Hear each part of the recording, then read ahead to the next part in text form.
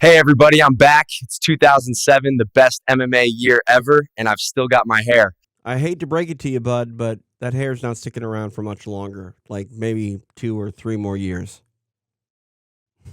Are you actually styling it in front of me right now? I can see it's thinning, by the way. Yeah, okay, don't listen to that guy. Fight Vault's look at 2007 starts now on UFC Fight Pass.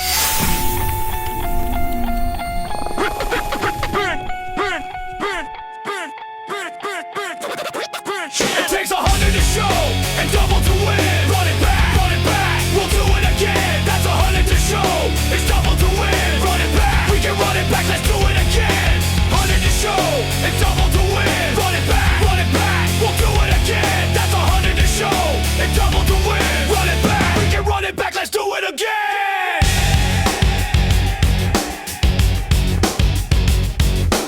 UFC's octagon, pride never dies. Strike force slams, WEC's rise. From GSP's reign to Silva's brutal spree. Fight Vault's the home to fight history. Legends collide, blood and sweat in sight. Run it back, we're ripping epic fights.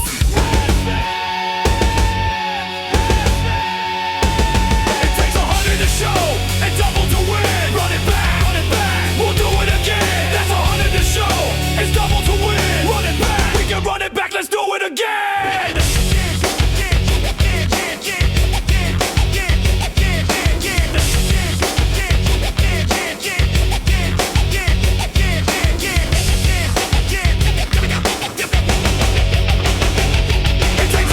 Show and double to win. Run it back, we'll do it again. That's 100 to show, it's double to win. Run it back, we can run it back, let's do it again.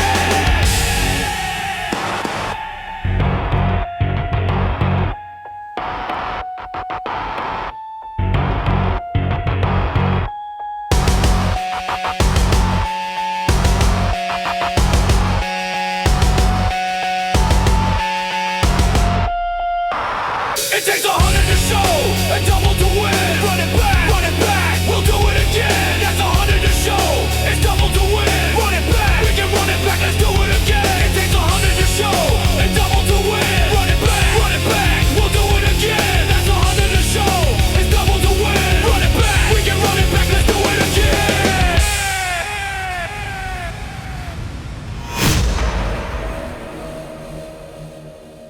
Our tale of the tape, a battle of lightweights, 22-year-old Tyson Griffin against 25-year-old Frankie the Answer Edgar. Edgar making his UFC debut. Everything is virtually identical. For the official introduction to this lightweight matchup, once again the veteran voice of the Octagon, here's Bruce Buffer. Ladies and gentlemen, this next bout is 3 rounds in the UFC lightweight division. Introducing first, fighting out of the blue corner, a freestyle fighter who holds a perfect professional record of 5 wins with no losses. Standing 5 feet 6 inches tall, weighing in at 154 pounds. Fighting out of Toms River, New Jersey, Frankie the Answer Edgar. And now introducing his opponent, fighting out of the red corner. This man is a mixed martial artist holding a perfect professional record of 8 wins with no losses. He stands 5 feet 6 inches tall, weighing in at 156 pounds. Fighting out of Santa Rosa, California, Tyson Griffin.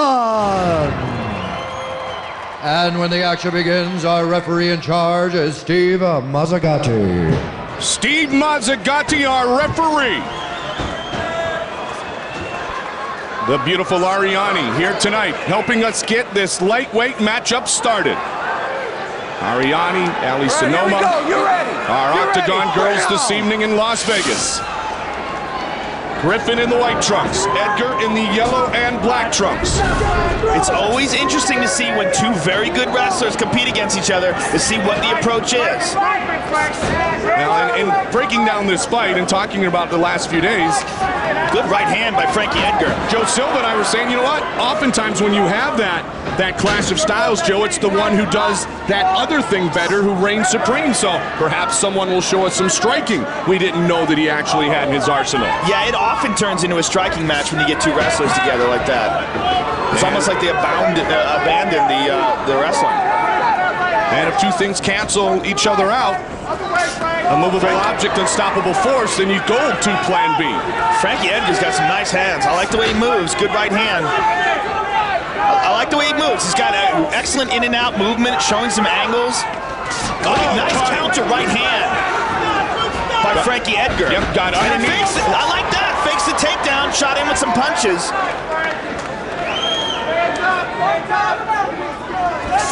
I like how he's very aware of things in there. He's moving around, but Tyson Griffin's throwing some bombs as well. Good kick by Tyson. And excellent capitalizing on that by Frankie Edgar. Takes him down and has mounted him.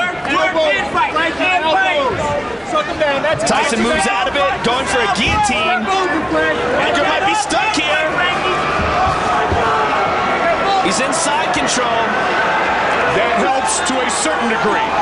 No, that helps totally. It's impossible to submit a guy unless he really sucks. If you're in side control. Nice short elbows down there. And he does get right through. Back of the head, dog. Back of the head. Good job. What a, this is a perfect example of how exciting this division is. 155 is such a great division. I mean, what action. Whoa! What a takedown. And Edgar right back up for a switch. I like that. Oh, look at the transitions here. I mean, this is just beautiful wrestling technique combined with mixed martial arts here right now. Combined with the speed and athleticism of the 155-pound division. And neither one of these guys is breathing heavy. I mean, these guys are just, what a torrid pace. You gotta love the technique being displayed right here. And Mazzagotti's an excellent referee. He's not gonna stand these guys up too quick. He's gonna let them work here. And working on the solar plex area of Tyson Griffin is Frankie Edgar. Yeah, Tyson's staying on that leg. Frank, don't grab it. Let's go the single. Back up on their feet. Good first round for the 25 and the 22-year-old.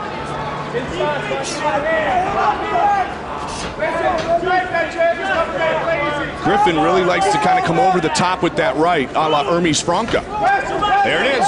Yeah, there you go. And good knee to the body by Tyson. And counter right hand by Frankie. It's not that straight right that we're seeing more from Edgar, Joe. It's that, nice uppercut. I'll tell you what, Edgar is an excellent boxer because he stays in the pocket while this is going on. He's very aware of what's going on, and he's countering great. I'm giving a hand advantage to him. All right, so the hand advantage to Frankie Edgar. See how he stands in the pocket while these punches are going on and then lands crisp counters? Well, Griffin is certainly telegraphing his uppercuts because he's bringing them from way down low. And as this fight goes on, if Tyson Griffin slows down and if Frankie Edgar gets more comfortable, you're going to see even better exchanges here. And Frankie Edgar, talking to some of the guys who have trained with him, Frankie Edgar hits hard. Hits hard, kicks hard. Like how he spun him around there and used his angles here. Nice jab. The nose is bloodied up of Edgar. Good knee by Tyson Griffin, but Frankie takes it, takes him down, and now he's in Tyson Griffin's guard. Under a minute remains in round number 1. Griffin breathing heavy here. This is a fast pace these guys are fighting at. Tyson Griffin, trained by David Terrell, UFC veteran.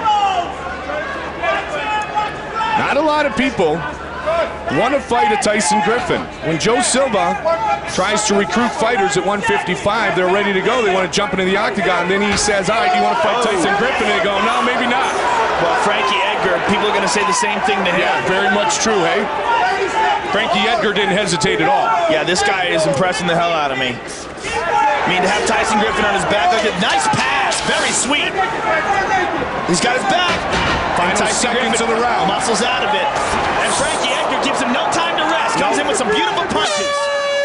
Really good first round. Very exciting first round. Man, that's exciting. An encouraged Frankie Edgar, and it looks like a discouraged Tyson Griffin. Real good, brother. Real good. That uppercut's really paying off for you. Let's take a look at some of the action. There's a kick caught by Frankie Edgar, takes him down, moves to pass, and immediately went to mount and got out of it. This is Frankie Edgar throwing some punches here, scrambling, gets side control, tries to take Tyson Griffin's back. Tyson Griffin muscles out of it, stands up. Very exciting, very beautiful technique displayed by both fighters. Circle to the right. Hands up, chin down. You're doing great, Frank.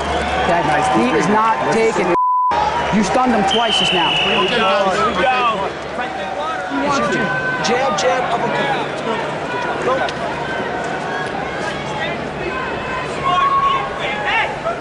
If you're Tyson Griffin, what needs to change in round number 2? All right, guys, bring it on. He's got to figure out a way to get Frankie Edgar on his back. The exchanges and the punching, he's losing these exchanges. But he's got good power himself, and you know what? He looks a lot refreshed. I mean, they're both in such excellent shape. I'm sure he's feeling better coming into the second round. Griffin is long and looping with his strikes. Trying to step into that jab.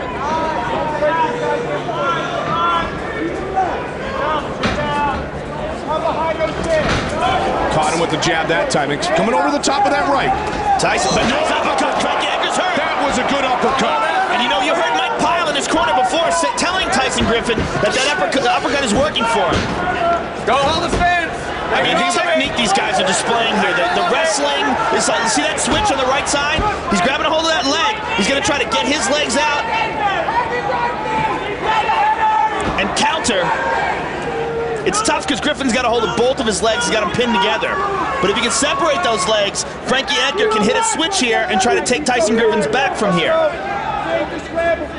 See how he's got his right arm inside Tyson Griffin's leg? It's tough here because he's trapped up against the fence. But there he goes. Tyson Griffin is a strong guy. And so is Frankie Edgar. Edgar stands up. I don't want to take a point from you. Tyson Griffin has a victory in his mixed martial arts career over Bang Ludwig. And immediately, as soon as Edgar gets out of it, he tries to get a takedown himself. Construction worker Tyson Griffin against Frankie Edgar, 25 years old. Political science major at Clarion University, and as Joe said, a very decorated wrestler. State champion a couple of times in Jersey, 4-time Division I national qualifier, and a college freestyle All-American in 2004. 3 minutes ago, Frankie Edgar's got a wide open mouth. He's breathing heavy. That shows the pace. Griffin trying to get himself back in this fight in round 2, and it looks like he's doing it. Edgar takes a couple shots himself. Inside elbow. Griffin relentless, pushing forward. His corner screaming at him, hands up, hands up. They're screaming at him, uppercuts and hands up. Trying to fake a fadeaway. Edgar trying to catch his breath. Good kick. And a better defense on the takedown. Same place. Same deal. This time he's taken down. The technique just displayed, so beautiful to watch. Now let's see what Tyson Griffin has off his back. He looks like he's trying to do rubber guard, but he's not that flexible. He's going for a Kimura on the right side. And Frankie Edgar's countering it, stepping over. As long as he can stay over there, he can hit an armbar here. The counter to an overcommitted Kimura is an armbar.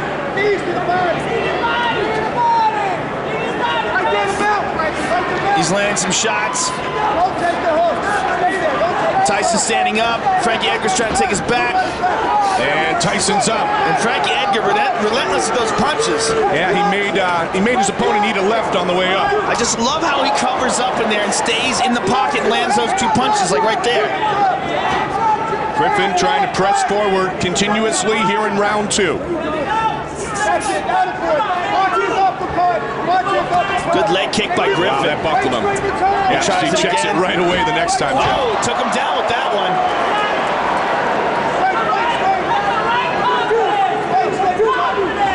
Again with that leg kick.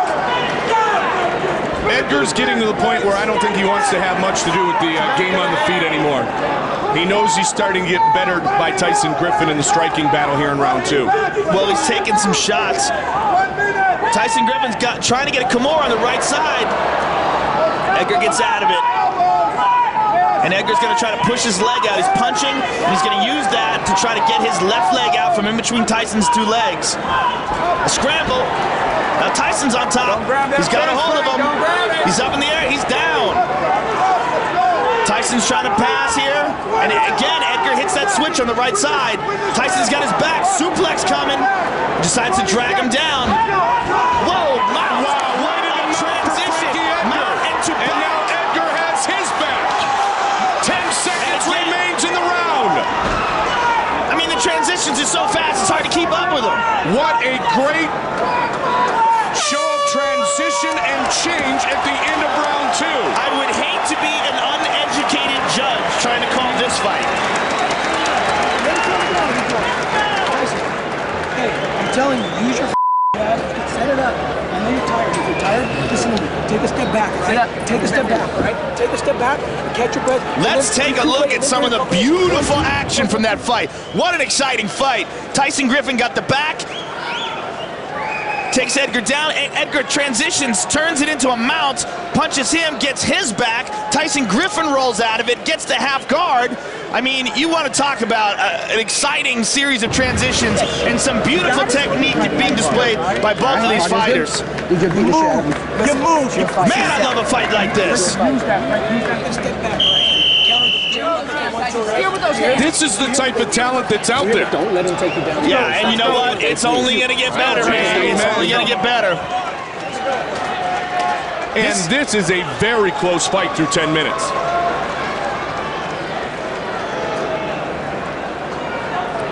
All right, guys, last round. Here we go. Bring it on. Could easily score this 1 round each. And Edgar comes out with the first swing here in round number 3. Tyson Griffin got some serious leg kicks. If he was a girl, you would say he has a badonkadonk. That dude's got some thick legs. You said badonkadonk. That dude looks like he's got some serious squat power. Frankie Edgar wants no more of those leg kicks. Absolutely, and that's why I think Frankie Edgar wants to play this game on the ground here in round 3. And Tyson's looking to hit it again. You see he's setting it up. You see he's lifting that right heel off the ground. Every time he does that, and you see him not flat-footed, expect a right leg kick. Tries in some punches. But you can see he's cocking that leg kick. That leg kick has paid dividends, and he wants to keep collecting interest with it. Came over the top with the right. If I was in Frankie Edgar's corner, I would suggest a change in stance. Oh, good right hand by Griffin, good counters by Edgar. But as these punches are coming in, you get used to those punches, that's when that leg kick's gonna come. Absolutely, and when you get ready for that leg kick, that's when the punches start to come. Good uppercuts by Edgar.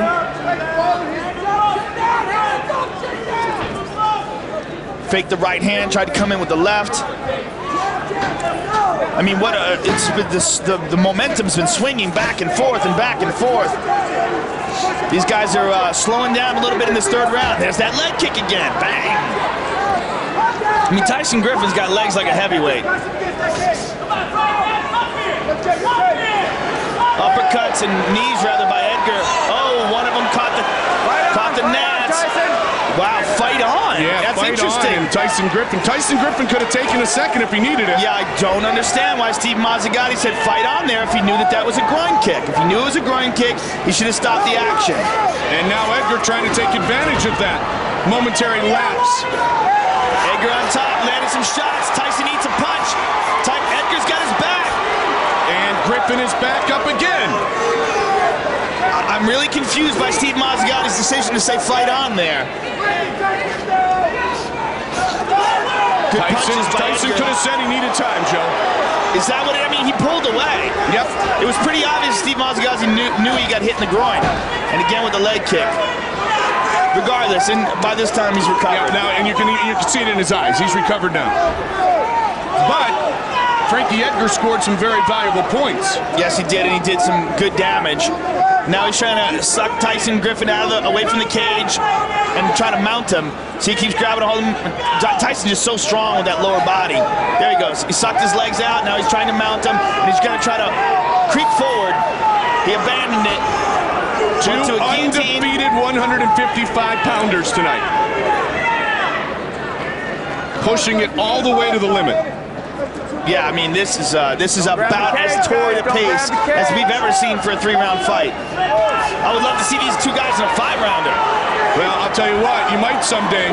So you could be looking at guys who are future champions. Oh, I think for sure we're looking at guys that are, at the very least, going to fight for the title in both of these guys. And a beautiful takedown by Frankie Edgar. This might be the difference in the fight right here. This last minute and 15 seconds will tell. Tyson Griffin going for that Kimura on Frankie Edgar's right arm. Edgar got his back. Gets on it. Good knees and punches. Griffin comes forward, and now Edgar's starting to have his way. Edgar's starting to have his way now. He's got his back, but you can see by the way Edgar's punching, his arms are so exhausted here. Even if he got a choke in on him, I don't know if he's got enough arm strength to finish it off here. Leg bar. Oh, knee bar by Tyson Griffin. This is tight. This might be it. Can he finish it? Right here, man. Oh, Can he do it? 37 seconds to go. Look at the torque on the leg. Oh, and he's turning his arm around. That's bad. That is deep! Oh! Oh! I'm tapping and I'm not even in there! Edgar, will he persevere? Tyson Griffin is he's gritting his teeth! 14 seconds! 10 seconds! I think Frankie Edgar's gonna make it out of this round, but I don't know if he's gonna make it out with a knee that's functional. Whoa! Let's see what happens when he gets up. Unbelievable! He's wobbling. Yeah, he's limping very badly on that knee. I hope his corner realizes that when he puts him down. He may very well have a torn knee, but wow, what an exciting fight that was. Let's take a look at some of the action. One of the most exciting fights I think we've ever seen, Mike. Here's the knee bar. Tyson Griffin with a last-minute knee bar, and this is deep.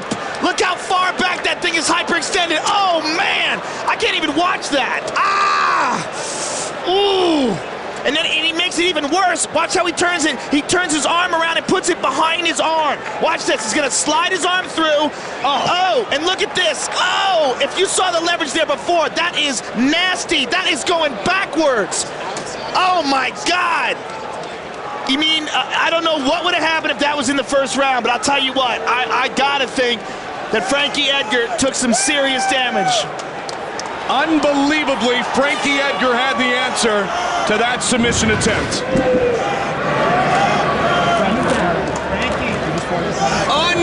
Unbelievable finish. Good job out there, kid. Griffin has to be shaking his head right now, wondering how he did not get Frankie Edgar to tap there at the end. Yeah, 3 scrambles there, and good job. It's a good fight. It's a good fight.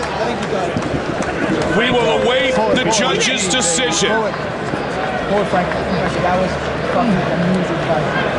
Yeah, that was so tight, that knee bar. How did you take that 30 seconds, man? Whoever wins this fight, you know what? I'm just very excited to see both these guys again. Let's go, let's go! Bruce Buffer has the decision. That was an honor, gentlemen. Ladies and gentlemen, after 3 rounds, we go to the judges' scorecards. Tony Weeks scores the bout 29-28. Glenn Trowbridge scores it 30-27. And Dave Hagan scores the bout 29-28 for the winner by unanimous decision. Frankie the Answer Edgar! Twist my knee if you will. Break it if you have to, but I will not tap, and I will earn the decision. Edgar survives the submission attempt and earns his first UFC win.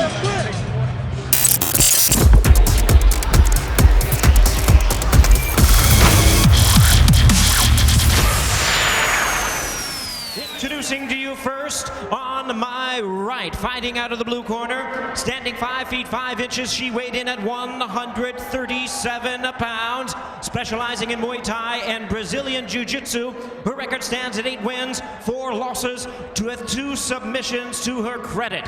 Representing Mario Roberto Fight Team of the Indiana Jiu-Jitsu Academy, hailing from Greenwood, Indiana, introducing Julie Kedzie. And her opponent across the cage on my left, fighting out of the red corner, standing 5 feet 8 inches. She weighed in at 141 1/4 pounds. A mixed martial artist joining us in the tradition of Muay Thai. She is undefeated in her campaign with a record of 3 wins, no losses, with 2 of her wins coming by way of knockout. Representing Master Toddy Gym and fighting out of Las Vegas, Nevada, introducing the undefeated Gina Carano.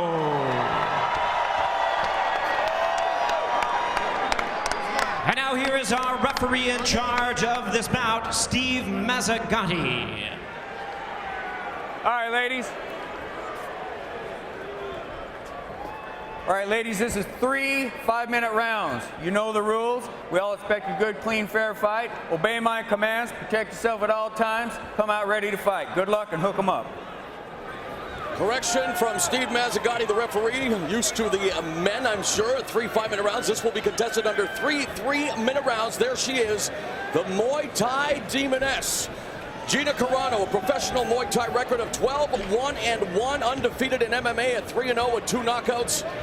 Her dad, a former professional football player in the NFL, a backup for the Dallas Cowboys at quarterback. And now she is about to, well, want to score a touchdown here in her debut at Elite XC. And I think whenever you see somebody from Muay Thai, you're going to see a lot of knees, a lot of low leg kicks, and of course, a lot of striking standing up.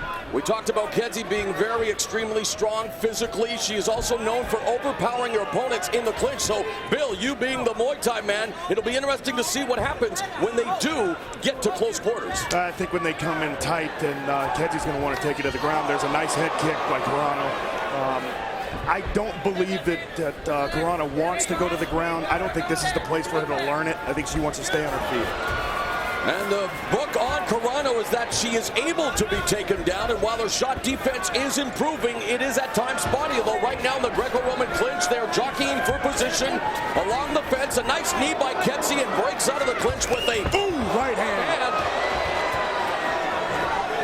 Kedzie, what she's doing, she's willing to eat some punches, eat some elbows, just to get in, to get a closer distance. And you do that to try and get somebody to the ground. And they're pummeling now, turning Carano around on the cage, and Carano going to what she knows best. Muay Thai knee strikes on the ground now, and you know that she's just going to let Julie Kedzie get back up to her feet. And unfortunately for Kedzie, when she tries to pull Carano in tight, that's when she's susceptible to the elbows, that's when she's susceptible to the knees.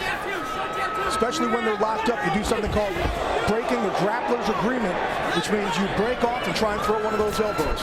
Carano doing a good job with the strikes, but Kedzie a little wild right now in the clinch. She needs to settle down a bit, going for the shot. Nice takedown defense there by Carano, who now looks to take the back of Julie Kedzie, and we'll see just how well she is done with her ground game as she turns Kedzie around, looking for side control, but she's in the open half guard here, Jake. So obviously just trying to keep her in close so she doesn't get those elbows rained down on her. See, you can see that Carano's trying to get back out, trying to get some distance to use that ground and pound. For the first time ever, women mixed martial arts being shown. And it's about time we got out of the dark ages on a variety of factors when it comes to mixed martial arts, going mainstream here with Julie Kedzie and Gina Carano. And so far, Carano is winning the stand-up battle. Yeah, it looks like Carano's breaking her down. She's cutting her down low. She's coming up with her overhand right, and I think it's only a matter of time. Every time she hits her also with one of those overhand rights, you know that Kedzie's only defense is to try and go down low for a takedown, and Carano knows that.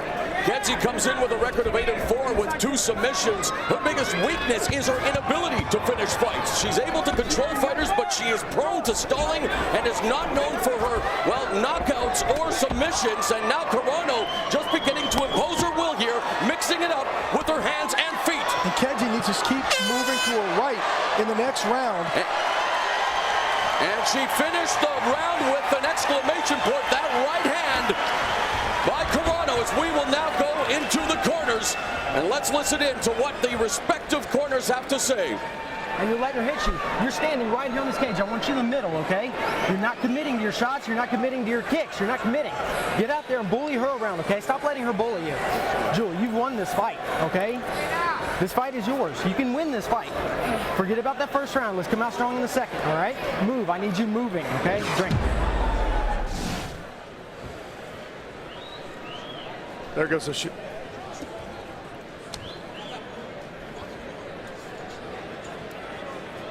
If you notice here, again, you see Carano on top. This is not her strength, but we talked about how she's trying to go to the ground, see what she could do, trying to work for a rear naked choke. Let's go, red corner. Take your right. Big right hand. She landed that all round long, and Kedzie knows that. Again, the next round, in order to counteract that, she needs to move to her right, away from that strength of that hand. All right, are you ready? Look for Carano to come in with a low kick, to come in with an overhand right followed by a left hook. Just to give you an idea of how much these two like to keep it standing, they're on the mat for only 13 seconds the first time, 35 seconds the second time, for less than a minute total. And you know Gina Carano, she's very happy with that statistic. Yeah, that's where she wants to be. She is very, very comfortable on her feet. I'm not so sure Kedzie really believes in herself right now also, just judging by what we heard in between the rounds. Well, Kedzie trying to pull out all the stops, spinning back kick back to the clinch. Not a traditional tie clinch, and they take down by Kedzie, but you can see the balance in favor of Carano with the headlock here. Kedzie going to a closed guard immediately. That's a nice body scissor just to keep her in close. Again, with the person, for people out there who aren't familiar with the sport, the person on the bottom, you either want to go for a submission or just keep somebody in close so you don't have the range to land elbows, land punches to your face. One thing Carano is known for is her great cardio. She can push a fight all 3 rounds, but Bill, right here, we can see that there is maybe a lack of a ground game, and she really doesn't seem to be doing much. And of course, you can see or hear the referee, Steve Mazzagatti. Here in Elite XC, there is the 15-second clock where after he administers a warning, there is that clock, although now we see the action and a great attempt at a guard pass there. But maybe talk a little bit about that 15-second clock. Yeah, the 15-second clock, when the referee deems that there is absolutely no action, he will give them a warning. After the warning, if there's no action, he will call to the timekeeper to turn the 15-second clock on. If there's no advancement after 15 seconds, he will stand them up. Jay, what does Kedzie have to do here to counter the kicking of Carano, although she's coming forward now? Again, she has to believe in her game, exactly what her corner said. But I don't think she does. She's been rocked a couple of times. She's gone in for takedowns, and it hasn't worked for her. She walks into a kick again, going for a sloppy shoot. Nice sprawl there by Carano. Carano trying to get, and has full mount. Now she has her back, and we'll see if she attempts to go for the rear naked choke. Although backdoor escape by Kedzie, who gets hit on the way up with a nice 1-2 combination. Carano is one tough woman. Actually, both of these women are unreal. Equally tough. What a battle here between the ladies of Elite XC, Gina Carano and Julie Kedzie. I do believe that Carano is quite surprised by the fact that Kedzie's taking her punches and taking her kicks, and she's still standing in front of her. I tell you what, because I watched her train last night. It was about 11 o'clock at night. She was training. Oh, and there's a right hand that drops Kedzie. Sorry, Jay, but this fight is in danger of being stopped. What a right hand. The power exhibited by Carano. Finish your thought, Jay. She was training in the rear neck skull next to Henzo Gracie, but everything was about getting on top of somebody, grounding and pounding. Has not been able to do that in this fight. You have to commend the resilience, the toughness of Julie Kedzie. Talk about how tough these guys are, but these women are equally as tough. And right at the end of another entertaining round, the takedown by Kedzie. She looks battered and bruised, Jay. What does she have to do now? I mean, is there anything left for her in this fight? Yeah, the one thing she has to do is the one thing that she hasn't been able to do. The thing we just talked about. Get your takedown. You are circling to your left. You need to go the other way. You're circling toward her power side every time, okay? I know, you're taking some shots. When she clinches like that, and let's not take it at all in her will. Finish. How you feel? Are you taking deep breaths? Fill up your lungs. Now, if you set it up, it's gonna work. If you set it up, don't overcommit anything till you set something up. And everything, get in there. Here comes the knockdown by Carano. Overhand right on the back of the head. What a beautiful setup, though, with the jab. You guys just followed it up beautifully with that overhand right at 2:33 of that round. But again, Jay, Kedzie did not capitulate. I tell you what, good word there. Bring some Scrabble more. And Carano wasn't even tired there in the corner. Her conditioning is absolutely phenomenal. But you were asking before, what Kedzie needs to do, she needs to continue to try for that takedown, but get on top and use her ground and pound, maybe for submission, and just try and get some points there. And again, a reminder for those of you looking at the clock now and wondering why it started at 3 minutes, that is where this fight is being contested under with the women, making history. And what a historic matchup and entertaining fight this is. Kedzie gets the takedown, but Carano now on the bottom, cross-side position, north-south here. That's exactly what we talked about. This is one place we haven't seen them yet. Yeah, we'll see it for training with Paulson paid off right here. She She's has got her where she trained wants her. under such notable individuals as the aforementioned Eric Paulson, a former Shudo champion, Mirko, king of the street, who was, and Debbie Purcell, who has done very well for herself in female mixed martial arts. In fact, she's cross-trained in various forms of martial arts, and now, in this third round, she's going for an arm triangle choke here on Carano. I think she was originally going for a rear naked and kind of slipped out of it. Now she's just trying to make do. And really, let's face it, nice overhand right hand. It's obvious that both of them probably need a little bit of work, Jay, on the ground, but you have to give them A for effort. They are definitely not giving any of the other fighters a quarter or giving them an inch. But right now, I guarantee you, Kedie's thinking in her mind, I got what I needed. I took it, takedown, shot in there, had the control I wanted. I still couldn't do anything with it. Kedzie goes for the shot, and just the simple physical attributes of Carano. This girl at 5'8", 141 pounds, she is deceptively strong, you guys. Yeah, she's very, she has worked on the takedown defense, no question about it. You can see Carano remaining focused, trying to set up the combination with the jab. We are into the final minute now, the final 60 seconds of what has been a thrilling, historic female encounter here at Elite XC Destiny. You know what's great about the world of MMA, guys? You look at both these young ladies and you think to yourself, you see them on the street, hey, what? Nice-looking young ladies, not knowing that they can kick your butt. Well, they can kick your butt. Well, maybe they can kick my butt. You know, guys, back in my native Canada, I've had the pleasure of calling many female mixed martial arts fights, Muay Thai battles, but this one is definitely right up there. What a debut for the women of mixed martial arts here tonight on Showtime. Carano wanting to finish it with a flurry, but Kedzie says, no way, I'm going to go right down to the wire with you, sister. Let's just enjoy this last 20 seconds of this fight.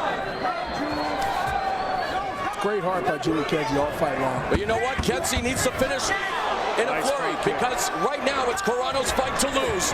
Kedzie goes for the takedown. She stood right up by Carano. A knee by Carano. And this fight will go to the judges as both fighters receive a great round of applause. They embrace each other. Tremendous moment, a tremendous fight for mixed martial arts, and they're receiving a standing ovation from the huge crowd in attendance at the DeSoto Civic Center. What a moment! I think they have just broken some serious ground for women MMA.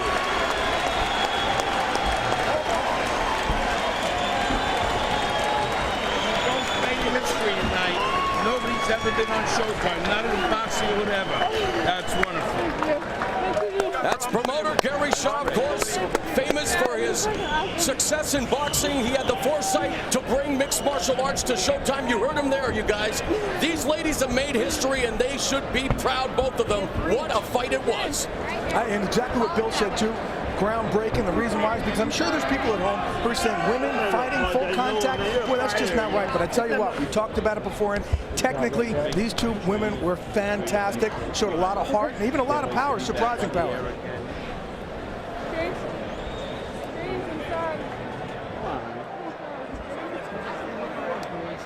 Gina's father, Gino Carano, or make that sorry, Glenn Carano, in the cage as well. Here we're going to watch the replay. Watch the takedown right here. Caught the leg. Dropped her. Leg whip takedown, beautifully done.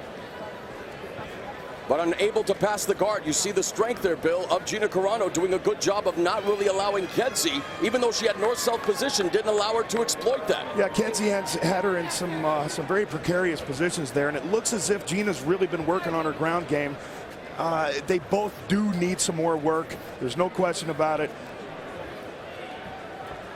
And this is how she came out of the guard, off the ground. She drops the right missile. Boom, just rocked the head of Julie Kedzie. And that was flush, and you got to hand it to Kedzie for being able to get up from that. Come on. Here's the end of the fight. They're banging, banging, banging right till the end of the bell. There they go into the fence. And what a way to end the fight, in each other's arms, embracing. Just a tremendous moment. And let's now go to the official decision with classy Jimmy Lennon Jr. Standing ovation after that fight, too. Ladies and gentlemen, after 3 rounds of action, we have a unanimous decision. The judges are in agreement. Here are the score totals. Judges at ringside, Jeff Mullen and Bill Clancy both score the bout 29-28. Judge at ringside, Keith Hughes, sees it 30-27. All 3 in favor of the winner. And still undefeated, Gina Carano. There is her father, Glenn Carano, former NFL and USFL quarterback. And you saw the look on Julie Kedzie's face. She may have lost the fight, but she thought at least she should have been given a round on some of those judges' scorecards, Bill. Yeah, you know, there was a lot of disappointment on her face, but she should be very, very proud of herself. Both of those ladies did a wonderful job. I get you right there, just like right there. No. There he is, a proud father, smiling ear to ear. Glenn Carano, former football great with the Dallas Cowboys and in the United States Football League, and definitely proud of his daughter. Bill, you played in the NFL, and let's now go to another guy familiar with the NFL, Jay Glazer. All right, here with both combatants, I got to tell you what a great fight on both of your cases. What do you think that this has done for, you know, the women's side of mixed martial arts? The fact that you two stood in there and just banged and banged and banged showed great heart. I don't know. I mean, what do you guys think? You guys want to see something like this again?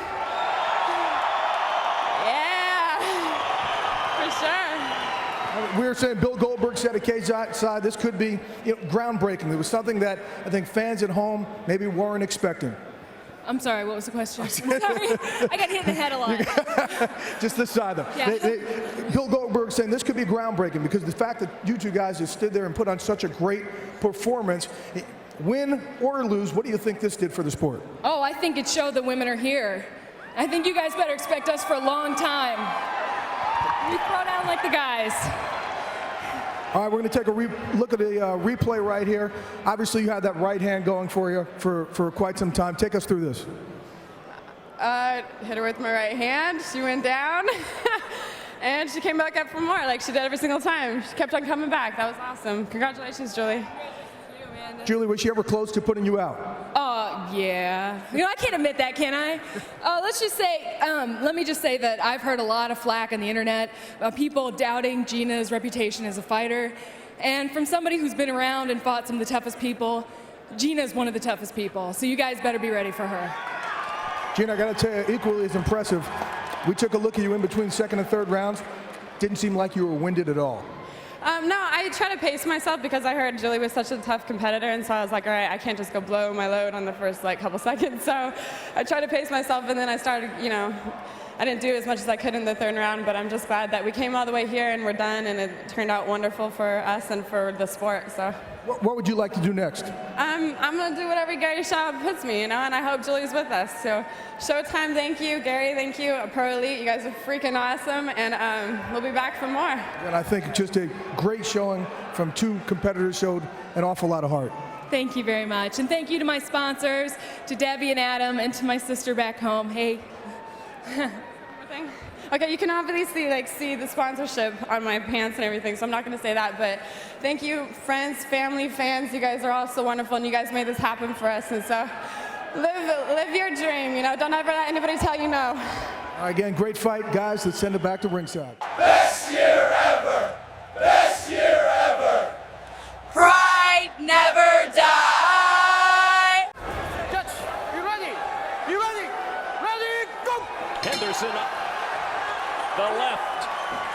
Wanderlei Silva in the black trunks.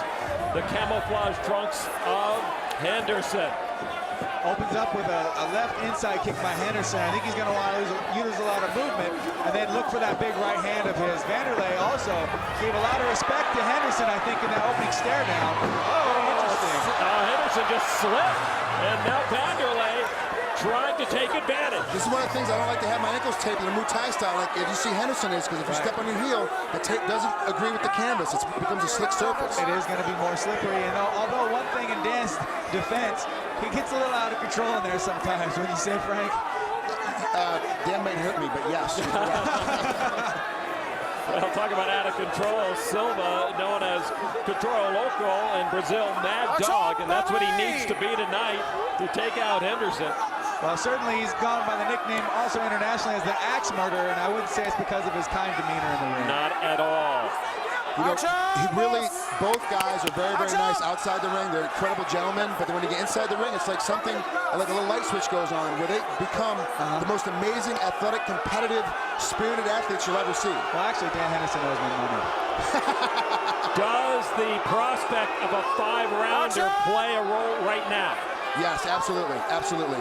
Because you don't want to get in too many flurries too early, especially with a guy like Wanderlei Silva, who's known to be very strong and can hit from weird positions. If you get a lot of flurries, it can take away a lot of energy coming to 4th and 5th round. And right now, Dan's taking Wanderlei's weight. You know what? A lot of people will work off their back, but why be on bottom when you can be on top? That guy's riding you, and just like, you know, wrestling, we're both come from a wrestling background. Being on bottom and having this guy putting his weight on you the entire time, it takes a toll. This is all part of the chess game of MMA. Wanderlei Silva knows it better than few others. And now the referee, Yuji Shimada, much to the delight of the crowd here at Thomason Mack Center in Las Vegas, gets both fighters back on their feet. Let's see if Wanderlei cranks it up a notch and maybe comes hard with a big flurry to start off this restart. I think Dan did just slip earlier, and that led to that long stalemate. We'll see if Dan wants to keep it up. Oh, boy, he left himself open, but Silva missed him. The big right hand of Henderson comes into play. Oh, with a knee and some short hooks inside. Eric Paulson calls this hockey punching, staying in tight, hooking under, over, around. Very similar to something you might see in an LA Kings game. Of course, Eric Paulson being one of the best trainers, Josh's trainer, one of the best trainers in the country right now in MMA. And the guy feels like a ton of bricks when he's on top. He says he eats lead for breakfast and has sand in his joints. Right now it is Wanderlei Silva backed up into his red corner, and again a stalemate called by Shimada. Now here's the thing with Dan Henderson. He's very, very strong, throws a heavy overhand right, but if he misses you with that right, he hits you with his bicep, it still knocks you off balance. He's known for being an incredibly strong individual, Dan. You know, the kind of guy you don't want to get a headlock put onto you from. I've actually seen him in a Greco-Roman tournament in the Pan American Games. He literally knocked his opponent out with a headlock. He had a headlock, hit him with his bicep, and knocked the guy unconscious. A lot of respect being shown, and Henderson throwing those hands. Big punches following that high dive by Henderson. A Greco-Roman double really is what it is. Good hand on the chin, two of them. Measuring that right hand, Wanderlei, surprisingly more defensive than I've ever seen him in a while. Yeah, this is true. I haven't seen him like this in a long, long time. He might have got round in that first exchange. I like that kick from Silva just as Henderson went to throw the punch. Good move by Silva. I agree, Lon. That was a great tactic. Now he needs to put a few more of those together and then follow up with some hands if he wants to turn the tide of this fight. Interestingly enough, Silva says he doesn't come into a fight with a game plan. He trains for everything, sees what the opponent gives him, and reacts to it. Now, I saw these guys train this week where they were out working out with me over at J-Set Jiu-Jitsu and John Lewis. They were upstairs, I was training downstairs. And one of the things that Wanderlei was working on was countering the overhand right with a stiff leg kick. So maybe we're going to see a little bit more of that here later on. And left hook by Henderson lands. Oh, and the right buckles Silva. I think he slipped more than anything, though. Both these guys are starting to swing real widely. This is uncharacteristic of Silva. This is putting Henderson in the pocket where he wants to be. I agree, and Silva, known for throwing a blitzkrieg of short hooks, is doing it more so coming backwards than moving forward like he likes to, and Dan seems to be being more accurate with the shots on the feet, and if he can institute that counter low kick to the right hand would be a good start. Why isn't Silva, the Brazilian Jiu-Jitsu specialist, putting this guy on the ground? Is it because Henderson? Oh, Henderson's right! He's hurt! He's hurt good! Oh, a nice flurry back by Henderson, though. What a way to end the round!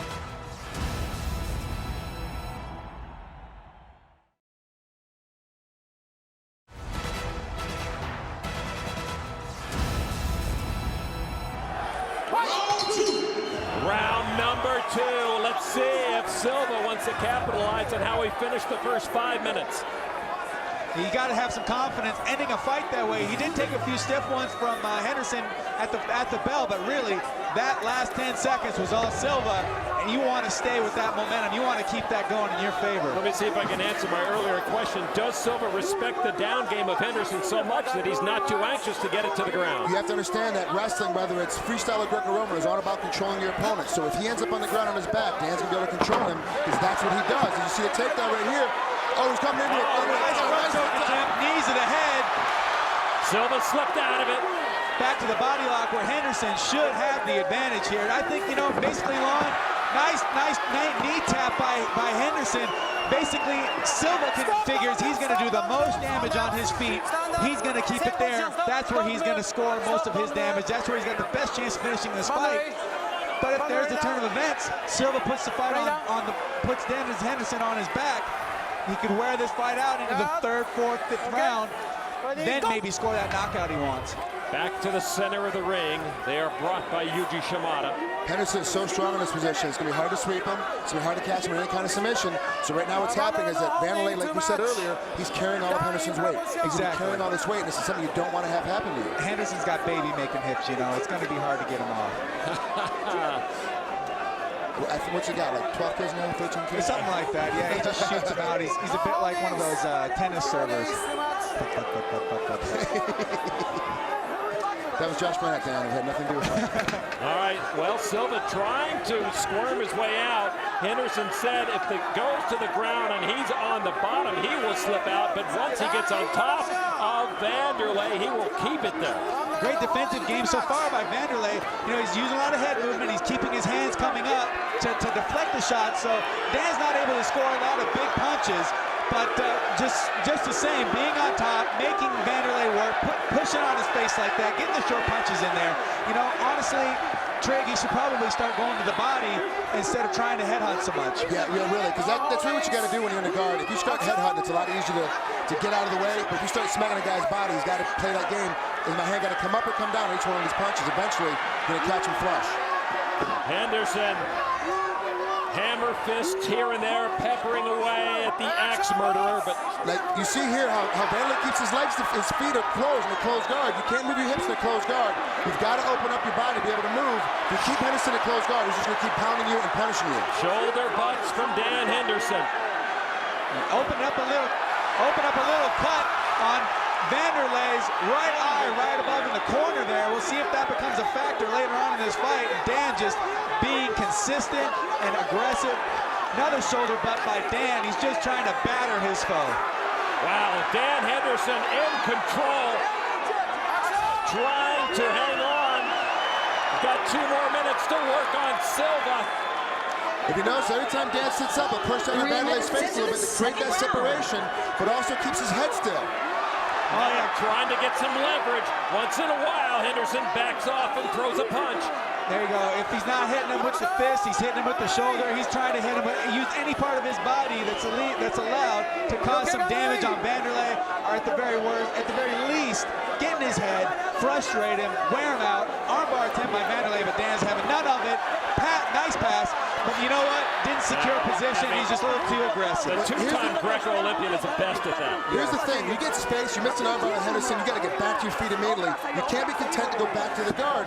Wanderlei's just content to kind of ride this out. I don't know if he's trying to hold on to make Yuji start him back up again on their feet, or if he thinks at some point he's going to be able to wear Dan out.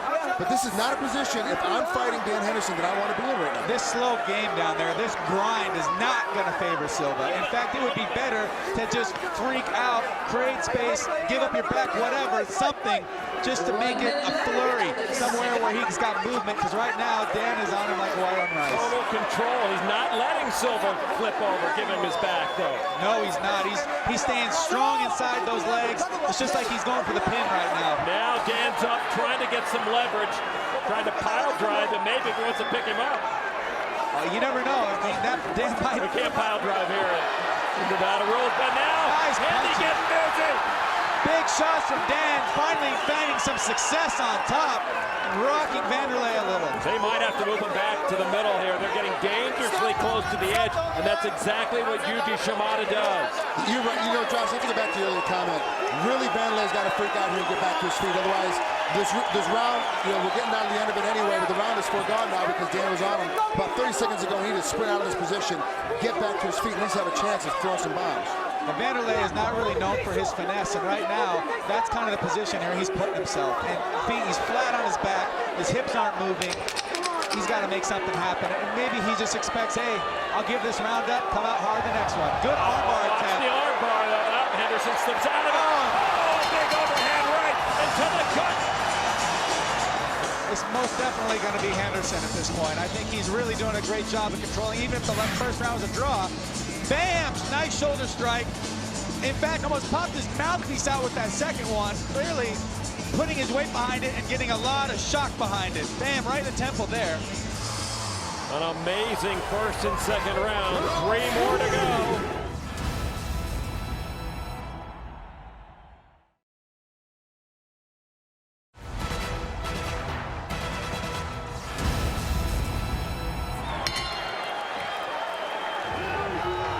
Is Wanderlei Silva just frustrated beyond speaking right now? Well, you know, he's sort of just forcing low kicks right now. I mean, they're landing, but it doesn't look like, hey, I'm going to set this up. It's just like, I'm ticked off at you, and I'm going to hit you with anything I can. Knee strikes from Silva as he backs up to the ropes. Now, you know for sure that, Wanderlei Silva comes from a great academy, the Shoot the Box Academy down in Brazil. Wow. They told him, hey, look, you're losing this fight. You've got to steal these next 2 rounds just to get a tie going into the 5th round. So if you don't pick up the pace, keep it on your feet, you're going to be in trouble. Boy, I tell you, I've watched a lot of fights. The story of the fighter himself is in the eyes, and the eyes of Wanderlei right now show a lot of worry. They know with Matt Lillard and Ryan Parsons in Henderson's corner, they told him the same thing. Look, relax, take your time, take a breather, because you know you win the first 2 rounds. Pick your spots, pick your pace. When the action is there, take advantage of it. He lines up that right hand, scores. Didn't drop him, but you know that's going to count later on in this fight. Right into the double. Nice high double. Finishes strong, but Wanderlei with the hips and tries to roll back on top. Gets the hip heist. Now into a front headlock, a position where Dan should really be in control. And Wanderlei now behind. And this is not where Henderson wants to be, but what a great reversal from Silva, the Brazilian Jiu-Jitsu specialist. Into the neutral corner. A lot of time left in this 3rd round. Oh, wow, great right hook by Wanderlei. We could hear it down here at the announcer's table. Sounded like a piece of flesh getting hit with a sledgehammer. Wow, that was the most amazing left hook that I've ever seen. Great position, stepped out and popped him. More low kicks from Wanderlei. Oh, nice counter. He set him up for that one. How do you like that one, Lon? He set him up beautifully. What a spinning back fist. He took the short punch and then spun and captured that face. Way to go, Dan Henderson, adding another tool to his arsenal. He drew Silva in for that. He knew it all the way what was happening. Oh, right hand. Left hook.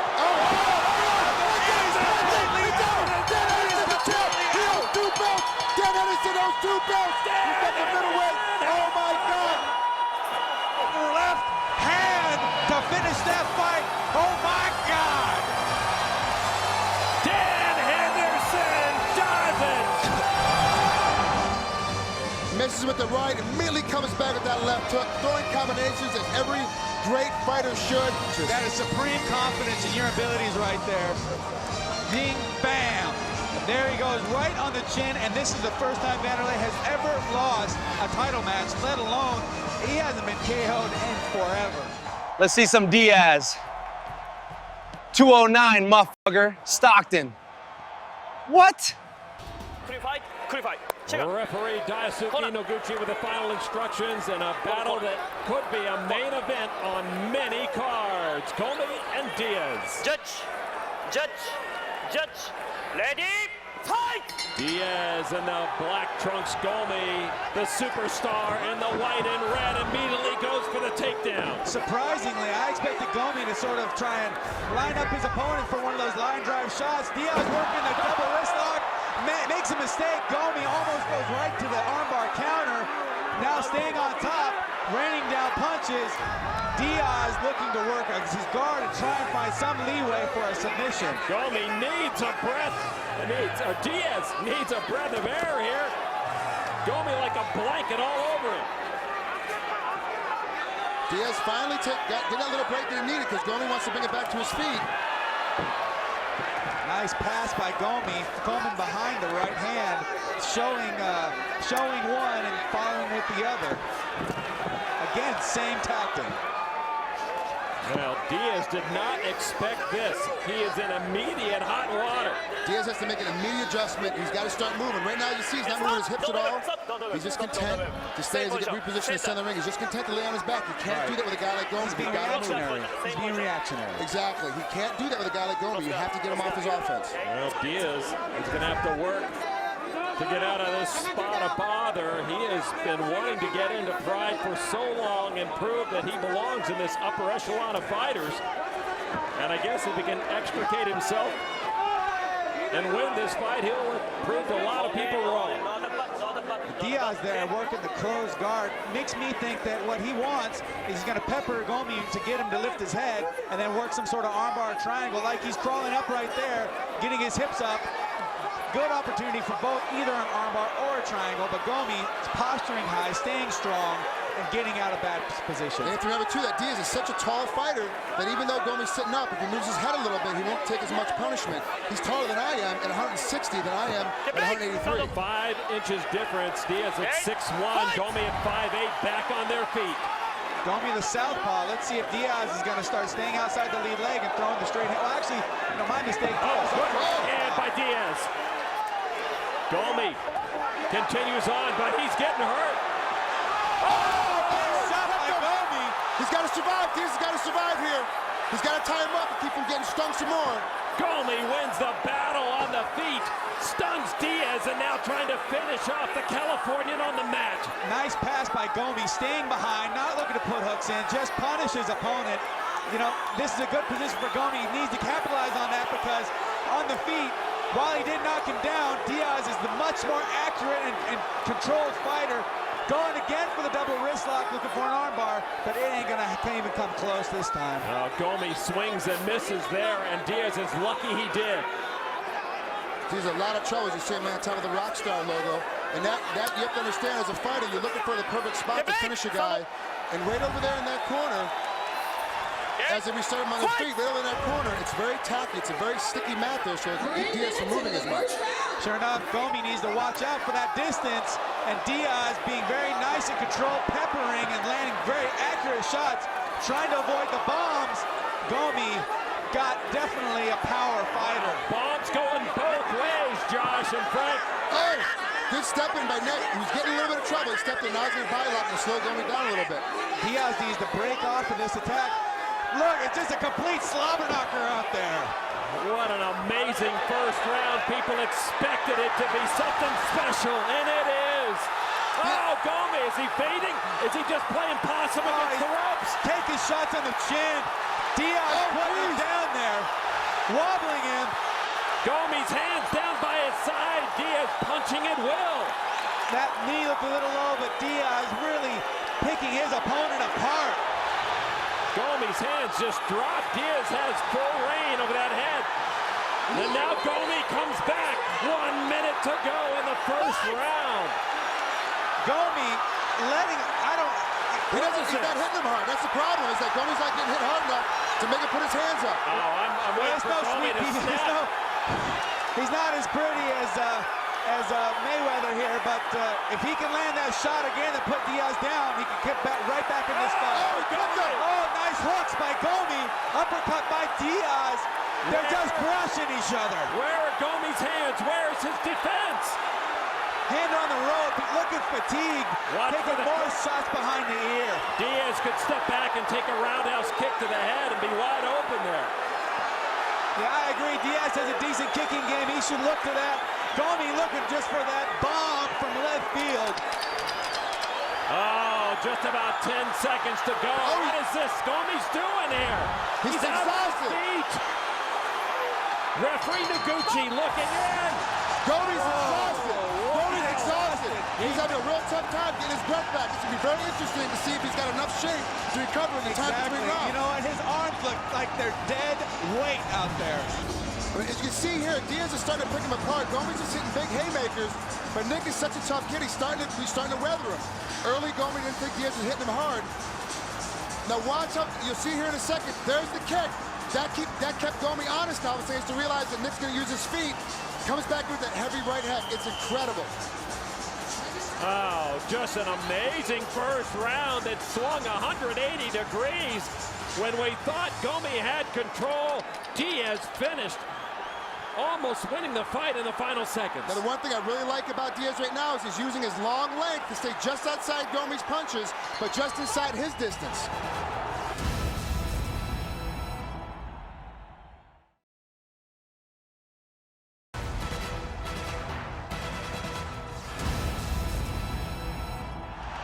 Diaz has to be full of fire beginning the second round. See, this is the thing about Diaz. He loves to fight. Fighting is in his spirit and his soul. He loves a battle like this. Oh, you know, Diaz, he'll take him, he'll give him. He just loves being out there, blood running down his face in the heat of battle. And this is exactly where he wants Gomi. He didn't have time to finish him in round one, but with only a minute between rounds, Gomi's still hurting, still in trouble. Diaz has over 4.5 minutes now to finish him. He's Gomi looking like a wet rag out there. Tired, still landing heavy shots though. Diaz got to make sure he doesn't get overconfident. That's my question there. You're right. As you notice, as soon as he got hit really hard, he found himself in a little danger. He stepped in for that bear hug. Look at the blood running off. You know, Diaz is in a great position to hit the German suplex here and maybe put Gomi on his back, which has been a real obstacle in his career and where he's lost his fight. They are going to halt for a moment and check the cut. You saw the blood of Diaz running down the arm of Gomi. Oh, gee, that knee just is what forced Nick to step in. As you come back into live action right now, look at the cut on Nick's underneath his right eye. But it's under the eye. If he can stay on his feet, he'll be okay. Exactly, but you know, I'm worried about that swelling and blocking his vision. Well, both eyes are cut, one over, one under, and so Diaz has to work quickly, like you mentioned, Frank, or he'll be blind. And once your eyes start to swell shut, the refs get to step in for fighter safety to stop it. And Gomi is trying to signal the referee, Daisuke Noguchi, that I can't fight this guy. He's hurt too badly. Well, if that's the case, then Gomi needs to step inside and start banging him out. Yeah. Clearly doesn't need to fight anymore. Exactly. Put him down. If you think this fight should be over, then finish it. And Gomi, you know what? Line up that left overhand, that left hook. He can't see it coming. Nice double. That's what Gomi wanted. Oh, Scott, great to give him applause. And see how flexible Nick Diaz is? He's got Gomi in a whole world of trouble right here. He can finish him right now. Now he's going to sin. He's taking out that shit. That is it. Nick Diaz has defeated Gomi. Why you believe it? Threw himself right into bad position. Diaz locked that leg over, locked him in. It was snapped shut. Oh, what an amazing fight. Great double leg takedown by Gomi. I'm very impressed with the shot, but look how quickly Nick gets his leg over his face to put him into a go-go plata. Starts squeezing down, as you can tell, he's pushing his shin up into his throat, pulling his head down into his legs. Incredible transition. What a recover by Diaz to roll right through. Knew that it was coming, laid it right in there, and at that point, Diaz was just looking for the finish. Once that leg came over, he knew he had this fight secured. We are rolling strong here on Fight Vault from UFC Fight Pass. Hey, everybody, I'm TJ DeSantis, and do you see why I'm calling this the best year ever? You already saw Nick Diaz. We kicked off the women's mixed martial arts movement with Gina Carano versus Julie Kedzie. So many promotions were going on here in 2007. You might be going, what was that? Was that Strikeforce? No, that was Elite XC. It's in the archive. It's in the big library that is UFC Fight Pass. Take a deep dive by yourself sometime, but hang out in the calm, safe waters with me throughout the next couple of hours as we dig through 2007, which I think is the best MMA year ever. And we're going to continue it now. We just saw Nick Diaz and Gomi in Pride 33, Second Coming, I believe. Yes. We're going to stick with that card now. Mauricio Shogun Hua, who we're also going to see in the UFC in this year. He's taking on Alistair Overeem before Overeem was Ubereem. 2007, Fight Vault, UFC Fight Pass. The seventh match. Fighting in the blue corner. He stands 6 feet 5 inches. Weighing in at 205 pounds. From Netherlands, Alistair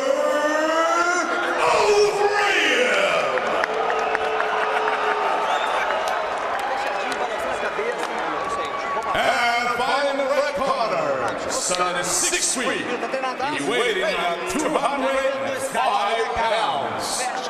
From Brazil, Mauricio Shogun.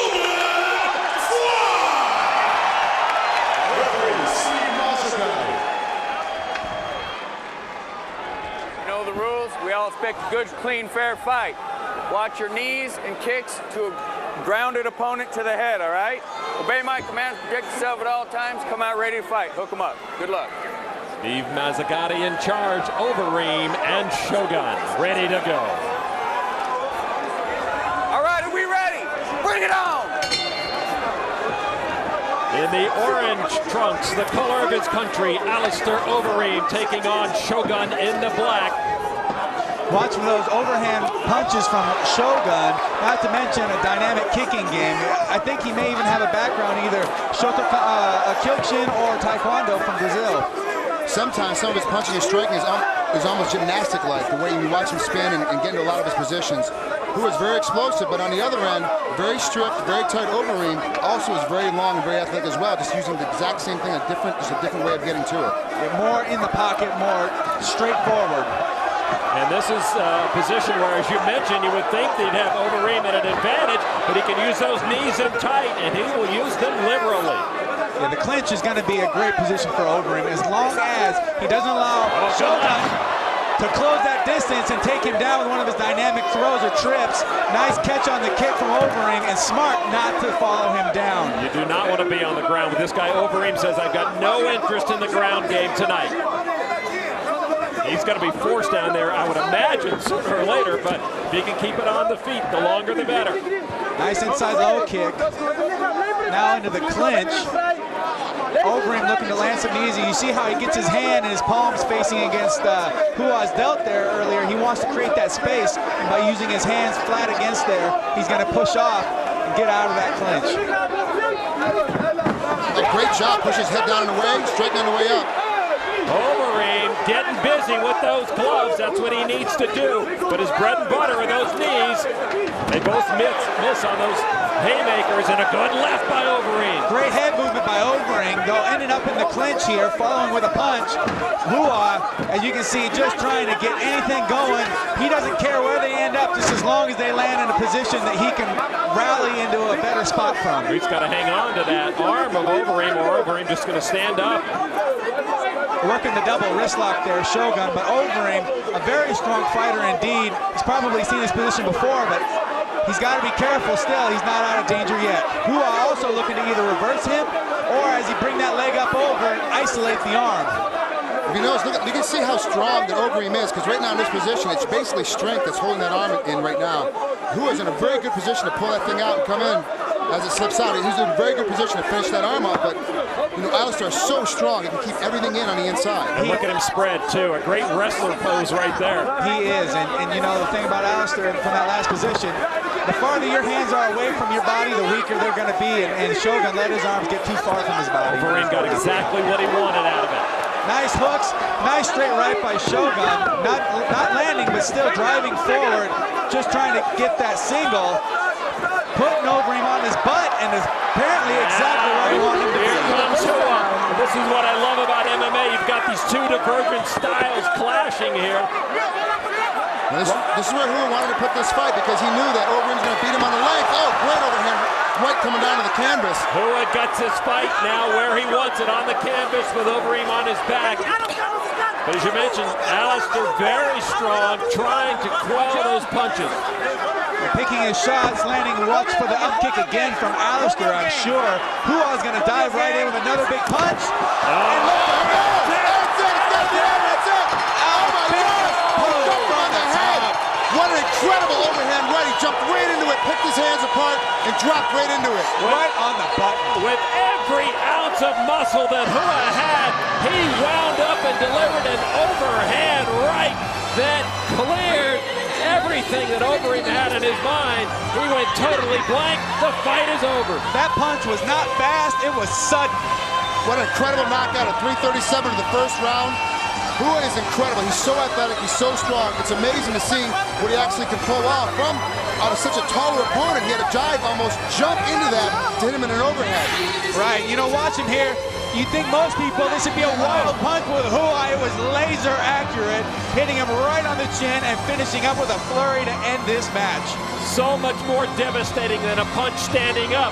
You've got all that power, you've got gravity, you've got the mat behind your head that allows no leverage whatsoever, and just a finishing blow unlike we've seen tonight. What a complete combination. Bam! Rosie lands right into a guard pass, so even if he didn't knock Overeem out, he was in better position, and just well executed on Shogun's part. Shogun with the big victory. You see close up exactly what Overeem felt. Now you can see the position here. You saw how his hands were out away from his face. When you have a guy on top of you that's so explosive, so strong, you have to keep your hands just like you're on your feet. If you have your hands by your shoulders, you're going to get picked apart like you just did. Exactly. You got to keep your hands up at all times. You see that punch coming? And Overeem didn't move his head at all, but head movement is not just for the standing game. You need head movement off your back too. Absolutely. It's very important at all times to move your head, move and keep your hands close to your face, because that really is one of the most devastating knockouts you can have, and it's on the ground as opposed to being on your feet. Exactly. And to think all you had to do is move your head 2 inches to the left. And about 3.5 minutes of round number 1, a budding star in the U.S. My boyfriend and I had a fight. I said I'd give him a pass. I got UFC Fight Pass instead. The 24-year-old native of Denmark takes on the 28-year-old American who has a slight reach advantage. Once again, here's Bruce Buffer. Ladies and gentlemen, this next bout is 3 rounds in the UFC middleweight division. Introducing first, fighting out of the blue corner. This man is a mixed martial artist who holds a professional record of 5 wins with 1 loss. He stands 6 feet tall, weighing in at 185 pounds. Fighting out of Bentendorf, Iowa, Drew McFedries. And now introducing his opponent, fighting out of the red corner.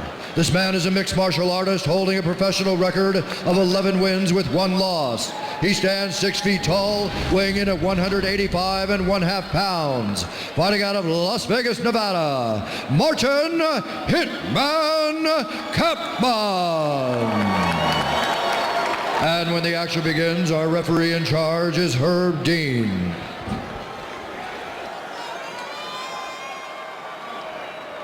You ready to fight? Kampmann ready? And McFedries. And here we go. McFedries has the camouflage on his trunks. Big left hand by McFedries and a right. Hands up! Hands up!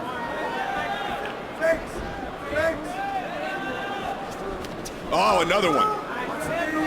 McFedries with a nice right. Again, like I said here, McFedries just seems to be more explosive and quick. There we go, right, he's hurt. Kampmann's in trouble.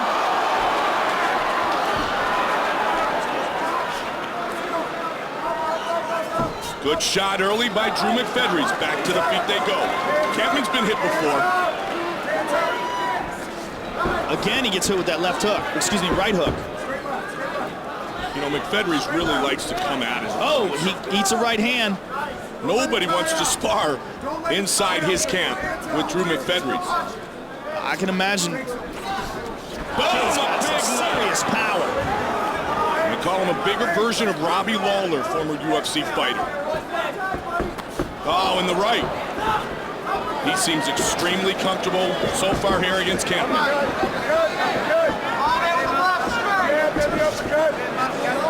Fell for that fake there, but Kampmann didn't capitalize. Straight left. Kampmann lands a right. McFedries got his mouth open. I mean, I don't know if that's nerves or... Ooh, good right hand by McFedries. McFedries just walking Kampmann down. It's like he has no respect for his power. And Kampmann's face is already swelling up.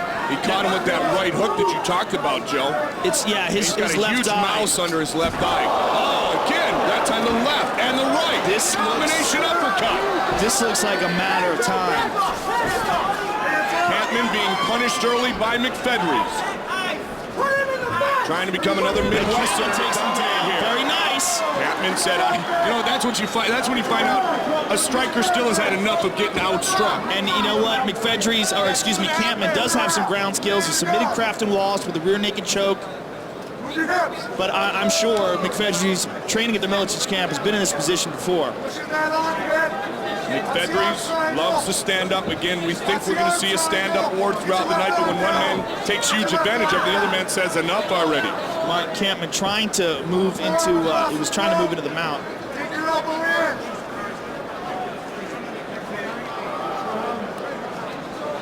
Nice work.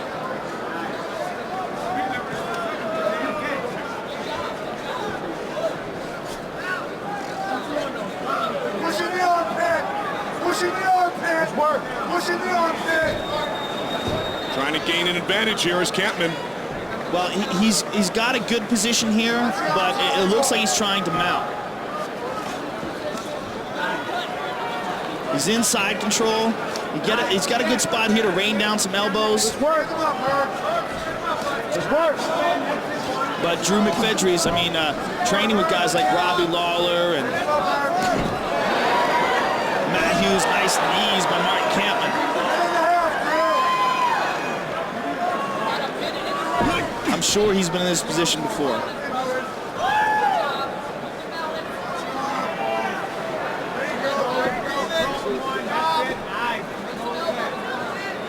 Early on, it was all McFedries teeing off on Kampmann, but Kampmann doing a good job with this side control. Kampmann landed some good elbows there. He's trying to slide that knee across the mount, but he keeps doing the same. There he goes. Now he's got it. Oh, he went right on the top. Arm triangle. He's got an arm triangle. Trying to finish off McFedries. That's deep. That's deep. Come on. Come on. He's out. It is all over. It is all over. Kampmann has defeated Drew McFedries. Very impressive. It looked like it was a matter of time before he got knocked out on his feet. Martin Kampmann showing his versatility, took the fight to the ground. I love how he did that. I love how he passed to that side and took that arm triangle. That was beautiful. Let's look at that again. See, he's working that arm triangle. He's positioning himself so he can slide over. Now watch how he does this. He locks it in place and then passes over to the other side. Drew McFedries wasn't expecting it, locked it in deep, and kept turning like a clock, turning in that direction, cut off the blood. McFedries is out. Herb Dean checked the arm. The arm did not react. And the fight is clearly over. Let's take another look at that. That was beautiful technique. Kampmann switches over to the side, locks it in place, and notice how he moves his body around like a clock, just completely constricting all the blood to the brain, shutting it off, putting Drew McFedries to sleep. Great submission victory for the hitman, who was also a subman, Martin Kampmann. That's where this sport continues to evolve. A former Danish Thai boxing champion submits Drew McFedries. Bruce Buffer.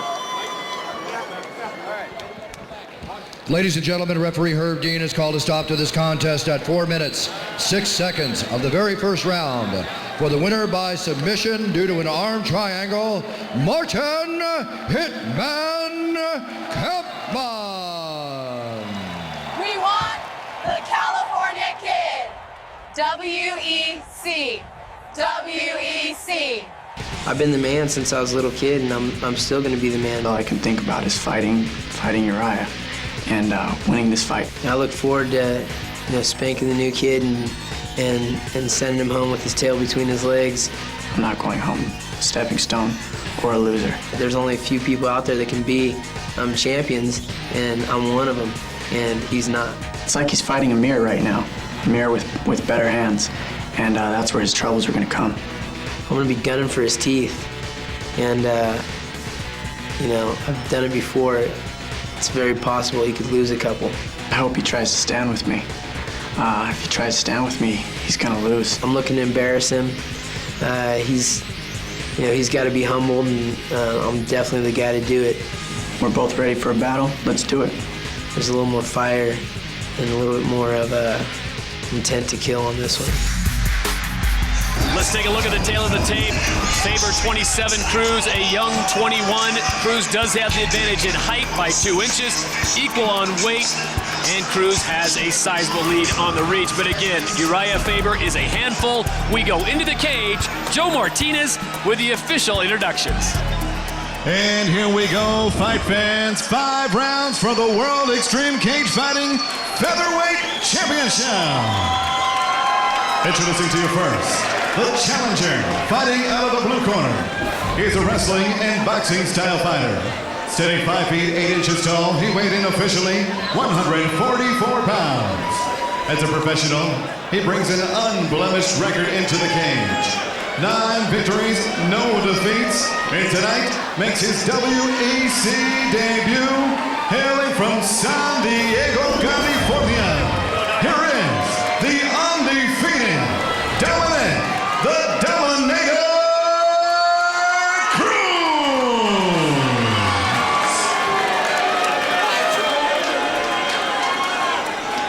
And his opponent across the cage, fighting out of the red corner. He's a mixed martial artist. Standing 5 feet 6 inches tall, he weighed in officially 144 ready pounds.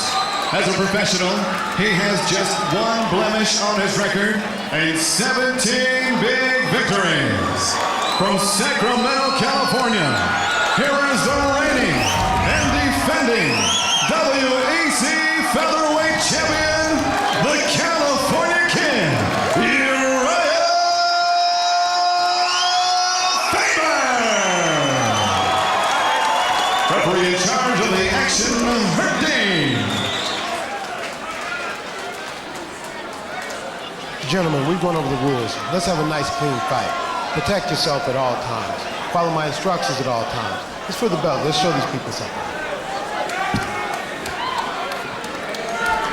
As you heard Herb Dean say, this one is for the belt. The WEC World Featherweight title on the line. Urijah Faber is the defending champion. Dominick Cruz, your challenger. Ready to fight? Ready? Let's do it. And Frank, I am not a betting man, but I just do not see this thing going past 2 rounds. Urijah Faber just landed a right roundhouse. I mean, it caught the edge of his foot, but landed right off the bat to Dominick Cruz. Just a testament to the guy's overall abilities. There he is, striking. Urijah Faber right off the bat showing all kinds of different shots. He does. Urijah Faber really is a student of the game at MMA, you know? Overhand right, but Dominick Cruz landed a good kick. That was all shin across the top of Urijah's forehead. Dominick Cruz not backing down. That bravado is not something. He is here. He's for real. Landed a vicious uppercut. And Urijah goes to work.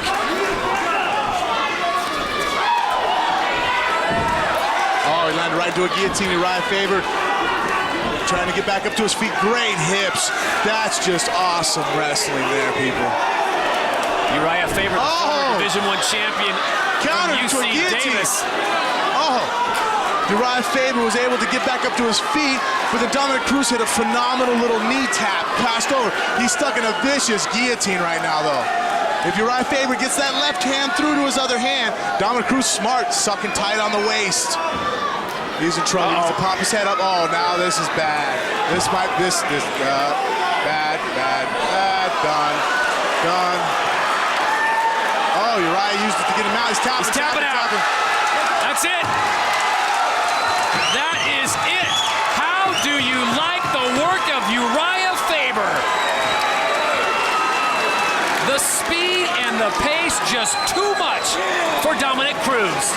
Urijah Faber just had everything, and an answer for everything that Cruz came up with. Cruz was doing great techniques, went for the takedown, Urijah Faber got back up, reestablished a knee tap, but immediately got caught in the guillotine. Well, Dominick Cruz talked a good game, and for the first minute or so, Frank, I thought he had the goods to do it, but there's just too many goods, too many different moves. Urijah Faber, as we've talked before, is the complete package. He is. You know what I mean? Dominick Cruz not taking anything away from him. Here he's caught in the guillotine, but you know what? He fought Urijah Faber. You know what I mean? The number 2 guy in the world is a pretty bad dude, but you know what? You're not number 1. And it was just a matter of time once he got him in that hole. Dominick Cruz has to tap out. We check in now with Joe Martinez for the official decision. Ladies and gentlemen, the end comes at 1 minute 38 seconds of round number 1. Submission by guillotine choke. And still the WEC featherweight champion, the California Kid, Urijah Faber.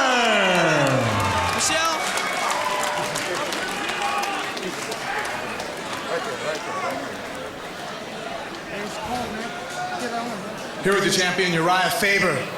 Great fight, came out there. Looked like a minute he was going to give you a little bit of a run for your money, but your technique was great. What were you doing when you went for the shot? Did you immediately see the guillotine?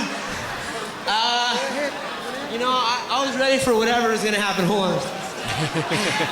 I was ready for whatever was going to happen out there. I train hard. I train with the best guys. I'd like to thank all my trainers, all my sponsors. I couldn't do it without you guys. WEC, the best organization in the world. Let's do this. There we go. I was coming in looking for something, you know. I don't really worry about getting taken down. I was coming in looking to throw some big punches. I got a good kick in the face. Looking to put in some damage, so when you're comfortable on the ground, you can come at it, guys, strong. I don't care if I get taken down. I'll just choke you out. So, champ, what's next? Just keep fighting for the WEC, whoever's next. There's a lot of young studs out here, up and coming. Just keep training, boys, because I'm training day and night. Your world champion, Urijah Faber. Everybody, I want you to listen to me. I'm gonna ask the UFC management to give me a world title shot. Please, please, please, please. I want the belt so bad. Give it to me. Let's get it on. Big John McCarthy gets us started. Matt has greatly improved his striking skills. I knew that he was going to try to make me believe that he wanted to stand up, and as soon as he would have a chance, he would try to put me down. There's the attempt to take down by Matt. Nice double underhooks. Matt trying. GSP doing a great job of scrambling out of that takedown. That's why I had a little edge on him. You know, I was able to know his strategy.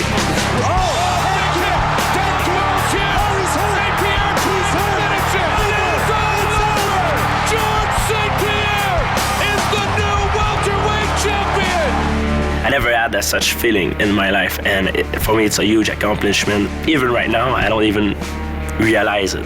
It's too good to be true. I'm not getting caught up in the hype.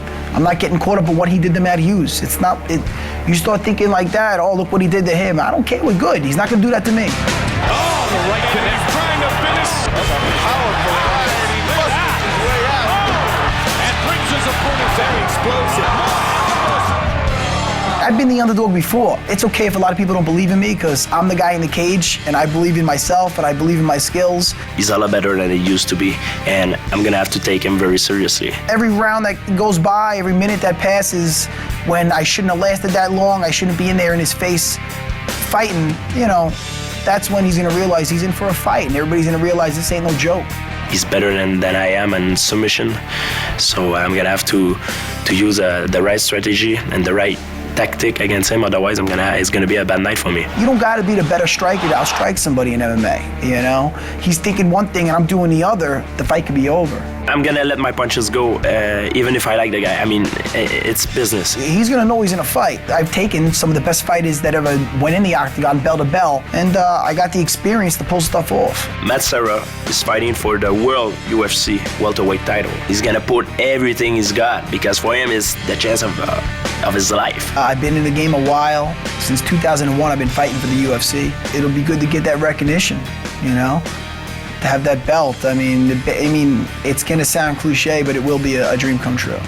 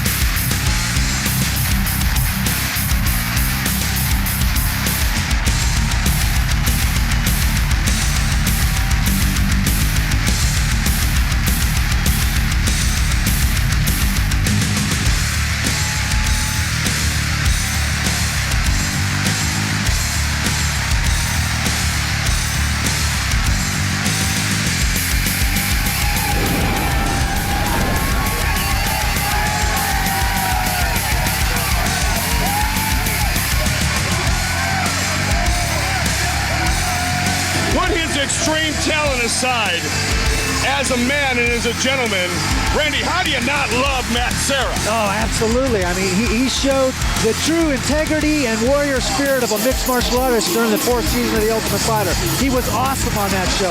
The work ethic, the dedication, how he treated his teammates. I mean, he couldn't be around a better guy. He's a great, great guy. I've hung out with him. I've trained at his school. One of the nicest guys you'll ever meet in your life. Down to earth, humble, honest, fantastic jiu-jitsu fighter. Jiu-jitsu world champion, Pan Am gold medalist. He's phenomenal on the ground. The whole thing is, can he get this fight to the ground? And even if he can, George St-Pierre is no slouch, and he's so explosive. The fact that George St-Pierre was able to dominate Frank Trigg like that, the fact that he was able to dominate Matt Hughes like that, I mean, that's got to weigh in Matt Serra's mind. If Matt Hughes couldn't get George St-Pierre to the ground, Randy, why do we believe Matt Serra can? Well, the one thing that I've seen from Matt Serra time and time again is if he can get to the clinch position, which I think he can probably fight his way in there, he's got a beautiful inside trip.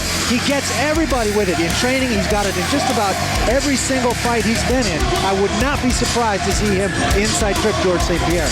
We will soon find out. Matt Serra has been telling us the last few days, get ready for me to shock the world.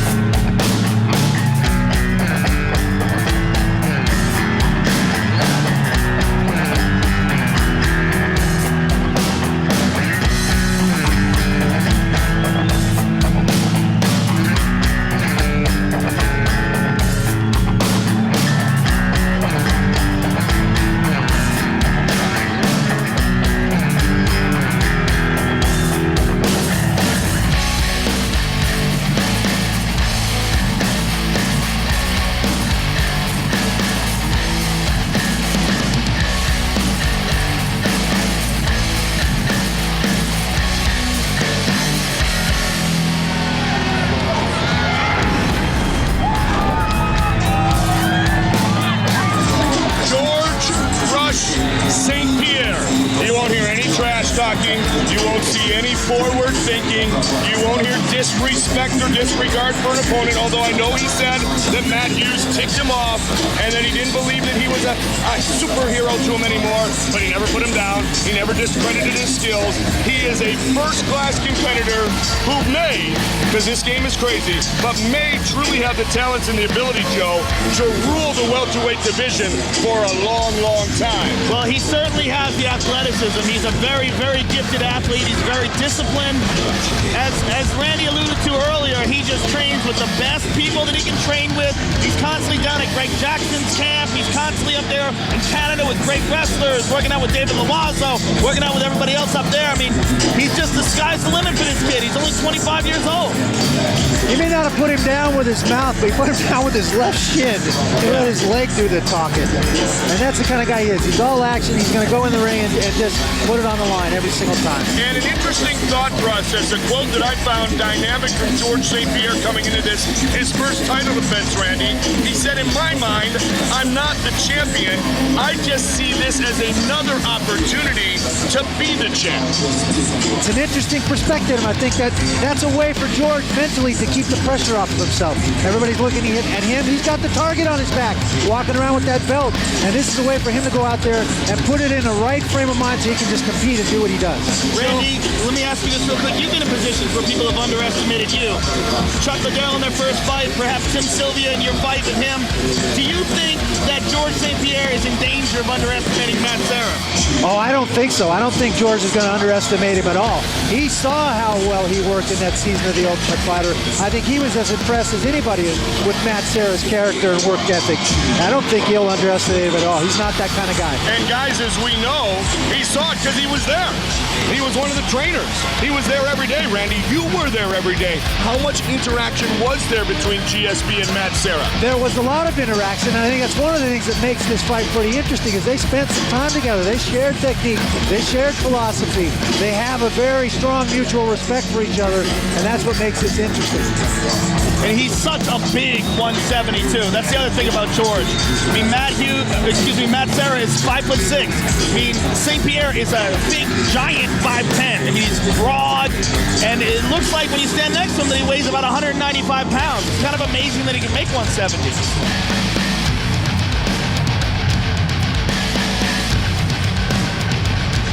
Our tale of the tape for this, the main event of the evening. The champion, the French-Canadian, is 25 years old.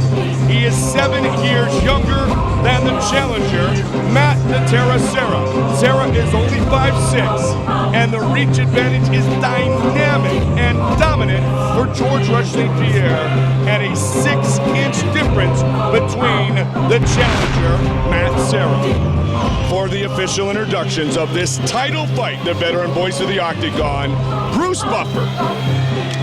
Ladies and gentlemen, this UFC championship bout is sanctioned by the Texas Department of Licensing and Regulations, with Executive Director William Coons and also Dick Cole, Administrator. Our judges at Octagon side are Jeff Mullen, Doc Hamilton, and Doug Crosby. And our referee in charge of the Octagon is Big John McCarthy. Ladies and gentlemen, this is the main event of the evening. 2 UFC warriors have now entered the world's ultimate proving ground for fighters, the Octagon, where tonight only one will leave the champion. And now, from the Toyota Center here in Houston, Texas, it's time! 5 rounds for the UFC welterweight championship of the world. Introducing first, fighting out of the blue corner, a Brazilian Jiu-Jitsu fighter who holds a professional record of 15 wins with 4 losses. He stands 5 feet 6 inches tall, weighing in at 169 1/2 pounds. Fighting out of East Meadow, New York, ladies and gentlemen, the challenger, Matt the Terra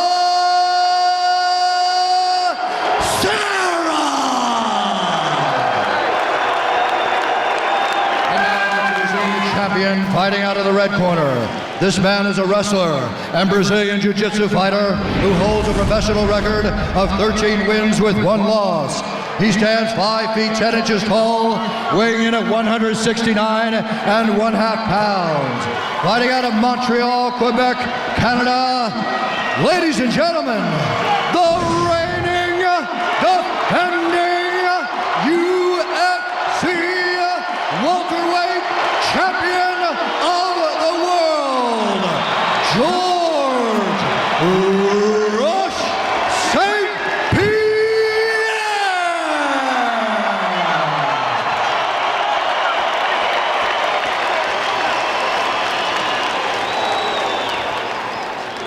All right, gentlemen, it's for the UFC welterweight championship. Do I have any questions from the challenger? Do I have any questions from the champion? I want you to fight clean, fight hard, fight fair, touch gloves. Back to your corners. George Rush St-Pierre, Matt the Terra Serra. Welterweight championship is on the line. Our referee, Big John McCarthy. All right, here we go. You ready? You ready? Let's get it on. Come on. Will tonight be the defining moment of Matt Serra's career? Matt Serra does have some really improved striking. Look to the fight with Karo Parisyan, for example. He knocked Karo Parisyan down and hurt him real bad with the right hand. He hits hard, Randy. If Matt connects, he hits very hard. He has very heavy hands. Very compact body and style, and he commits. I mean, when he goes hard. He's got to get inside of St-Pierre. Be careful of the kicks, the explosiveness. I'm really curious to see what his game plan is coming into this fight, what his strategy is. I agree 100%. If you had a guess, Randy, what do you think it would be? For Matt, Again, I think he cannot stand outside here. George has 6 inches of reach. He's a very dynamic striker with his feet and his hands. He uses that long jab and keep Matt out at bay all day long and hit him, pick him apart. He's got to fight his way into the clinch, use the fence, trap him, and find a way to trip him, knock him down, and put him on the ground. And be willing to perhaps eat 1, 2, 3, or 4 on the way inside. Definitely got to risk it. He's got to step into that range of exchanges to make that transition. He's going to eat those on the outside as well. Yeah, no kidding. He's going to eat them all night if he doesn't get past that range. Well, and to a certain degree, though, when you look at the size difference, Randy, this fight is not that much unlike you against Tim Sylvia, and the fact that you had to get underneath, avoid the bigger, taller opponent, and the more documented striker, if you will, get inside and impose your will on him. Very similar, very similar. And looking, Matt now, he seems to be changing levels and throwing nice body shots. Nice big right hand, right hook to the body. Well, Ray Longo, who trains him in his striking, is one of the best in the business. So Sarah is prepared, Sarah is determined, and man, all he was doing was smiling the last few days. Good leg kick. Nice leg kick. Saying, I am ready, buddy. And he waited a little extra time, too, since the show because of St-Pierre's injury. This fight was to occur a couple of months ago. Again with the body shot. And we saw Ray Longo talking to Pete Sell in his fight saying, look, the head moves away, the body's there. Throw it to the body. And we see Matt Serra going to the body over and over again here. One of our fights on the undercard earlier tonight. Nice right hand by Matt Serra. He seems perfectly comfortable in the exchanges here. Doesn't seem nervous at all. He's not rushing it. He's picking his shots. He's doing a great job. And like he said, with every minute that goes by, his confidence escalates. And one thing that was interesting in breaking down this fight is Matt Serra, guys, is a lot harder to hit than you think. He's got good avoidance. He's got good head movement. He's got good body movement. Comes in at good angles. St-Pierre can end it with one big strike from anywhere, though. If you don't believe that, ask Matt Hughes. Future Hall of Famer, overwhelmed by George Rush St-Pierre at UFC 65.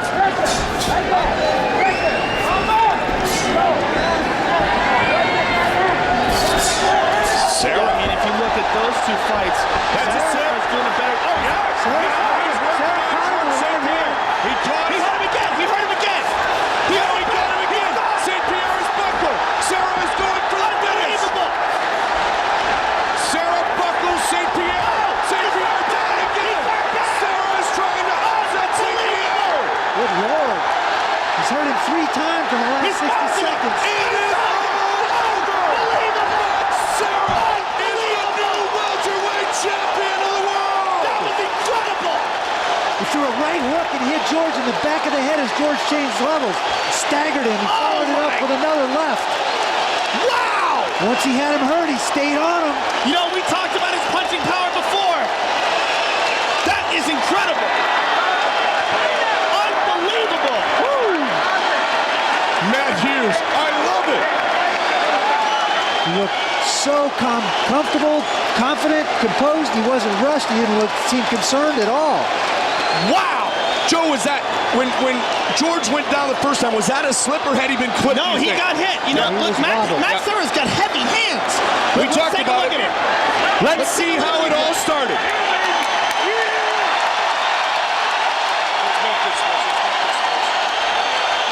Matt Serra has shocked the world. Unbelievable. This sport is so crazy. You just never know what's going to happen. It's impossible to predict. There's so many variables. Let's take a look at it again. Right hand right in the back of the head.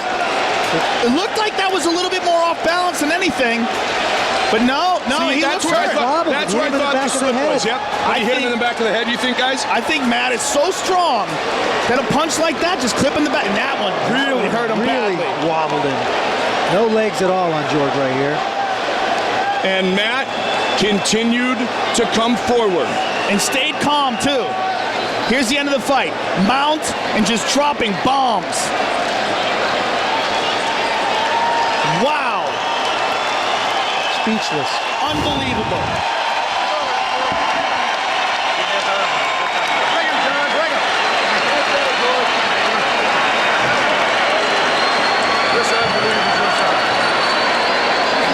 Bruce Buffer.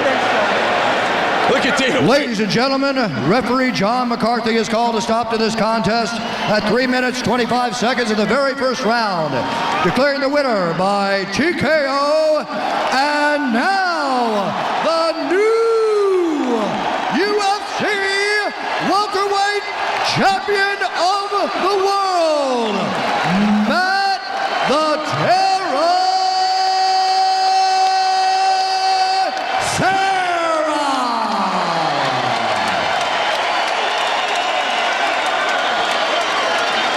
Let the man have his defining moment. Joe.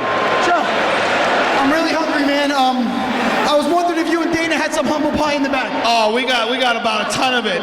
You said before this fight you were gonna shock the world.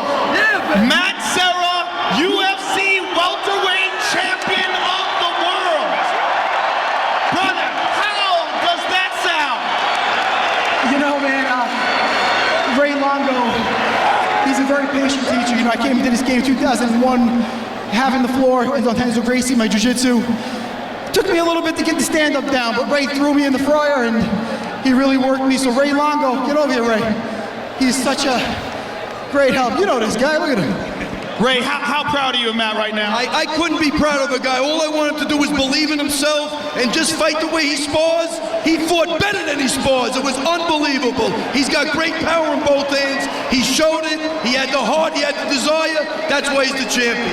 Matt, you said you were going to shock the world. Talk us through what you just accomplished. Well, you know what? I knew he was hurt, and George is so dangerous. I mean, George is the future of the sport by far. This fight definitely was so, it could have went either way. I mean, there was a reason why I was the underdog, maybe possibly the greatest upset in UFC history. I'm not saying it, I'm just saying. It's right up there, it's right up there.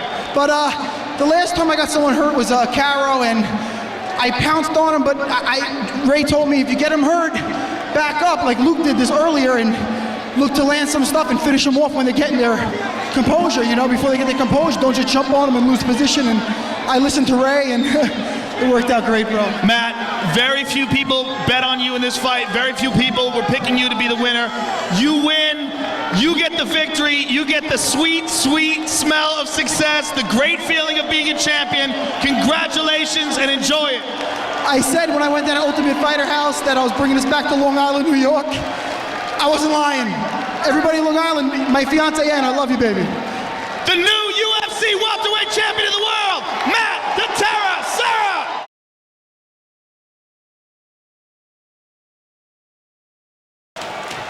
Mirko Crocup, Gabriel Gonzaga. The winner will get a title shot against Randy the Natural Couture. Remember when Crocup was knocked out by Kevin Randleman. Randleman faked the takedown and then took the big shot. Will Gonzaga try to take a page out of that book? Straight out, throwing the straight right hand is Gonzaga. That's the first punch for a southpaw. Crocup is a lethal striker, but he has a small jaw. If you look at the frame of his face, the way his face is framed, look at Gonzaga. Gonzaga's got this big head. It looks like the type of guy that can take a great shot. But Crocup's the physical structure of his face is not very big. The footwork, Gonzaga keeping to the outside of the lead leg of Crocup and trying to throw that straight right down the middle.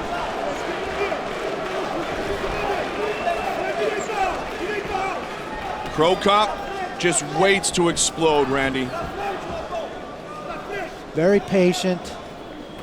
I mean, virtually expressionless. And the legs are like that of a running back. I mean, his legs might be the biggest, strongest legs in all of MMA. They're definitely big. Looks like a figurine from He-Man or something. Absolutely. Yeah, so far, Gonzaga looks very comfortable on his feet, though. Well, he's had that look in his eyes, Joe, all week like, dude, kind of like Matt Serra told us, I'm about to shock the world. I'm extremely confident in my ability to beat Mirko Crocup. He's got good hand speed for a great big guy, and he's doing a great job with his footwork and bringing the action to Mirko. It's almost like he's been angered by perhaps what he felt was a lack of respect coming into this fight. Very nice catch, though. Takedown. He caught that kick excellent. He took a hard kick to the body, caught it, and immediately took Mirko down. Nobody kicks harder than Crocup. Nice close guard by Mirko, trying to tie up Gonzaga and keep him from landing anything damaging from the top position.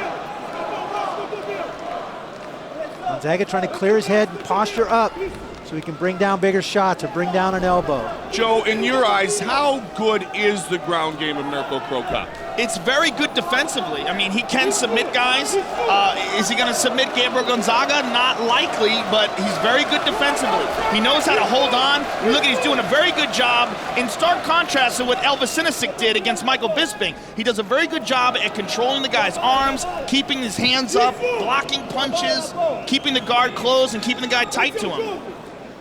Here's the biggest issue here is Gonzaga is winning this round. If nothing happens, if Mirko doesn't create a scramble to get back to his feet, he's lost this round. In a 3-round fight, you can't afford to give a round away. He's got to open his guard, use his feet, create a scramble, and get back to his feet where he's most dangerous. And Mirko has been, he took a couple shots right there. Looks like he cut him.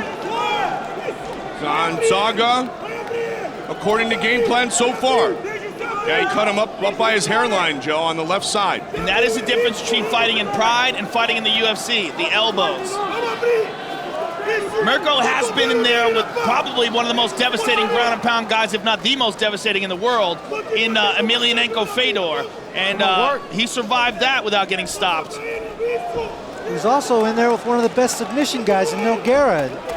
Eventually got caught in that fight, but dominated most of the fight before that happened. Dominated the stand-up, but then he was taken down in armbar. And Nogueira, certainly with the recent signing by the UFC, very much in the heavyweight title picture. Very nice right elbow by Gonzaga. Gonzaga slowly pushing Mirko up against the cage as well. Randy, how can Gonzaga take this to the next level from the closed guard of Mirko Crocop? He's doing exactly the right thing. He's clearing his arms, keeping his head clear, posturing up, throwing nice elbows and nice combinations and scoring. He's damaging Mirko Crocop from here. Again with the elbow. He ate a shot, but he got the takedown he wanted. And now he has been in top position for the majority of this round number 1. Nice elbows. Gonzaga, extremely confident. The cage comes into play, yeah. The cage comes into play now is limit Mirko's ability to scramble. And again, the cage is not totally foreign, but it's a newer element to Mirko Crocop here in the UFC. Randy, how much of a mistake do you think it is for Mirko to not train with a cage? I think it's a big mistake. I think it's a huge difference in the two venues between Pride and the UFC, and there are definite cage tactics you can use offensively and defensively to your advantage. And they're going to stand him up. I don't know why you'd want to limit. That's unfortunate. I don't know why you'd want to limit your abilities and kind of eliminate a dimension of the fight game in the octagon by not training it. Look at that welt on Gonzaga's just thinking body the same thing, from Joe. that one kick. He gets him again. I could snap some ribs, man. Mirko looks tentative, though. Oh, my God! I cannot believe that! Incredible head kick knockout! Wow! That is the last thing anybody expected here tonight. Out of nowhere on the button! Gonzaga is next for Couture! That was phenomenal!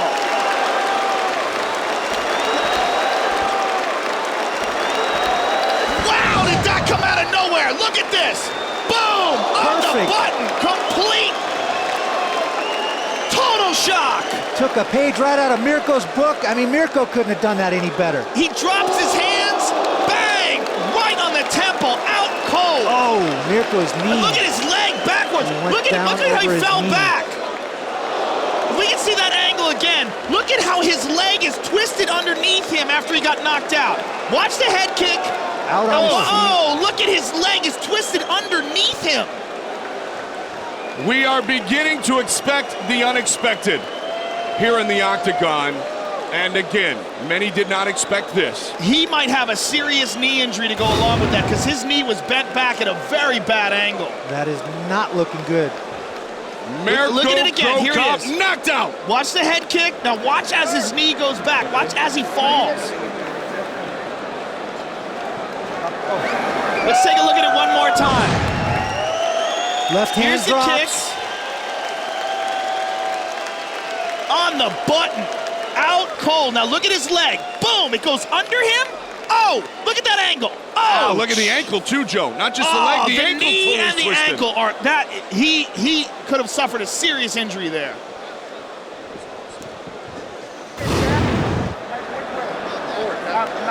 Gabriel Gonzaga has earned the biggest win of his career. Cruz buffer.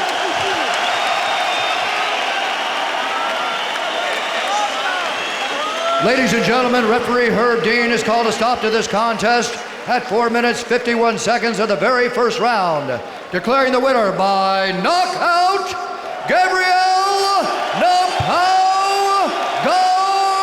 Gonzaga!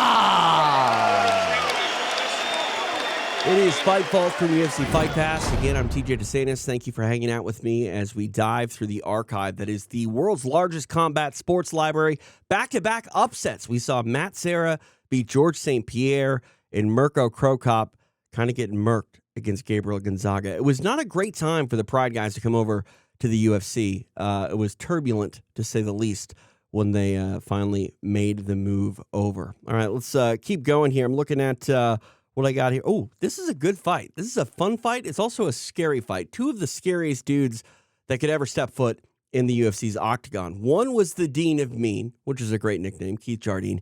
He takes on the assassin, Houston Alexander. And he looked like an assassin as well. It's Fightful from UFC Fight Pass.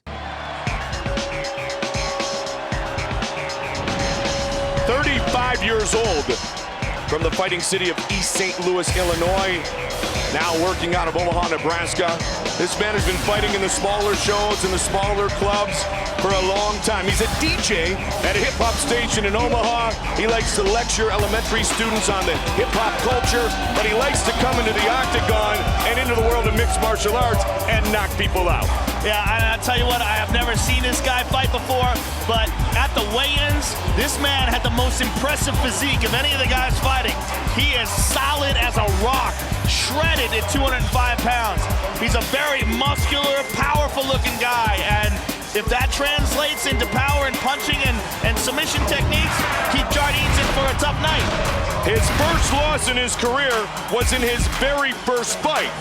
Since that point, he has ripped off 6 victories, 5 of those 6 wins by stoppage or submission, Joe, in the very first round.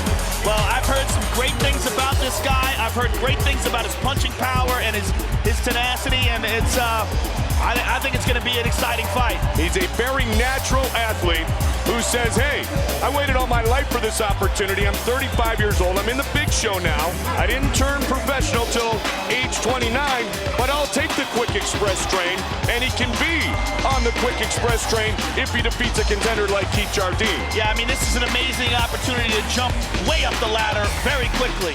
And you know what? It's not going to be easy, though. Keith Jardine is an animal. All that experience that he has in the octagon, being in there with these top contenders, being in there with guys like Forrest Griffin, you know, I mean, being there with Mike Whitehead, being in there with Rashad Evans, it's, you know, the fight with Wilson Gouveia, that's so much experience on Keith Jardine's side.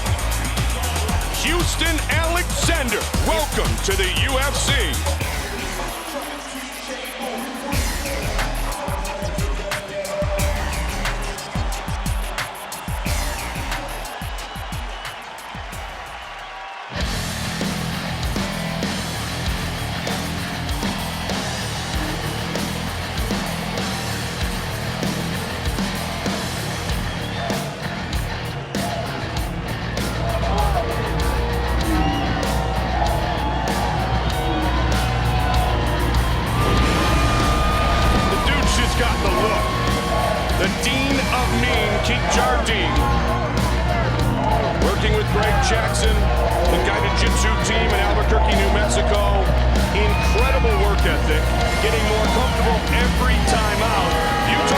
Wins in the octagon, Kerry Shaw, Wilson Gouveia, Forrest Griffin.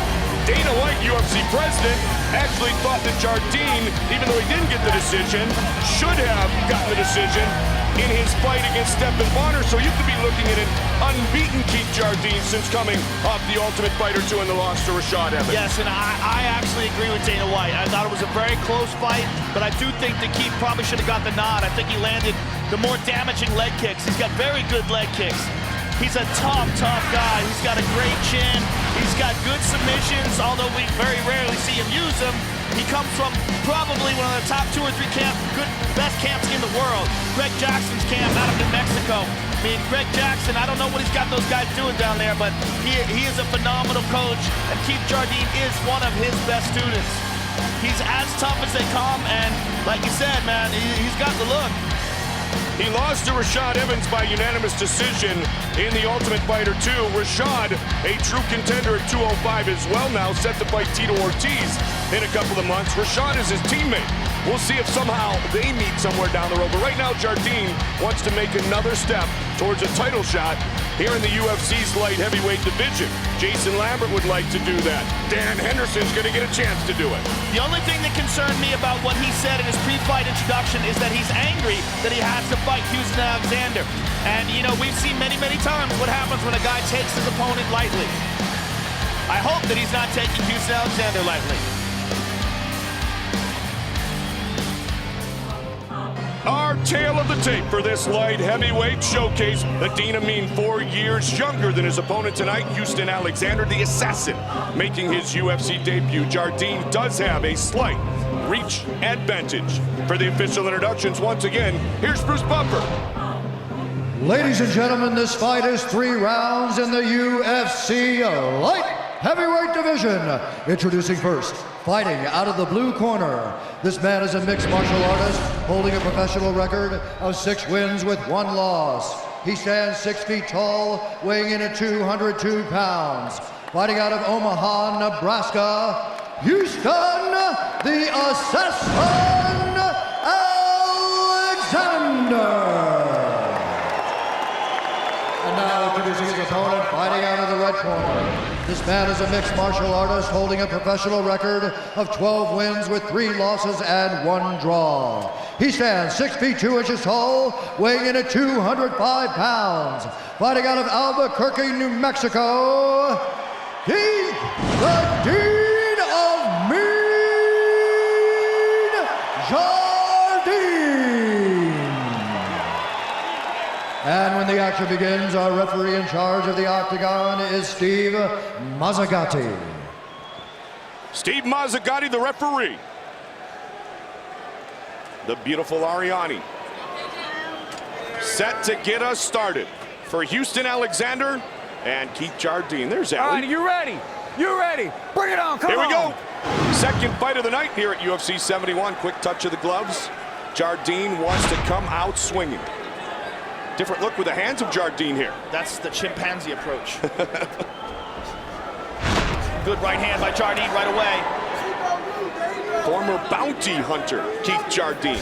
Yeah, whoa! Down goes Alexander. Houston's in trouble. Jardine got him with a heavy punch. Oh, right hand by Houston. Back on Jardine. Jardine is in trouble. Jardine is in big trouble. Down he goes. Alexander trying to finish it. He's down again. Down again. Houston could be, he's got to be careful not blowing his load here. With the right. He's down again. And the knee. Uppercut. It is all over. Houston Alexander. Unbelievable. Wow. Whoa. Houston Alexander hurt very badly early on. Keith Jardine jumped all over him, and Houston put him away. Welcome to the UFC. Wow, let's look at that again. Here's a knee. Bam. There's a right hand to the temple.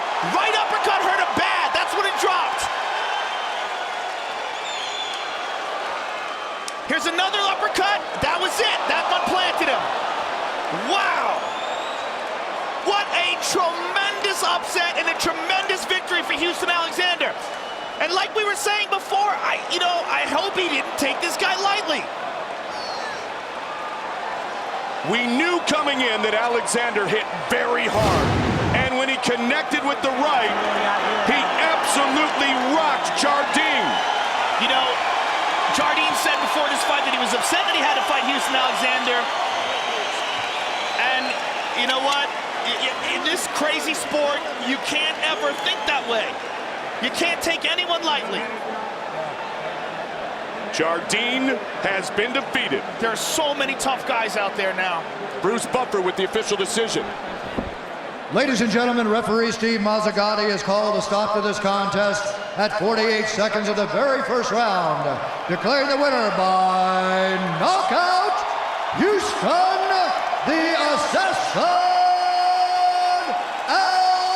Alexander. Wow.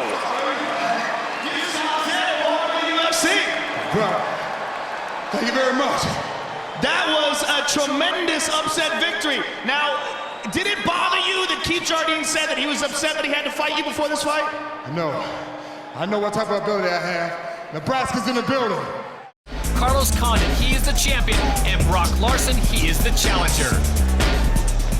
Hello once again, everybody. I'm Todd Harris, Frank Mir. We hope you've enjoyed the broadcast thus far. This should be a great night of fighting, but Carlos Condit, I'll tell you what, this guy's absolutely devastating. Carlos Condit is an extremely devastating striker. At 170, there's a strong argument saying he's one of the best strikers in the world. And he's so well-rounded also. It's not like the only thing he has. Carlos Condit is really a prototype for how to be in MMA. He's a phenomenal striker who you see him throwing all different angles of shots, kicks, punches, well-rounded, and when he hits the ground, he's a black belt level in jiu-jitsu. Here he's using the anaconda to lock up the body, and only a few seconds left in that fight was able to finish off with a rear naked choke. Do not let the mild manner fool you. He has lulled a lot of guys into sleep because they think he is just a nice, quiet kid from New Mexico. Not the case. The natural-born killer has certainly earned his name. He'll be fighting a man, though. The last two fights, he has ended his fights in the first round. Brock Larson comes to us from Minnesota, very strong. Brock Larson's an extremely physical athlete.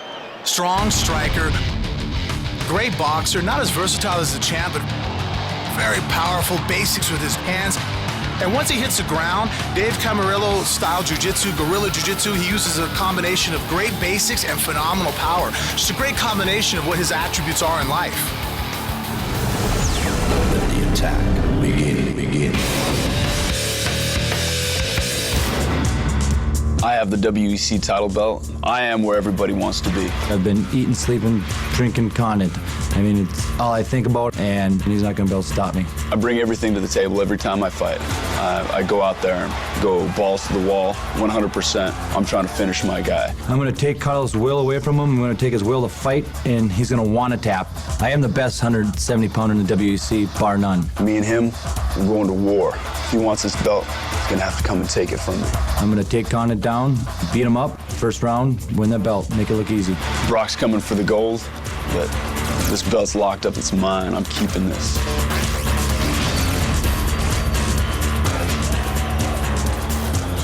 This one has been anticipated for months. Brock Larson telling me he cannot think about anything other than Carlos Condit and taking that belt. There he is, Brock Larson, the Brainerd Brawler, coming to us from Brainerd, Minnesota. Frank, I'll tell you what, Larson has been very impressive in his earlier fights. He is certainly up to the task here tonight. Brock Larson is a great athlete, strong, powerful. I mean, the guy looks like he's a linebacker from the NFL. And on top of that, he uses really good basics. He doesn't do a lot of crazy, wild moves that leave himself open for his opponent. He sticks down to really good basics on his boxing.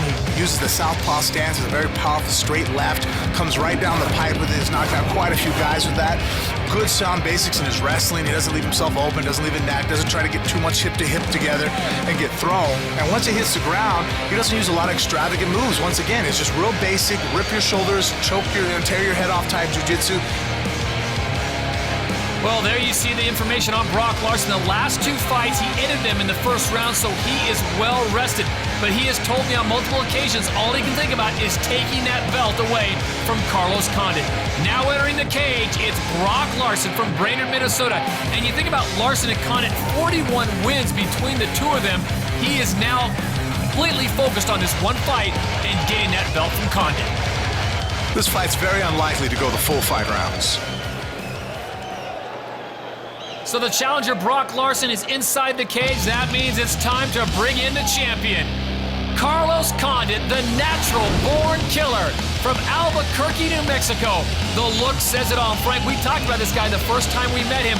What a mild-mannered, easygoing kid. Maybe a student at the University of New Mexico. Not the case, folks. Carlos Condit has a phenomenal style. I personally like the way he's approached MMA. He is a great striker. On his feet, he can dominate you, devastate you. He throws knees, kicks, elbows. Really a K1 level kickboxer. And then his wrestling is okay. It's not world class. But when he hits the ground now, if you decide not to get kicked and punched by the guy, you take him down, you run into one of his other strengths. He's great off his back, dangerous jiu-jitsu guy.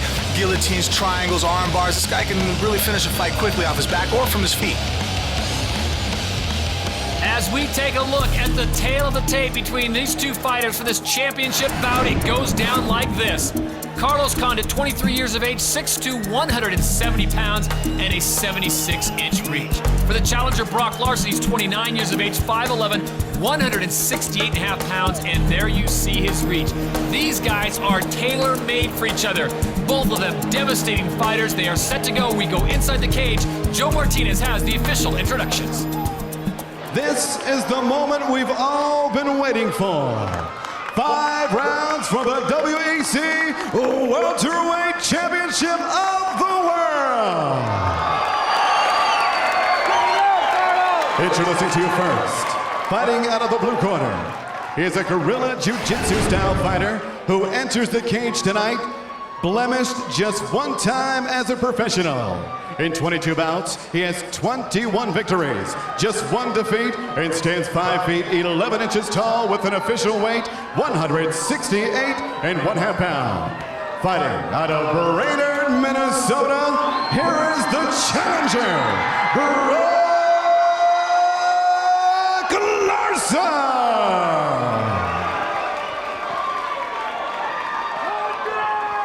Next, his opponent across the cage, fighting out of the red corner, is a Thai boxing style fighter and submission grappler.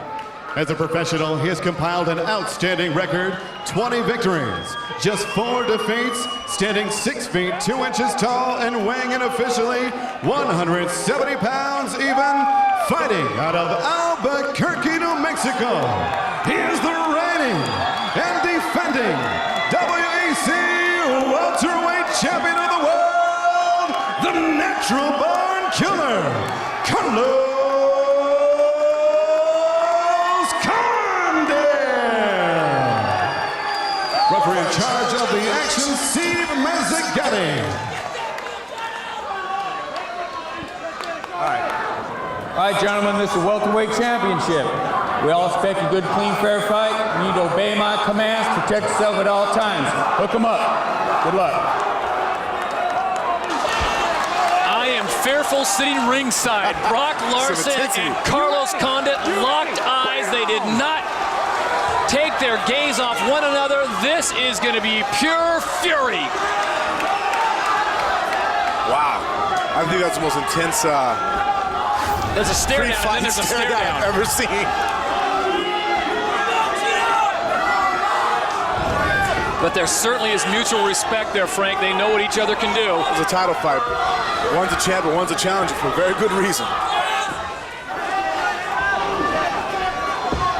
Sizing each other up.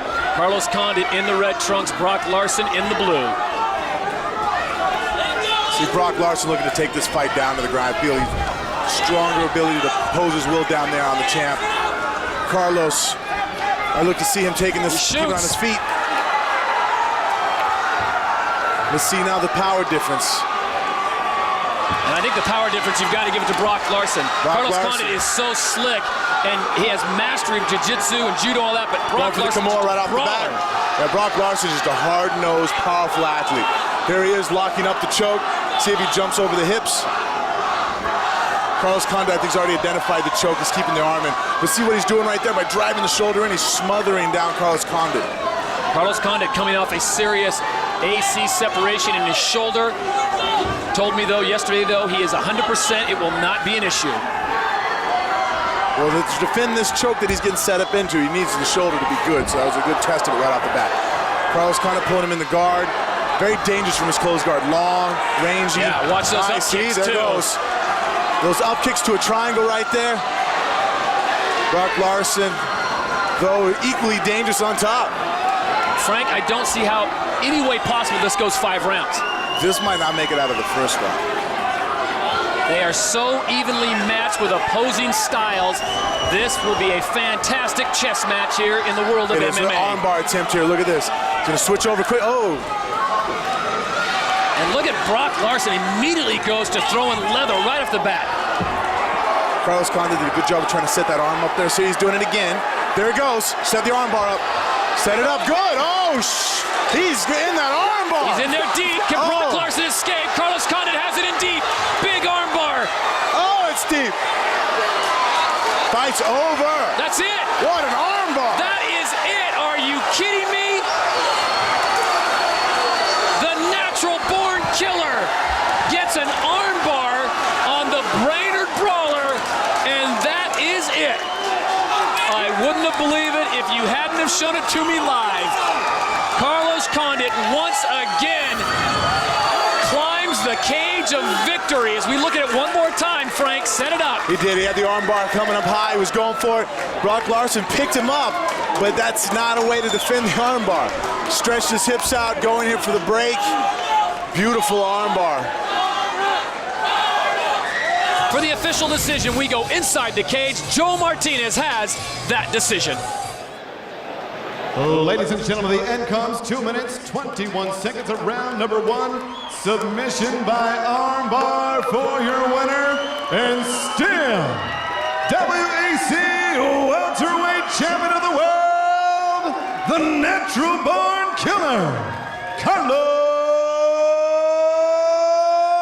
Condit. Clay Guida versus Tyson Griffin. A lightweight matchup between two tireless warriors that could quickly become a UFC classic. And both these fighters believe tonight will be the night that they make a huge statement about their presence in the UFC's lightweight division. I just want to tell the lightweights out there to look out because we're going to mix it up tonight and it's going to be awesome. I'm actually looking to test his chin. He's a tough guy. You know, I've seen him get banged up. I've seen his jaw swollen from here to there, and he's a tough dude. Clay the Carpenter Guida is known for his stamina and high level of energy. A takedown master, Guida is now 21-4 as a professional. And while still learning the finer points of the game, he does believe that his time is now. Clay the Carpenter Guida. I'm going to win because simply I have more heart and more drive, and I put the time in, and this is my fight. Now training full-time with Randy the Natural Couture, Tyson Griffin credits his mother as being his hero. Last time in the octagon, he battled Frankie Edgar in the fight of the night at UFC 67. Now the 8-1 Griffin has learned to keep the game plan simple. No judges' decisions, just finish Clay Guida. I'm ready for a war, and I'm looking to take the fight to him, and I know he's looking to take the fight to me, so we'll see who can break whose will, and I plan on being the guy that does it. I have payback in my mind right now, and tonight's the night to bring it, and Tyson's the only thing standing in my way. I mean, when you talk about energetic, you look it up in the dictionary, there's a picture of Clay Guida jumping around for the last few days in Belfast. So excited to be back inside the octagon. And we talk about a lot of our fighters, Joe, being tireless workers, but this man is one of the most tireless workers in the MMA world today. There's a mouthful. Tireless. He's, Clay Guida and Tyson Griffin are both very similar in that they're both juggernauts. They both set an incredible pace and force fighters to either keep up with their pace or wilt, and that's exactly what he did against Justin James. He beat Justin James down, wore him down with a relentless attack that eventually submitted him. He's a great wrestler, a tough guy. I mean, we've seen time and time again so many tough wrestlers who enter into mixed martial arts and thrive. And I think it's because wrestling is probably the toughest sport in the world. The competitors is such a brutal, grinding sport that the guys who compete in it and excel in it, they can take that toughness that they have and translate it so well into mixed martial arts competition. And Clay Guida is an excellent example of that. Just a relentless, furious competitor. And, he's meeting a mirror image of himself tonight in Tyson Griffin. In college, he was on the wrestling team and won the National Junior Collegiate Championship. That was at the beginning of 2001.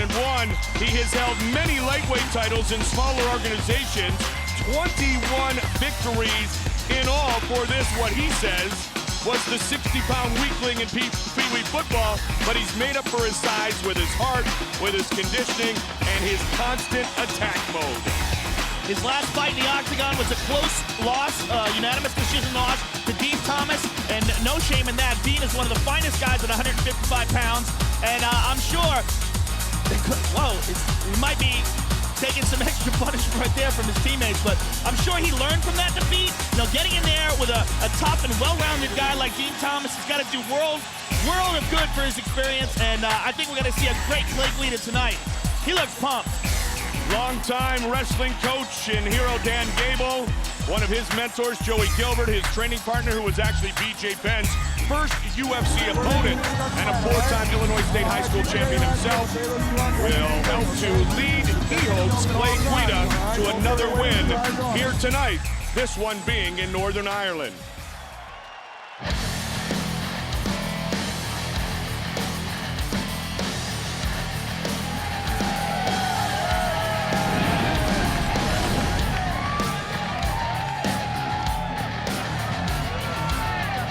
Tyson Griffin.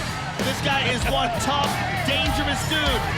He lost a very close decision, a tough fight to Frankie Edgar. Finished that fight, at the end of the fight, had a nasty knee bar on Frankie Edgar. But Frankie Edgar refused to tap, and Tyson Griffin wound up losing that decision. But what a fight that was. And like I said before, both of these guys have such a similar style. Both are great wrestlers who made a very smooth transition into the mixed martial arts game.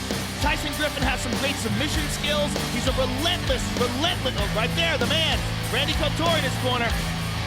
He's a relentless pressure fighter, and you know, the two of these guys are like two trains on the same track heading towards each other. And I think this is going to be a fantastic fight, Mike. The heavyweight champion, Randy the Natural Couture, will join us for our main event of the evening. He corners Tyson Griffin because Griffin has made the move from Sacramento to Las Vegas, now a member of Extreme Couture. And here's a kid who has a Cesar Gracie background, worked with David Terrell. He takes all that great tutelage and adds the tremendous leadership ability of Randy Couture in what is becoming an all-star type setup in Las Vegas. I think with that in mind, we can expect to see the best Tyson Griffin ever tonight. Yeah, absolutely. Randy Couture has really put together a phenomenal team down there in Las Vegas. This Extreme Couture camp that he set, he's got some of the best fighters in the world have all gravitated to him right now, and Tyson Griffin is one of them. Tyson Griffin.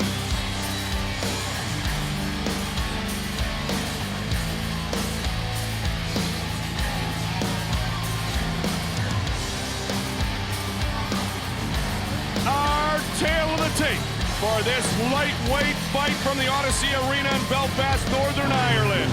Tyson Griffin, 23 years old. Guida, also a youngster at 25 years old. 5'6", 5'7", both weighed in at 155 pounds. A 2-inch reach advantage for Clay Guida. An identical weigh-in, also at 11.0 stone. With the official introductions of our second fight of the night, once again, here's Bruce Buffer.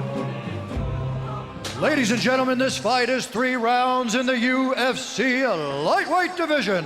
Introducing first, fighting out of the blue corner.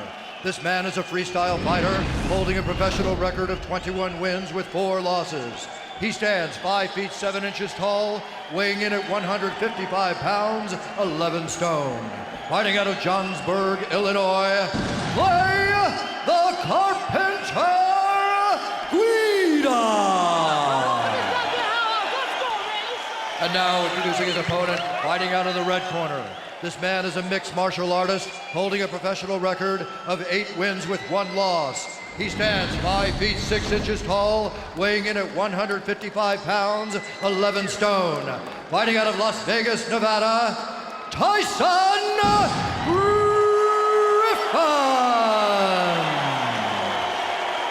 And when the action begins, our referee in charge of the octagon is Big John McCarthy. A great reception here in Belfast at the Odyssey Arena for Big John McCarthy.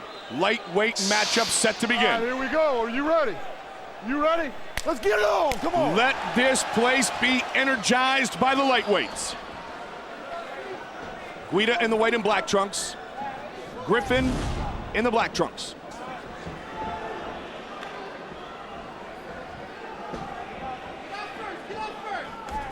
You hear the corner yelling to get off first. Who will initiate this fight? Great mutual respect these fighters have for each other. Guida loves to look for takedowns. So does Griffin. Yep. See him drop every now and then, change levels, at least fake. And what you're gonna see a lot of these guys is faking the shot and look, whoa, a scramble. Guida's got a single. Guida looking for the takedown. Great base by Tyson Griffin. Excellent takedown defense. Look at that. He's got one leg up and still throwing bombs. He landed an uppercut. Stay to his feet. I mean, it just goes to show you the wrestling skill that you're dealing with these two guys. I mean, to have one leg up in the air like that and throw punches. And look at that. It gets him elevated and still switches his base, corrects himself. Tyson Griffin, he's got a headlock here. In this battle, Joe, of wrestling, if it does become that, if Tyson Griffin is the stronger man, this could be trouble early for Clay Guida. This could be trouble right here. Can Griffin submit? He's got a guillotine, and he's fresh right now. His arms aren't tired. Guida trying to work out of it. He's turning it. He's got it. It looked like Tyson Griffin, it looks like Clay Guida was almost ready to tap right there. Trying to push the leg and try to get himself a little bit of breathing room, no pun intended. I would like to see that again because it looked like he was ready to tap. Almost there, too. Griffin holding on, looking for the submission victory early here in round one. Griffin no longer has guard. He's got half guard now, which makes it's a substantial difference in the amount of leverage that you can put into that guillotine. It's much harder to finish a guy in this position, especially with an arm in from half guard. Guida almost is pulled out, Joe, and he escapes. Oh, now he's got a guillotine of his own here. Great perseverance by Clay Guida. Knees are on the ground. Good. Watch your knee, that's it. John McCarthy warning with the knees. Opponent is down. You can knee to the body in that position, but that's it. Tyson Griffin has got a hold of Clay Guida's back here. Tyson Griffin almost locked down a knee bar as the fight ended against Frankie Edgar. So close. He's got his back. And now looking for submissions early here in this fight. He's got one hook. He's got one hook, and he's got an arm across the throat. If he can switch that left leg over to the top of Clay Guida's back, over to the other side. Clay is looking to get a hold of Tyson Griffin's leg and drop down for a knee bar. So he's got his foot. Oh, what is this?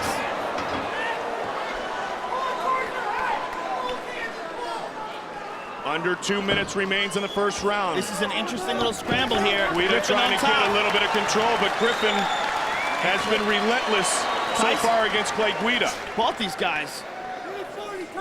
This is what we expected coming in, though. Yeah, I mean, was the potential of a great chess match. This is one of those fights where you go, I don't know. If somebody asks you what's going to happen, I don't know. I mean, this is it's a very even matchup skill-wise. Now Guida trying to score some points here. Under 90 seconds remains in the first of 3 5-minute rounds. Mike Goldberg, Joe Rogan, UFC 72 Victory Odyssey Arena, Belfast, Northern Ireland. Way out, let's go. Gotta go over short. Oh, just missed.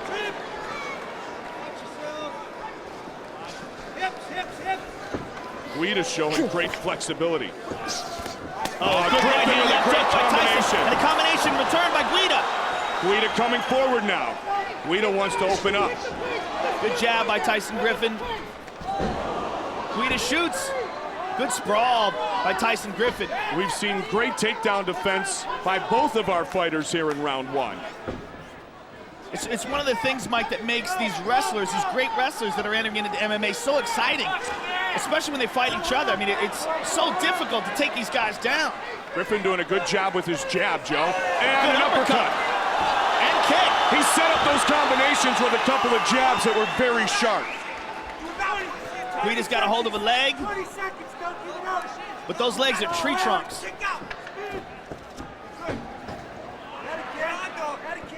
Beautiful takedown defense exhibited by Tyson Griffin. Oh, good right hand by Guida and a return by Griffin. They exchange simultaneously, and now Guida Pushes Griffin down just for a moment. Look at that. Final seconds of the round. What a battle. Beautiful mobility displayed by Tyson Griffin right there. Man, what a fight. And he comes back to his corner, not even breathing heavy. This building is amazingly electric tonight as they look forward to our main event of the evening.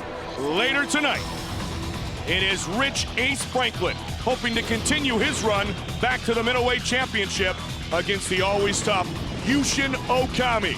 Franklin arrived here in Northern Ireland Tuesday, and he arrived here at 5:50 local time.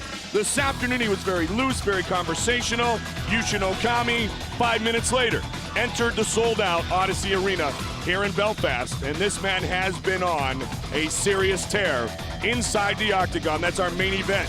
Later tonight. Right hooks, everything. I want power, because you heard him, okay? He don't like the power. He felt it. He's going to be gun shy. Let's go. Let's go. Keep circling. Keep those hands up.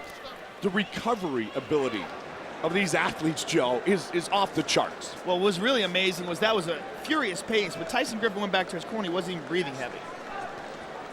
And you know what? Neither was Clay Guida. I mean, both these guys are in phenomenal condition. And John McCarthy can't even get them all the way back in their corners. They're so ready to go here in round two. Come on.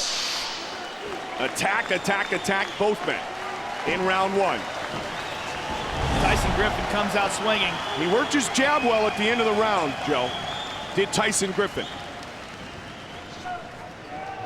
Tyson Griffin is also the only man to hold a victory over WEC champ Urijah Faber, who's another phenomenal fighter. Also a victory over Bang Ludwig. He won his first 8 fights all by knockout, TKO, or submission to Tyson Griffin. Guida's got a hold of a leg. Tyson's... Now that's some serious takedown defense right there. I mean, he was basically standing up in a split. Guida relentless, though. And that's his MO right there. Relentless takedowns. If he doesn't get it, he'll go and he'll look for another one. He'll look for another one. Shot after shot after shot. And he'll wait patiently to try to take this fight down here. And he gets it. But not for long. Oh, what a scramble. Tyson Griffin now Griffin's looking on top. for a choke opportunity. And back up is Guida. Guida back up and covered well too. Uppercut. Glances the chin of Clay Guida. Straight jab again. Good jabs by Griffin. He used those at the end of round one in an inside leg kick. Griffin seems to be gaining confidence in a potential striking showdown. And right when you said that, Guida comes back with bangs. And again, look at Tyson Griffin with his takedown defense, Joe. And a switch. Wow, what a transition here. Look at this. Guida's trying to get his back. He's got to roll over. He's got to roll over more. It's going to be hard, time though. remains here in the Griffin's going to round. pop out the back and have his back. Yep. He's got a leg. Back up they go. Griffin's got his back. Oh, and look at this.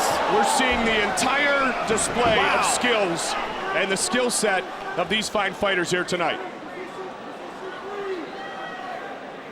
Wrestling, grappling, jiu-jitsu, little Muay Thai, little boxing. We are seeing complete mixed martial artists here in the lightweight division, transitioning from all the different arts. Midway point of the fight.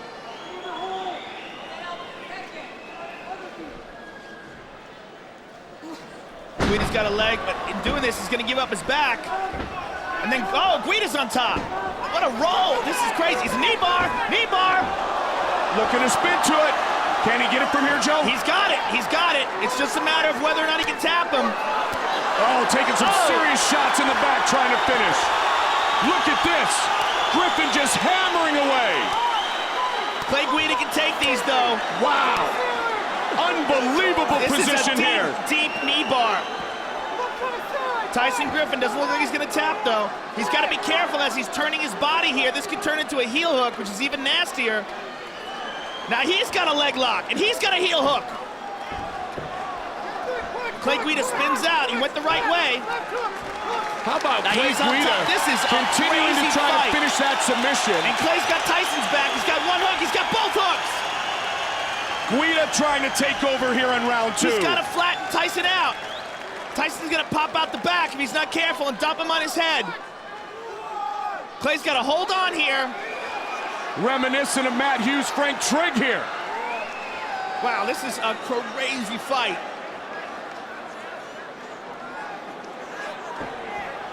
Looking for He's gonna the slam choke. him. Tyson Griffin's gonna elevate and throw his body back and slam Guida, it looks like. Guida's ready and prepared to roll if he needs to, unless he finishes first. Tyson's struggling here. There, he tried it.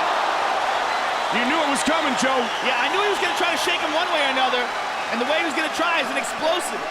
But Guida stays on his back, 40 seconds for which to work. He's a little high here, though, a little high on the back. This is, he's not in as good a spot. And if Tyson can keep moving and shaking him, oh, Guida's gonna get that body triangle. Much better, much better. Wow, relentless is Clay Guida. Clay Guida's gotta get that foot, though. He's gotta get that ankle deep into behind his knee. He lost it. He's still got his back, but he's like sideways here.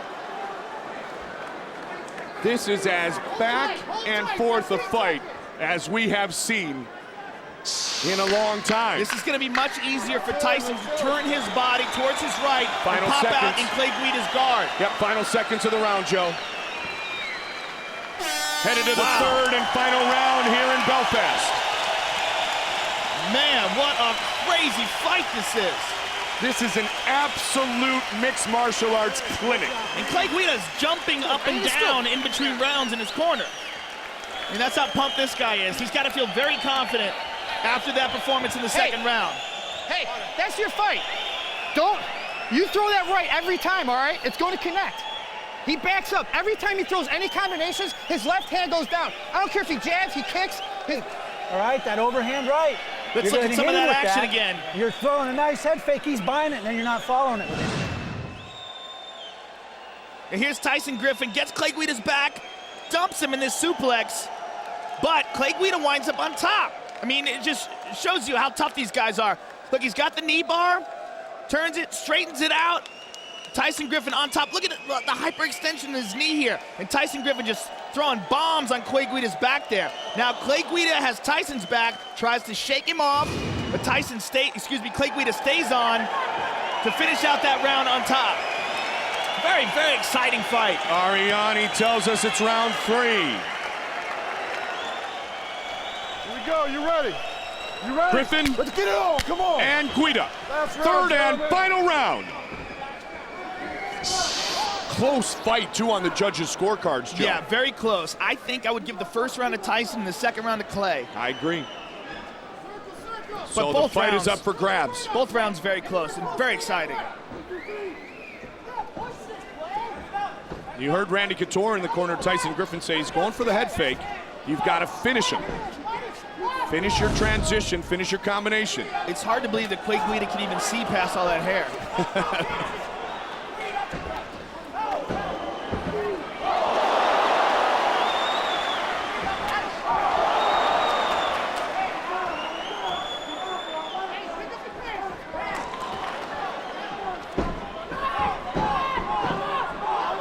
Tyson Griffin was landing some shots there.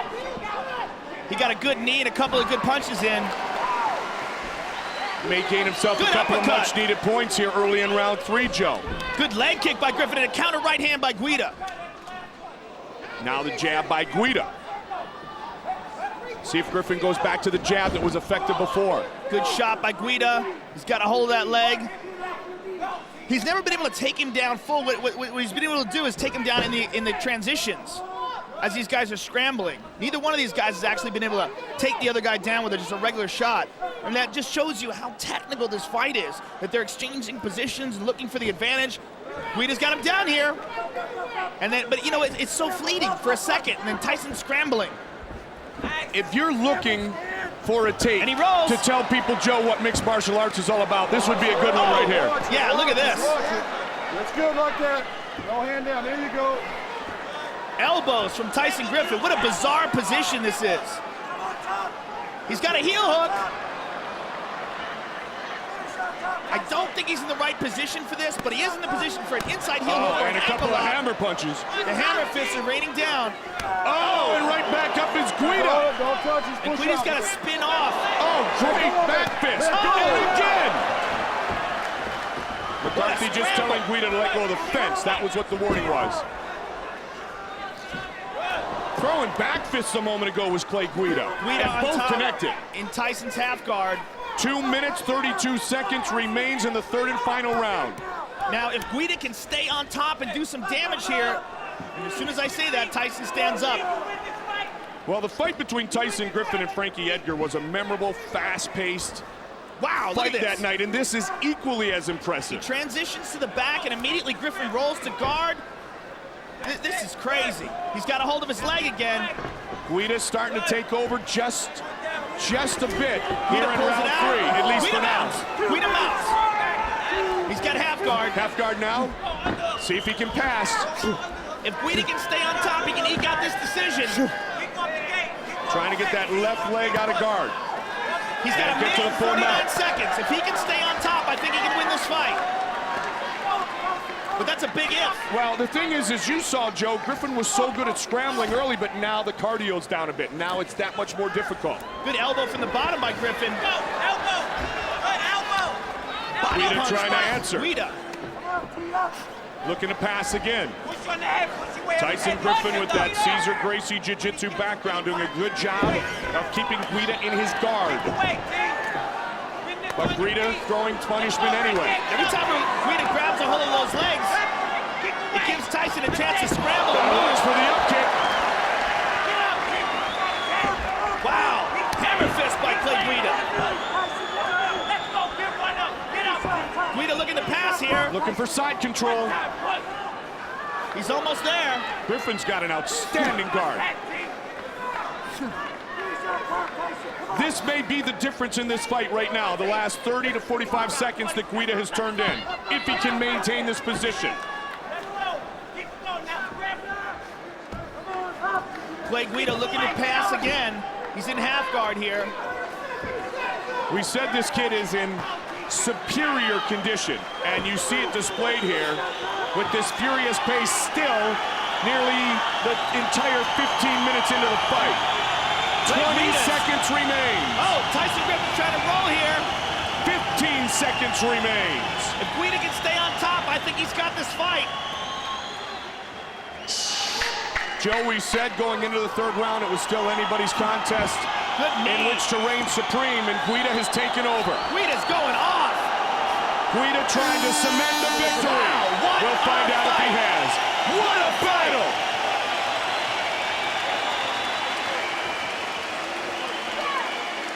An energized Clay Guida and a disappointed-looking Tyson Griffin. Eddie Bravo here tonight in Belfast. Score the fight for us, Eddie. Well, I think Joe was right on. It was a super close fight. The first round, I gave it to Tyson Griffin. He did enough to win that round. He got a guillotine, had his back for a second. Clay Guida didn't really have that much going for him in the first round, but he turned it around in the second round. He almost had a knee bar on Tyson Griffin, and then he had his back for a good part of the end of the round. And then that last round was just technical wrestling or sloppy jiu-jitsu, call it what you want. It was crazy. I gave it to Clay Guida at the very end. He out-hustled Tyson Griffin. Here's the knee bar. 29-28. Here's the knee bar that was very close. This is the second round knee bar, and Tyson Griffin pounding to the body of Clay Guida. And here's the end of the fight with Clay Guida on top, just raining down punches and elbows. Crazy fast-paced fight. Eddie, was it the final 2 minutes with Guida gaining control that made the difference in your mind? Absolutely. I thought he out-hustled Tyson Griffin at the very end. It wasn't a dominating performance in the third round, but I thought he did just enough to pull out the victory, but taking nothing away from Tyson Griffin. That guy's an animal. We'll see if the judges agree. Eddie Bravo scoring it here octagon side for us as always. And still bouncing around is Clay Guida. You know what, you talk about so many fights, and you know, this was billed as a potential absolute war, and it turned out to be exactly that. Full energy for 15 minutes from both great competitors. Who has earned the victory? Bruce Bufford has the official decision. Ladies and gentlemen, after 3 rounds of action, we go to the judges' scorecards for decision. Douglas Crosby scores the contest, 29-28, Griffin. Jeff Mullen has it, 29-28, Guida. And Andy Roberts has it, 29-28, for the winner by split decision, Tyson Griffin! So the split decision goes the way of Tyson Griffin. Let's see some rampage. Slammed him unconscious, then punched him for good measure. He's an incredibly athletic, explosive guy, and he's really tightened up his striking over the last few years. Significantly improved in that direction. He's not a bad wrestler as well. He wrestled in high school. He claims that wrestling saved his life. It got him off the streets of Memphis. He credits his wrestling coach for pulling him in and turning him around and changing his life. So his wrestling skills aren't bad. They're not at Dan Henderson's world-class level, but they're definitely not bad. He had a bunch of fights when he was in Pride where he didn't have good training, where he didn't have a lot of people to work with that were top-level competitors, and he believed he suffered because of it. He incurred a few losses because of it, but he believes now very strongly in his new camp with Chris Riley and Juanito and all those guys he's training with, including Michael Bisping. He believes that he's on another level now. He certainly proved it against Chuck Liddell, but one thing that should be noted, Jackson in the past has been vulnerable to knees in the clinch. He's suffered 3 knockout losses in his career. 2 to Silva, 1 to Shogun. A lot of times he's vulnerable to the knees, they break him down a little bit. Clinch, Randy Couture, Dan Henderson, something we could very well see attempting to be utilized. Absolutely, Dan, he definitely has the capability to close the distance and control that position, dominate that position, dirty box, use the knees, the inside punching, the elbows, all those things, and take the fight to the ground from there. Rampage Jackson. The dream matchup has arrived. UFC champion meets Pride champion to determine who is the best in the world at 205 pounds. Clinton looks very serious. The titles are unified, and one man leaves with that belt, the most prestigious in the world, the only one these fighters care about, the UFC light heavyweight belt.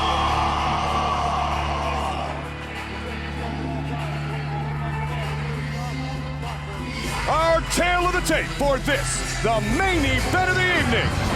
Rampage, 29 years old, 8 years younger than Henderson. Both are 6'1", both weigh 204, both have 73-inch reaches, both weighed in at 14.6 stone. For the official introductions of our main event here from London, the veteran voice of the Octagon, Bruce Buffer. Ladies and gentlemen, this is the main event of the evening. Our judges for this World Championship contest are Andy Roberts, Douglas Crosby, and Cecil Peoples. And when the action begins, our referee in charge of the Octagon is Big John McCarthy. This is the moment you've all been waiting for.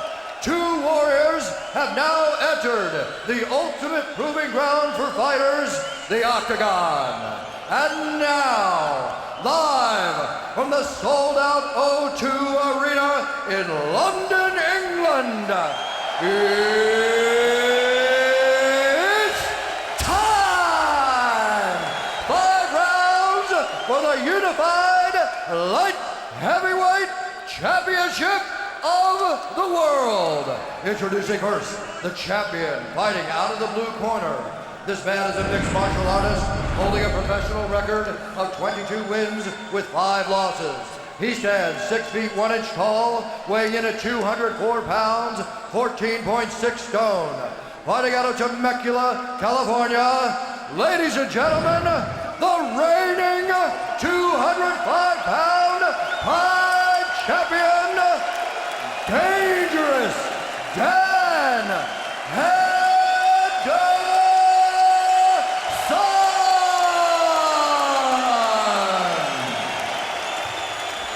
And now, introducing the champion fighting out of the red corner, a mixed martial artist holding a professional record of 27 wins with 6 losses. He stands 6 feet 1 inch tall, weighing in at 204 pounds, 14.6 stone. Fighting out of Irvine, California, by way of Memphis, Tennessee.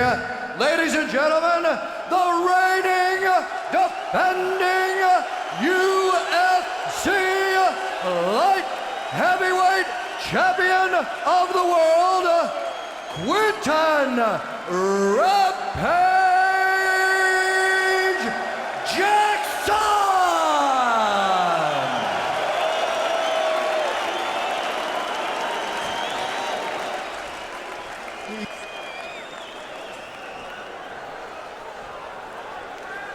All right, gentlemen, this is for the Unified Championship, Light Heavyweight Championship of the world.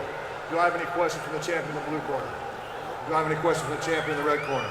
I want you to fight clean, fight hard, fight fair, touch gloves, step back, let's get it on. Rampage said, we're not good friends, we're great friends. I don't like the guy, I love the guy. But tonight, it's about supremacy, as the two best light heavyweights on the planet are set to collide. Dan Henderson, Quinton Rampage Jackson. Big John McCarthy, our referee. You ready? Let's get it on! It is time to unify. Fight scheduled for 5 5-minute rounds. Rampage comes out swinging. Henderson has a violent right hand. Look for him to step in like he's penetrating for a shot almost, and he brings that right hand way over the top. You don't even see it coming. He drops away. It's really nasty. Trust me, I felt it. More than once, I'm sure. Anything in tight, one would assume advantage Henderson. A two-time Olympian in Greco-Roman wrestling. Nice knees to the leg by Quinton. First fighter in history to hold 2 belts simultaneously, 183 and 205 in Pride. Danny changing places with Quinton Oh, now. nice knee by Henderson. Those are coming up and over the top. Very nice technique and a nice elbow inside as well. Both guys in the over-under. Danny doing a nice job of rotating himself off of the fence and putting Quinton against the fence. You know that Rampage has spent countless hours trying to work against someone utilizing the clinch, but Randy, as you kind of described, it's hard to find another Dan Henderson. Oh, absolutely, yeah. There's only a few in the world. There's not that many Greco-Roman guys in this country that are at that skill level. They're just not here. So you I love how he's throwing that knee to the leg. That's very really unusual how he's getting his hip up and over like that. Kind of a tie, almost a tie style knee. Same principle is coming downward with the elbow. Shoulder punch, little shoulder punch by Danny. Stepping away. Rampage tried to get him on the way out. Watch for this right hand now. From which guy? Henderson. Vicious right hand. Oh, nice. Henderson's got his back. Slips right in behind Quinton. Oh, a little foot sweep. Very nice. Little foot sweep. Follow with an elbow. And in a favorable position, side control for Dan Henderson. And Henderson has tremendous top game. Very good at controlling people once he's got them on their back. The guy has a grip from hell, a gorilla grip. I'm telling you, it's amazing how strong he is. Henderson's beaten Renzo Gracie, Murillo Bustamante, Vitor Belfort, Wanderlei Silva, Babalu. I mean, it's a who's who list of mixed martial artists that Henderson has defeated. Same can be said to a certain degree for Quinton Rampage Jackson, though, including the fact that Jackson has beaten Chuck Liddell not once, but twice. Arona, Randleman. But so far, Dan Henderson. Ooh, he isolated the arm. That gives him free shot to Quinton's head. Quinton did a nice job of scrambling to get it out of there. Looking to land elbows. From October 1999 got it again to present day, Henderson had not fought on American soil. Now it's really stuck. Now it's stuck in that crucifix, all on Matt Hughes and BJ Penn. But he's does a nice job using the fence. Oh, but nice job Scramble. by Rampage is up. Good right hand by Henderson and a nice right to the body. Tonight he fights in the American organization, the UFC, for the first time since 1998 here in the UK, Dan Henderson. Nice body lock by Danny, and Danny's doing exactly what he needs to do, make this as much a wrestling match as possible. Again, working that knee to the thigh of Rampage Jackson. which could have an effect later in the fight, Joe, as you and I have talked about before, on Jackson's ability to put that weight on the front foot and turn into some of those punches. If he can start to break down that lead leg. Yeah, he's over and really over again. digging into the meat of the leg. Bringing the point of that knee out and driving it right into Quinton's left thigh. And I think that's what put Quinton's feet so close together that allowed the foot sweep.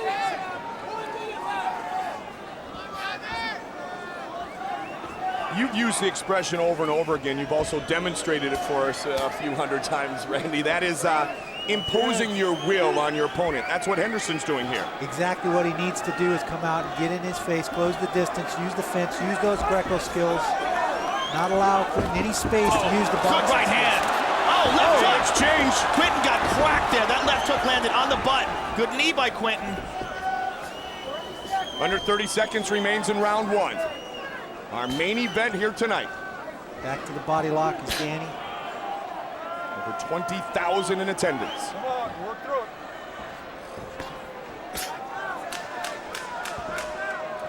The most tickets sold to see a fight in London since 1995, Frank Bruno, Oliver McCall. And they are here to watch these two men. Good knee at the end of the round. Good first round for Henderson. Great first round. Let's look at some of the action here. This is when Henderson was on top, and he had that arm isolated, and Quinton used the cage to push off and roll over, and eventually escaped. Nice job scrambling out by Quinton Jackson there.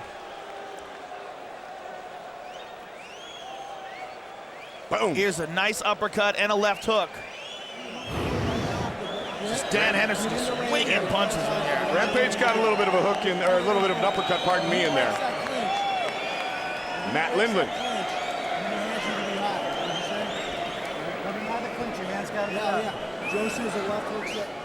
Two longtime teammates, and none other than the man sitting next to us, Randy Couture.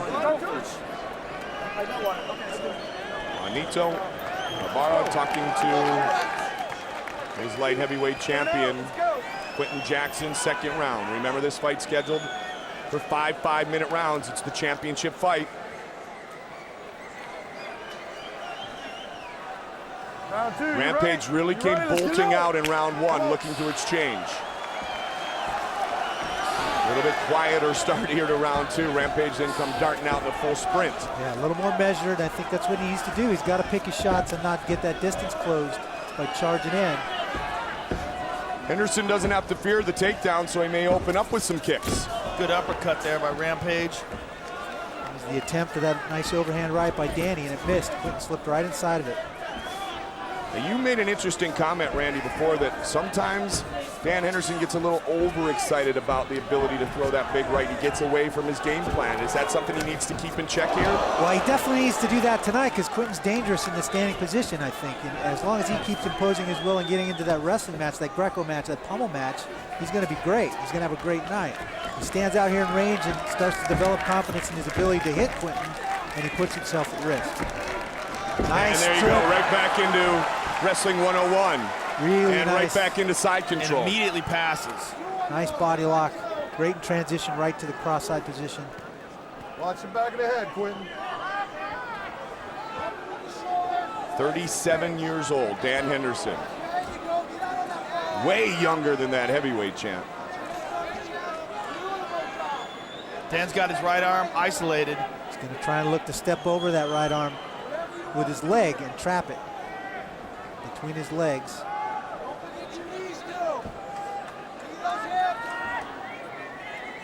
Henderson, UFC 17, Mobile, Alabama, beat Carlos Newton and Alon Goez that night to win the middleweight tournament. Both those fights were brawls. Danny got his jaw broke against Carlos Newton in the overtime in that fight. Fought for many years in Pride, was one of the best over there. Hoping for a triumphant return to the UFC.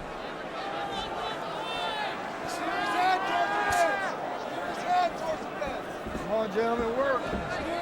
Jackson captured the WFA title, and that fight that Joe talked about against Matt Lindland, and then WFA purchased by the UFC. Mostly to get Quinton Rampage Jackson into the octagon. This is what Dana White's talked about for years, guys. The best in the world meeting in the octagon. Questions to be answered. Dan Henderson with such a good wrestler's base. It's really hard for Quinton to find a way out. Nice scramble by Quinton, just as I say. Beautiful job. Gets the underhook, circles towards it, comes right up. Getting up is only half the battle. Avoiding the clinch and breaking away and separating is really the most important element, isn't it, Randy? He's got to create some space, fight inside, and create some space so that he can start to land and get to that range where he's more effective. Joe, what, if anything, can Rampage do to try to open up the gap and take it back into his world? Well, I think what Rampage should do is separate. I mean, right now, I mean, Clinton's not, there he goes. And he's on top. It's going to be very hard to hold Dan down now. Dan tried again to use that same body lock, step around that near leg and trap it and push Quinton over it. Quinton floated his hips around it and ended up on top. Yep, Rampage trying to keep the side control here. So under 90 seconds remains in round number 2, and Rampage has his first bit of an advantage. Now Rampage has got his arm isolated. He's on top. Landing elbows. He's got Danny trapped in that same position. He's missing the far side underhook to trap it. Danny doing a nice job almost rolling him again. Falls into half guard.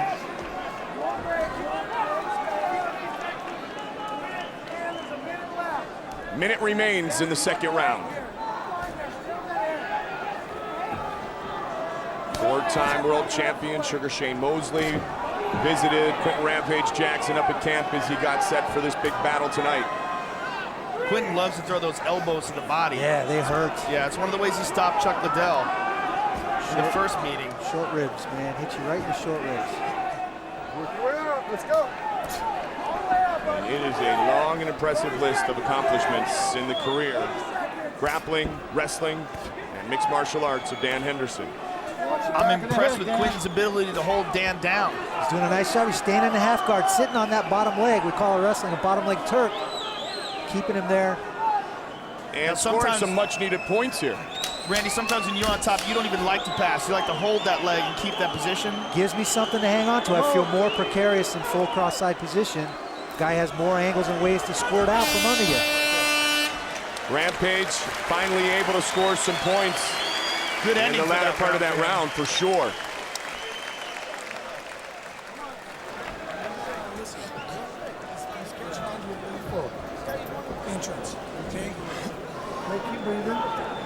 See who comes out in the third, the fresher fighter here. Daniel looked a little tired at the end of that round. He was kind of coming on strong.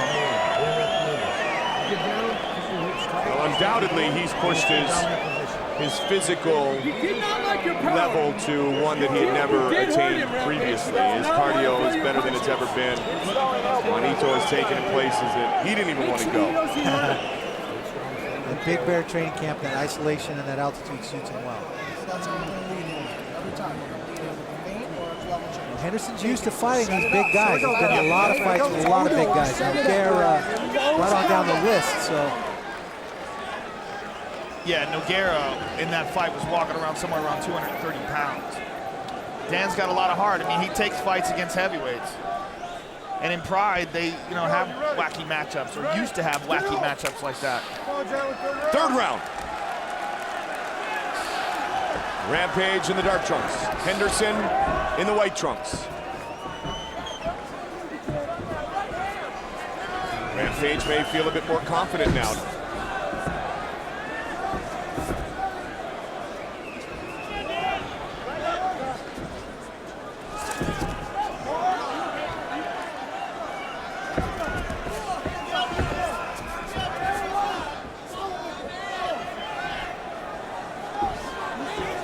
Here, Henderson's corner, tell him to follow that punch. They want him back in that clinch to close that distance. One of the things to keep an eye on with Quinton is Quinton has been having problems. Nice leg kick. He's been having problems with his left hand. He had problems with it before the Chuck Liddell fight and fought anyway, and he was having problems with it all through training camp for this fight. It was only towards the end of the camp that he was able to punch really hard with it and not worry. Little body shot by Quinton. Oh, good right hand. Watch out. Clear the clinch. Rampage looking for that hook that ended the night of Chuck Liddell. Danny with his mouth open.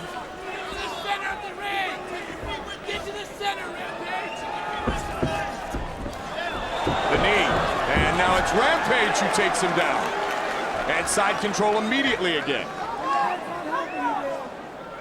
Danny's got the head looped. He may try to use this to scramble, create a little scramble, off balance Quentin a little bit, and come out from underneath. Jackson, father of 4, Henderson, father of 3, just welcomed their 3rd child, he and his wife Allison. He's got the cutest kids. Reese, Sierra. Watch the back of the head, Dan. It's the last time. But it's surprised his son is already wrestling. Not surprised at all.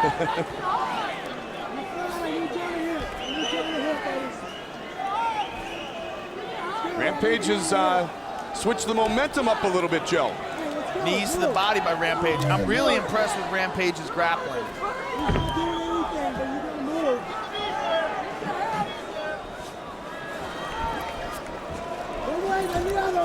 Trying to get him into a more dominant position. Elbow. Trying to get to that underhook as Henderson from the bottom and circle towards it. He's back in the half guard now, and I think that's a safer position actually. Gives him a leg. Kimura attempt. May use this to roll. We've talked about it before with Rampage. His explosiveness and pure power gets him out of a lot of trouble, either on the feet or on the mat. Very, very strong guy. Danny's got a good handle on that Kimura. And he's at least got one leg, trying to work the guard, get a little leverage. And Rampage is out. 2 minutes remains in the 3rd round. Mike Goldberg, Joe Rogan, UFC heavyweight champion Randy the Natural Couture. Glad to be with you here tonight, the O2 Arena, London, England. Trying to return the favor to Dan, trap that near side arm, free up that hand. Again to the Kimuras, Henderson.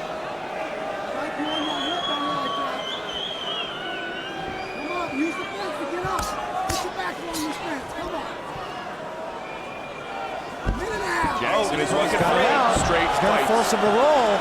He's got it out. He's going to make it roll. Henderson. He's going to keep it here. Trying to crank on that arm and shoulder. Still plenty of time, Randy. He's lost the Kimura now, but he's definitely changed positions. Used it as a scramble, which is what I thought he might be trying to do. Nice elbow by Danny. Back and forth battle, a war of attrition. Exactly what many of us expected. Now good elbows in the ground and pound from Dan Henderson.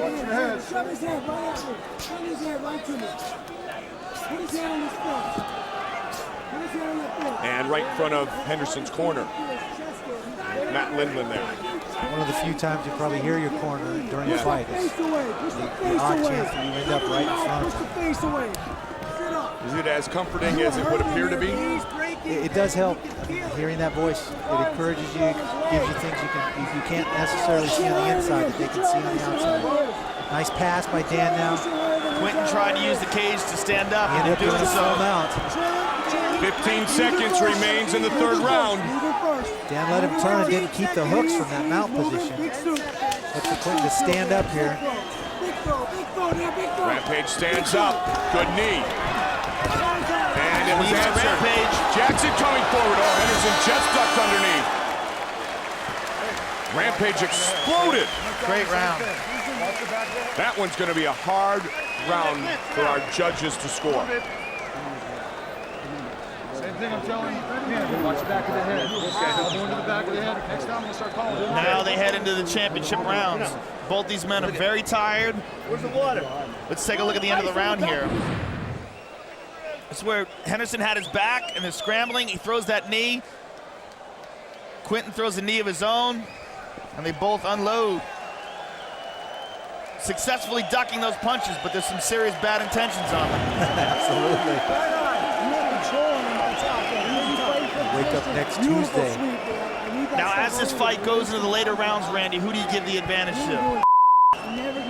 Well, I think with the bigger fighter and the way things look like right now through 3 rounds, I think the advantage seems to be towards Quentin a little bit. He's had the momentum. Danny was able to turn it right there at the end with that Kimura, but...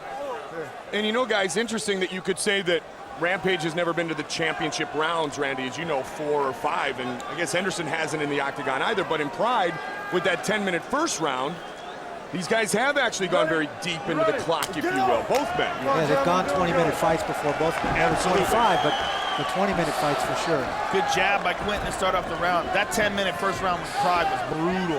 Whoa. I remember training with Danny for some of those, and setting the clock that way. It was a lot different. Bring me back to the octagon. I'm done at 6 minutes. I've had enough. Oh, good left hook by Henderson. Oh, rocks him!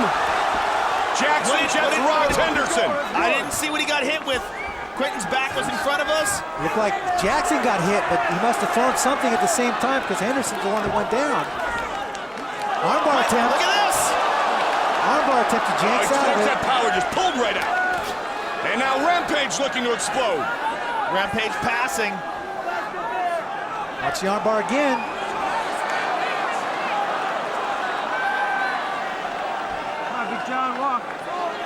Just underway here in round 4.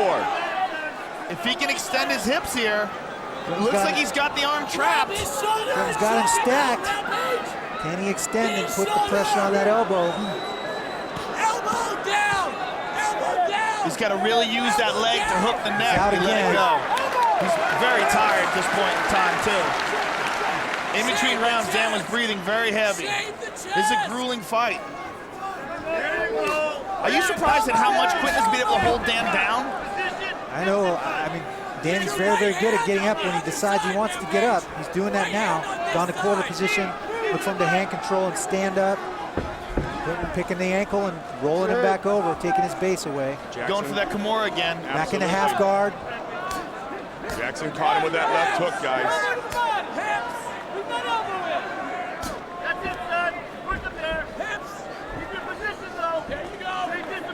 In the championship rounds, and why would we want it any other way when we are unifying a title here tonight? And finally answering the question.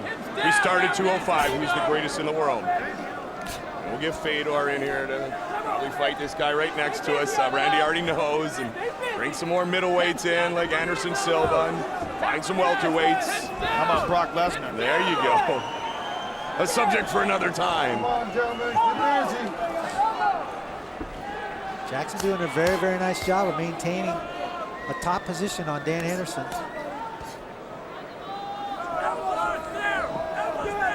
That big left.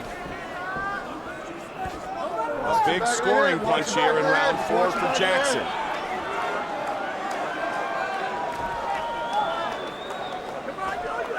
Quentin really impressing me here, controlling Dan. I don't think I've ever seen this in a fight, Dan getting controlled on his back like this. Well, nobody wants to be a one-hit wonder, you know, and Juanito Alvaro talked about that with Rampage. Like, you know, he don't want to be in and out as a champ and then leave and go, you know what happened there? He wants to dominate for a long, long time. 29 years old, he's in the prime. And so he is obviously, both Joe and Randy worked at all the other aspects of his game and worked very diligently at him. You see it displayed right here against one of the best in the world. Well, I definitely agree with Randy that the momentum is swinging Quentin's way. Come on. Dan's got to do something to get out of this. Can't spend the rest of this round on the bottom in the half guard. He's got to scramble. Ooh, good right hand by Quentin. He's got to take some chances and get rid of some energy and use some energy to get up. And I think that's what he's doing. He's trying to conserve energy, and that's why he's not trying to explode. No, a lot of people wanted to point to the fact that Jackson had lost a couple of times to Wanderlei, Henderson had beaten Wanderlei. But really, when you get into a matchup like this, it's the styles that are colliding at that moment. The wills are all there, but the styles are the things that collide. And it's a different time, especially between the years of Quentin Rampage Jackson. So mentally strong right now. Why not? Back kick by Dan Henderson. Never thought I'd see that. Yeah, me either. Never thought I'd see him hit Wanderlei Silva with a spinning back fist either, though, and he did that. But that's a lot of energy to put that spinning back kick in there. And maybe not the wisest move. He's tired. Big punch by Rampage Quentin. again. Under 30 seconds remains in the round. Even here in this range, Danny's very dangerous. He may look tired, but I'm telling you, that right hand is very nasty. You gotta be careful. See if he's setting it up. Yep. He will put you to sleep. Done it to some of the best in the world before. Final 10 seconds of the round.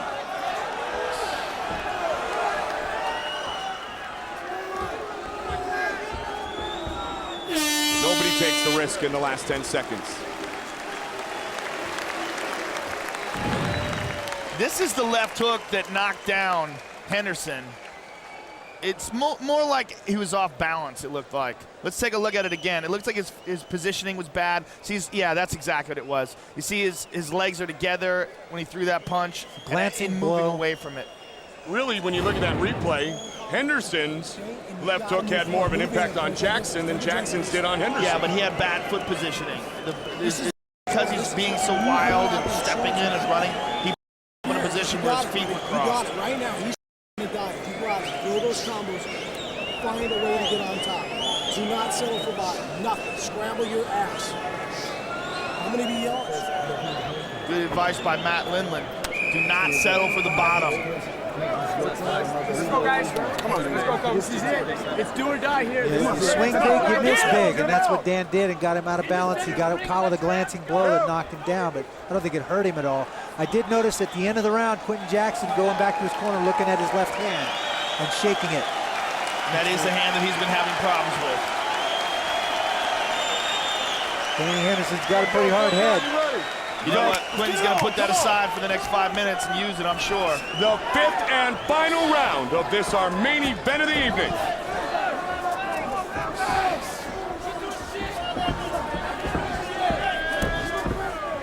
Inside kick by Danny.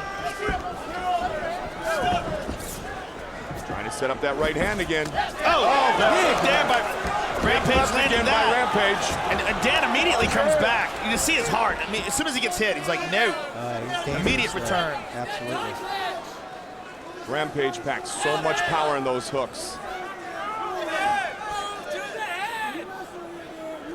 Little mouse on Danny's left cheek. You can hear Matt Lindland screaming. You wrestle him. You get him to the ground. There's that shoulder again. Now this is a good position for Henderson. If he wants that takedown, this is definitely the place he wants to be. Following his corner's advice, close the distance, find a way to get on top. Does he want the takedown immediately, Randy, or is he happy to stay in this Greco position? Well, I think the takedown scores points, which he needs points in this round to continue to win the round. Yeah, if he wants to rest, he can hang out in this Greco position and control the position. But I think he needs to score points. Randy, at this point in time, is points enough? I mean, can he win a decision? I don't think he can right now. I think he has to make it a very decisive round. I think right now he's losing 3 rounds to 1, and he really has to make something happen in this 5th and final round. I mean, he's really got to stop Quentin. I mean, it's very rare that we even see 10-8 rounds. So if he's gonna do something, it's got to be really significant. And that second round could have gone either way. It could be 2 apiece right now, and this could be the deciding round. You really don't know what the judges are going to do or say. Watch your fingers in his face, Quentin. Good point. Quentin doing a good job of avoiding the takedown here. Less than 3 minutes nice to go. knee inside. Good Muay Thai. Good elbow. Big left hook. Ooh, that staggered Quentin a little bit. Quentin got hurt there. Shaking it off. Good uppercut. Now it's Rampage pushing forward. Henderson trying to answer. Final 2.5 minutes. Good leg kick by Quentin. Henderson senses the need to push and try to compete. A little desperation there. No question. Oh, nice combinations by Quentin. Good left hook by Man, Quentin. shot. Right hand. Wow. Everyone hitting flush. And the kick again. Superman. Right hand by Henderson. Henderson now closing in. Quentin goes to the Quentin. And there is the takedown. Again with the nice body lock by Danny. Quentin trying to hang on. I think that left hook hurt him there. Close guard. But as you pointed out earlier, both Joe and Randy, this may not be enough, though. This particular position, even though you'll score some points, may not be enough for him to score enough points at this point. He's got to do something significant here, and I think he's got to try to pass. He's not going to hurt Quentin significantly from inside his guard.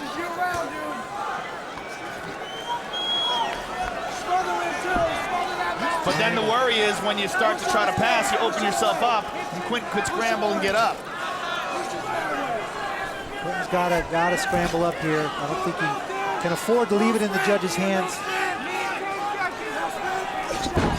There's a little sweep attempt. 65 seconds remains.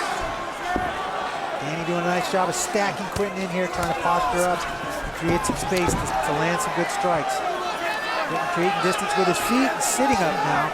Gonna try and wall walk up that cage. Danny working hard to keep him down there. We always knew that Rampage had all the tools, but he has really matured as a fighter. You can see it here. Quentin standing up here. Dan's still got a hold of his body, though. This new camp has made all the difference in the world for Quentin Jackson. I think he's really come into his own. It's all about him now. He's learning and putting the things into his game that he needs to be a complete fighter. Knee by Quentin. Tonight, another one to the body. Quentin takes Dan down. Light heavyweights in the world collide. Back to half guard. Wow. Quentin gonna look to finish strong here. Pride champion against UFC champion. And Dan gets up with 10 seconds to go. And this main event of the evening is going to end as we go to the judges' scorecards. And what a conclusion for Rampage. Both guys with their hands in the air. Great fight, great technical battle. That last 3 or 4 seconds might have been a precursor to what the judges are going to say, and Rampage is physically exhausted. Yeah, he just collapsed, and they caught him and dragged him over to the corner. He's so tired. Chris Riley's fanning him off right now. Great fight. Now that's the definition of leaving it all in the octagon. Absolutely, great fight by both guys. Danny did what he needed to do. He made this as much a wrestling match as he could, and Quentin Jackson still had the answer. He still did a good job of getting on top. Let's take a look at some of the action here. This is the end of the round here. Knee by Quentin. Big uppercut. And here's the very end of the fight. Danny a little off balance. Dan was down, Quentin was on top. Randy, if Dan doesn't win the decision here and you were his advisor, would you tell him to drop down to 185 pounds? It's the logical thing in my mind. He's never in his whole career, except for that one UFC in 19, fought guys his own size. I don't see a guy in that weight class that can hang with him, honestly. Two great champions entered the octagon tonight to unify the title to determine who the best in the world is. How great would Anderson Silva be? I wanted to see that fight for a long time. The judges have rendered their decision, and herewith the official decision. Bruce Buffer. Ladies and gentlemen, after 5 rounds, we go to the judges' scorecards for a decision. Doug Crosby scores the contest 48-47. Cecil Peoples 49-46. And Andy Roberts has it 49-46, declaring the winner by unanimous decision and still the UFC Light Heavyweight Champion of the World, Winston Rampage Jackson. Rampage holds on to the UFC Light Heavyweight belt. Great fight, back and forth battle. Both guys look fantastic. Proud to know both these guys. Randy, an emotional fight for you to watch with your longtime friend Dan Henderson, but we got a new star there in Rampage. He's with Joe. All right, I'm here with the champion, and still champion, unified champion. How's that sound, Quentin? It sounds real good, baby. You know what I'm saying? I trained real hard for Dan because I knew he was tough, but I never knew he would beat up my fist with his face. Man, my fist hurt right now. You were having problems with your left hand before this fight. How much did it hurt you during the bout? Actually, my wrist did good, but just my knuckles going upside his head would hurt. It was a whole new injury now. It was a great fight, very, very competitive fight. Take a look at the big screen and talk us through some of the action here. Tell us what you were thinking. I was thinking, boy, I better do something or Dan gonna kick my ass. I saw him fall, but then I missed him right there. I was like, damn, I tried to give him a ooh-wee knot, but then I missed. Oh, he hit me with a big uppercut. That's normally my thing, so I tried to give him one back. You know what I'm saying, blow for blow. And damn, I don't know what I was gonna do. I tried to do a knee, but then he keeps swinging. I missed my uppercut, I missed my hook, and I was like, damn, this must be the end of the fight or something. I don't know where this at, but I tried to slam him, because I ain't slammed nobody in a while. I was like, oh, he's a Greco champion. So I said, I figured I'd try to swing on him again. And I tried to knock him out, but that's the last of the thing, but he got a rock head, man. You had to be impressed with your grappling about how much you controlled him on the bottom. I did good. A lot of people don't know that I got jiu-jitsu. You know, my coach Junior, man, he worked hard. People think I don't got jiu-jitsu because I don't like submitting folks. I like Big John McCarthy pulling me about folks. That's how I like to roll, you feel me? What an epic night that was. UFC 75, Dan Henderson, the last man to be the Pride middleweight champion, taking on Quentin Rampage Jackson for the UFC's light heavyweight title. Pretty crazy stuff. All right, 2007 has more than I can even break down, and had active Hua brothers. I know what you're thinking. Shogun, right? You know all about Shogun. Well, we're actually going to kick off a double shot of Huas, not to be confused with Huas. That's a different guy altogether, and you got to go way back before 2007 to see the king of the streets. But Murillo Ninja Hua and Shogun Hua, a double shot right now on Fightful from UFC Fight Pass. Yeah, I want you guys to follow my orders at all times, do a clean fight, touch gloves, and let's go. Steven, in your Pride Fighting Championships career, you announced two of Murillo Ninja Hua's bigger fights, losing via split decision to Quentin Rampage Jackson and Dan Henderson. Ruthless Robbie Lawler, meanwhile, has that one-punch knockout power. Both these guys are champions. One will leave the Elite XC middleweight champion. Who is going to take it to the next level? I really don't know, Mauro, but one thing is for sure, they both deserve to be here. That's a definite. Are you ready? Let's go, come on! 5-minute rounds for the Elite XC middleweight championship.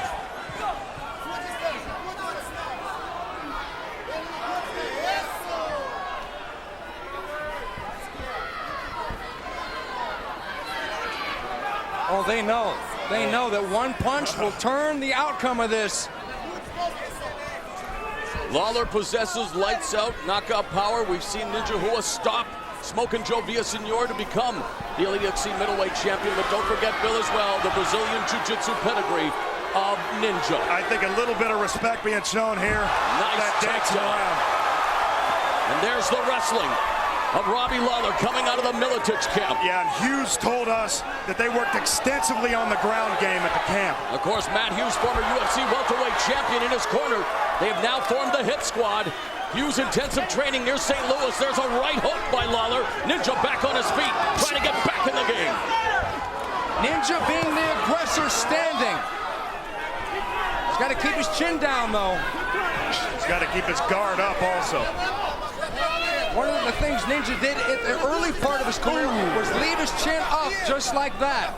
We've seen that as a habit of a lot of Brazilians. Ricardo Arona, a lot of Brazilian fighters with the Muay Thai, they do tend to leave their chins up, Steven. Well, I think a lot of those guys come from the jiu-jitsu background because there's no strikes in, sport jiu-jitsu, so they don't have to worry about that. But once they go into Muay Thai, they have to keep the chin down.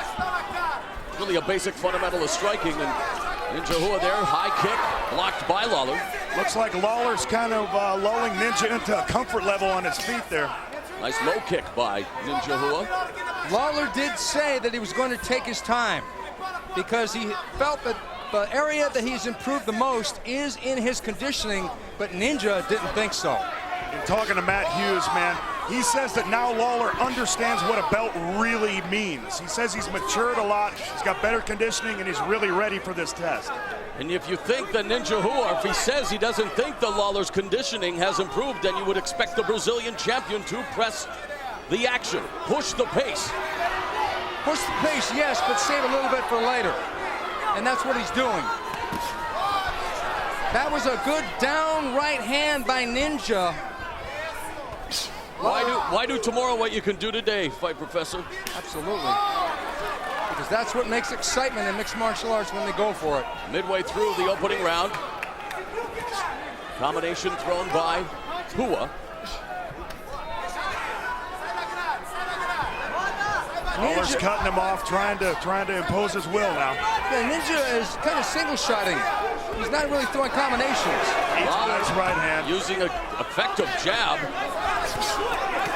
Nice combination put together by Robbie Lawler. That right hand by Robbie Lawler, especially his right hook, could be a problem. Silva attacking the lead leg of Lawler, the southpaw. Left hand gets through the guard.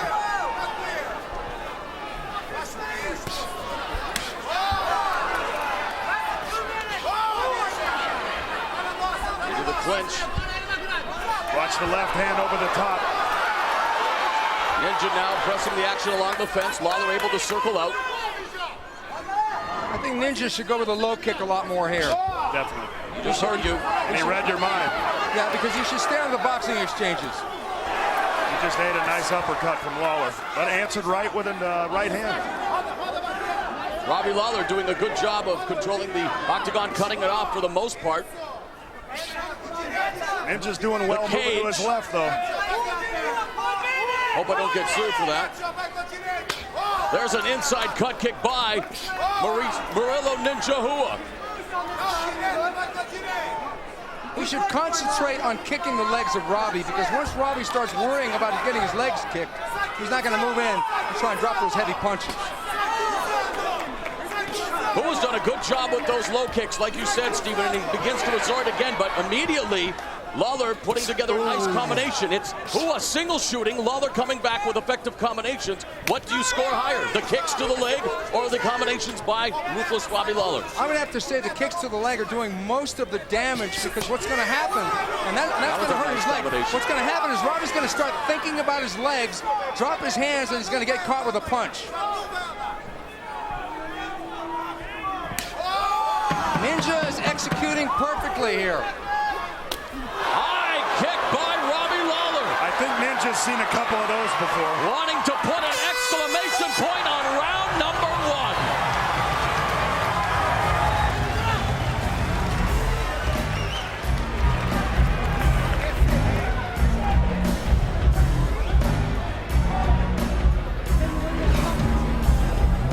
1. Lawler was moving around, but then when he got the body lock, he got this takedown into side control.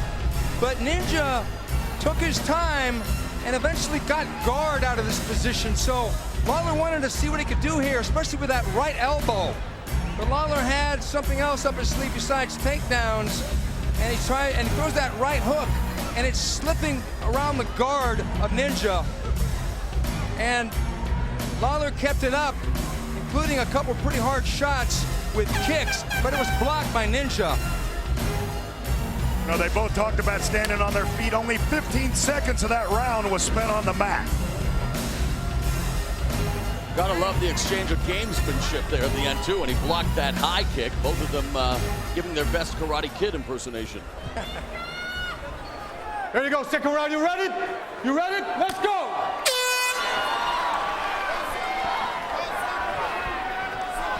I think that first round had a lot of ebb and flow to it, because Lawler was stronger at the early part, but I believe Ninja started gaining control near the end. And Ninja comes out in round 2, beginning to press the action a bit. Again, going downstairs for that kick, beginning to work more on the lead leg of ruthless Robbie Lawler. Very sound strategy on the part of Murillo Ninja Hua.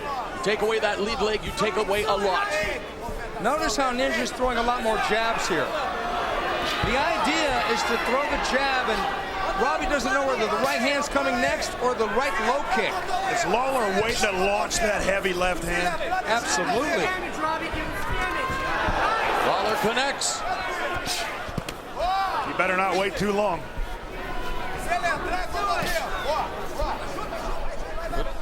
Foot movement by Lawler, but still gets nailed with that kick, and he's not really checking a lot of those kicks.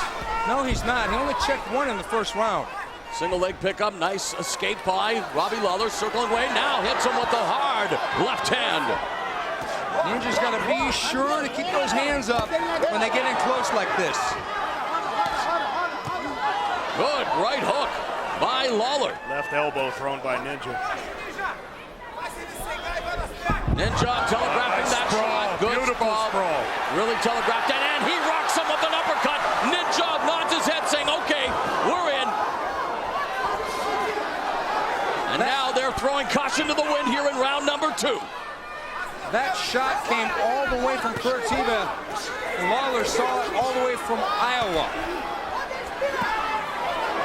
That makes sense.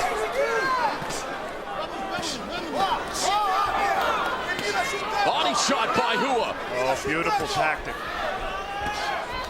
Hua coming forward. Going for the takedown again and against Robbie Lawler. Very sound wrestler, training with the likes of Matt Hughes. It's going to be a very hard task to achieve for Ninja Hua. Now Lawler unloading a left and right. Pressing Hua to the fence. It looks like Ninja's getting a little bit tired, and it's the wrong time to do that. Especially with 2:30 left in the round. Halfway through this second round. Sustained action. Another elbow by Hua. And do I see Lawler smiling? Definitely. That devious smiles as if to say, remember what he said, you want to keep it standing for a little bit, it's going to be over soon. But so far, I think a lot of that was the hype and the gamesmanship. But he is definitely, I think, for the most part, getting the better of these stand-up exchanges. I agree, and I believe he's like a spider spinning a web here. He's waiting for Ninja to throw shots, run out of gas, and then he's going to drop a bomb. You can see Bill Ninja's lunging with a lot of his punches. Not a lot of power behind him. Now in the close quarters trying to put it together. Arm shots. That's what you do when you get tired. You talk about ebb and flow, Mr. Quadros. The pendulum of momentum to and fro. Lawler wants nothing to do on the ground. What we're seeing here is the opposite of Ninja's prediction. He said that Lawler was going to run out of gas. I got Ninja getting tired here. Ninja keeps trying to sneak that left elbow in.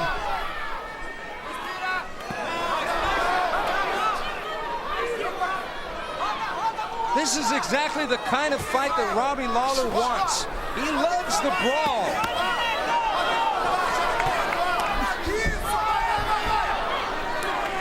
A takedown doesn't seem to be in the cards for Ninja right now. Not even close. You think it's frustrating him that he can't take Lawler down? Well, realistically, Lawler is the better wrestler of the two. Technically, Ninja is the better jiu-jitsu man. Problem is, you got to get a guy on the floor to do jiu-jitsu, with the exception of the standing guillotine.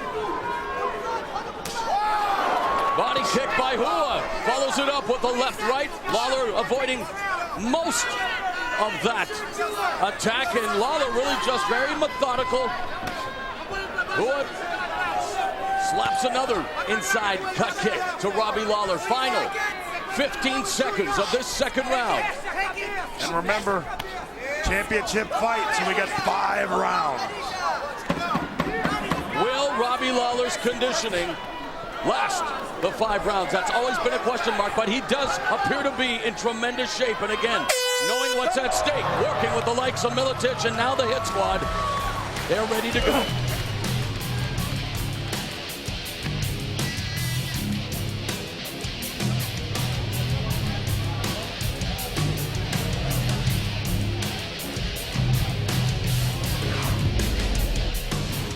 Ninja dropped down and shot for a takedown, but it was so telegraphed.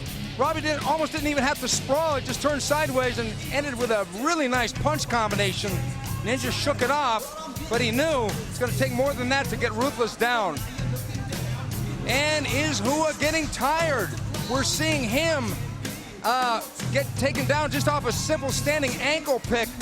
Robbie compels him, get back up, come on, let's trade.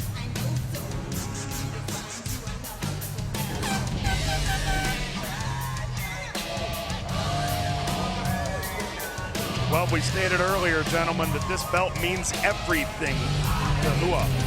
We'll see. Can he dig down deep? He's going to have to dig deep, and he's going to have to catch his second win.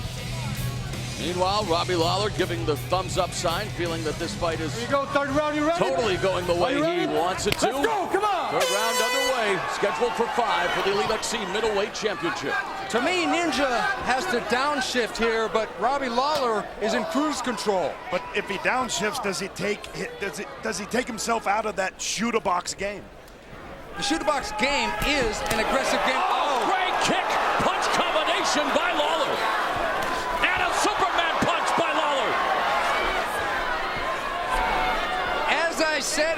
last round, the web is being spun by the spider, Robbie Lawler. He's setting a trap for Ninja. Ninja continues to deliver those inside cut kicks, but does not follow up. Maybe trying to utilize it to set up the takedown and take it to the ground to utilize some of the jiu-jitsu, knowing that Robbie Lawler is a formidable force in the stand-up. Robbie said that he was not worried about the jiu-jitsu, and he hasn't even been close to being tested by it. Lawler's like a cyborg, just eating those kicks, just taking them.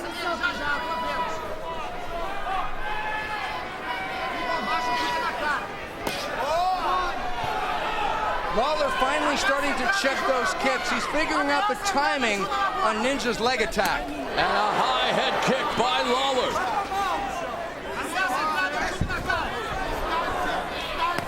Oh, beats Hua to the punch there. Jacks his jaw with a straight right. And Hua again comes forward. And Robbie set it up with that left roundhouse kick to the body.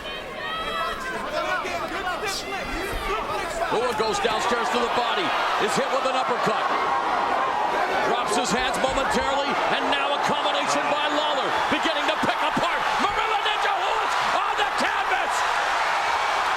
Lawler swinging wildly, dropping one bomb after another.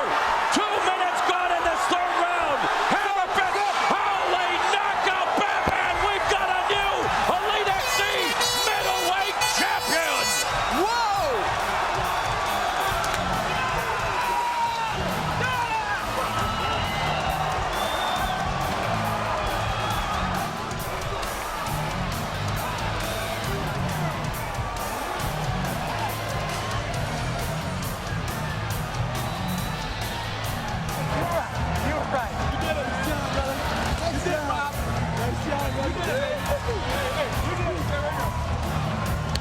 We have a new champion. Meanwhile, there is concern for Marilla Ninja Hua, as the crack medical team definitely tending to him, making sure that he's all right. But Steven, what a fight it was, and you were just waiting for that wick to be lit somehow, some way. Biding his time, ruthless Robbie Lawler beginning to pick apart Marilla Ninja Hua. Caught him, and he finished him via TKO. He is the second Elite XC middleweight champion, and the crowd erupting like a Hawaiian volcano.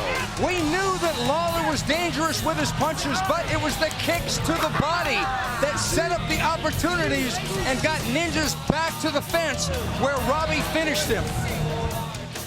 And a member of the hit squad delivering hit after hit. It's nice to see that Ninja Hua is sitting up.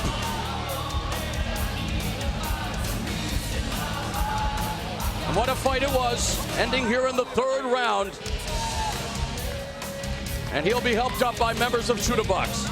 And now Robbie Lawler going over to make sure that Ninja's okay. Robbie just was moving forward, and there was that uppercut that set things up. Ninja didn't have an answer for the uppercut. And it was that left hand that kept landing with regularity. Ninja was folding right there, and when he went to the ground, it looked like it was already a beaten fighter.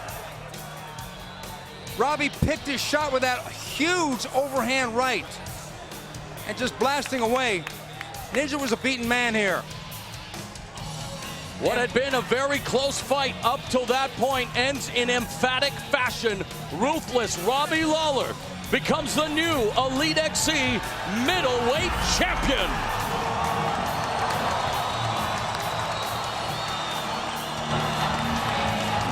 Ninja's being helped out of the ring by Hujimar Federico, the trainer on the right, and Cristiano Marcelo, their jiu-jitsu trainer on the left. He really got beat up in this fight. But it was a close fight heading into round three. I don't know. I mean, Lawler was beginning to assert himself, but let's go to Jimmy Lennon Jr. Make it official. Ladies and gentlemen, we have the time of 2 minutes, 4 seconds in round number 3. Our referee in charge, Mario Yamasaki, stops the contest. He is the winner by way of technical knockout and the new Elite XC middleweight champion of the world, Ruthless Robbie Lawler.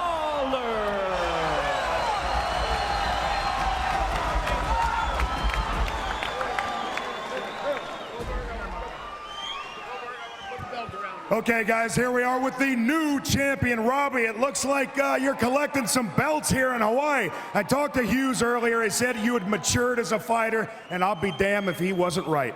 Oh, yeah, I've been working hard, just pushing myself to the limits, getting better. I knew I was going to knock him out. I came back at the end of the second. They were like, you got to go after him. I go, I'm knocking him out. Plain and simple.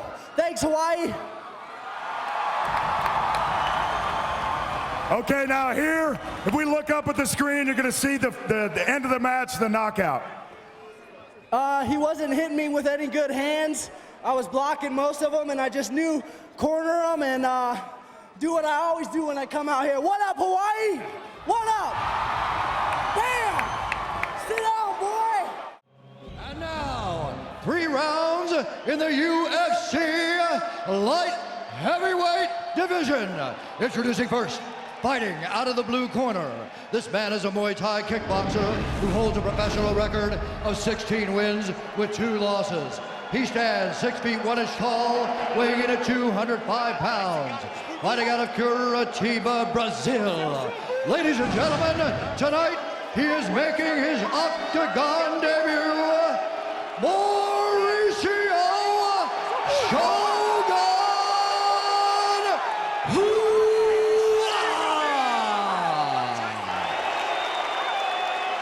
And now introducing his opponent, fighting out of the red corner.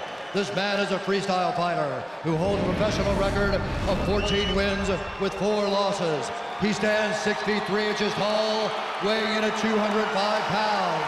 Fighting out of Las Vegas, Nevada, ladies and gentlemen, Forrest Griffin!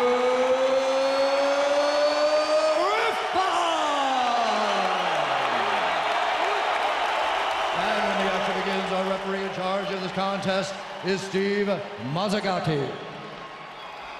All right, gentlemen, you know the rules. We all expect a good, clean, fair fight. You need to obey my commands, protect yourself at all times. Hook 'em up. Good luck. Griffin wanted this fight. Now he's got it. Randy the Natural Couture predicts Forrest Griffin will upset Shogun here tonight. Honda Center is sold out. Steve Mazzagatti gets us started. We are underway. Shogun comes out quickly. Remember how selective Forrest was with his striking in his last right leg battle. kick. Very good right leg kick by Forrest. Good takedown defense. Ninja tries to take him down, gives up his back, he rolls. Forrest on top.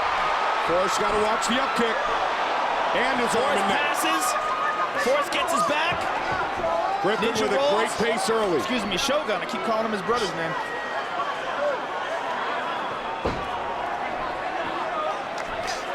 Forrest stepped away a lot against Hector Ramirez as well. That little stutter step. Inside Get that leg mental kick. break. Good leg kick by Hua. And good leg kick counter by Forrest. Good right hand. Forrest wants to keep this fight selective, if you will, Joe. Step in and out. Not let Shogun put the pace. Shogun with the takedown. He's past the half guard. Put the pace at his speed. Forrest brings it back to full guard.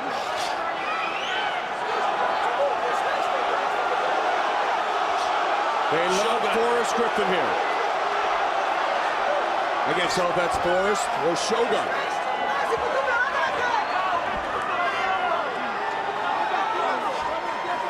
Forrest controlling Shogun's wrist on the left side. Shogun can't pass. Forrest's work ethic is one of the best in the business. Randy Couture says he literally has to kick him out of the gym.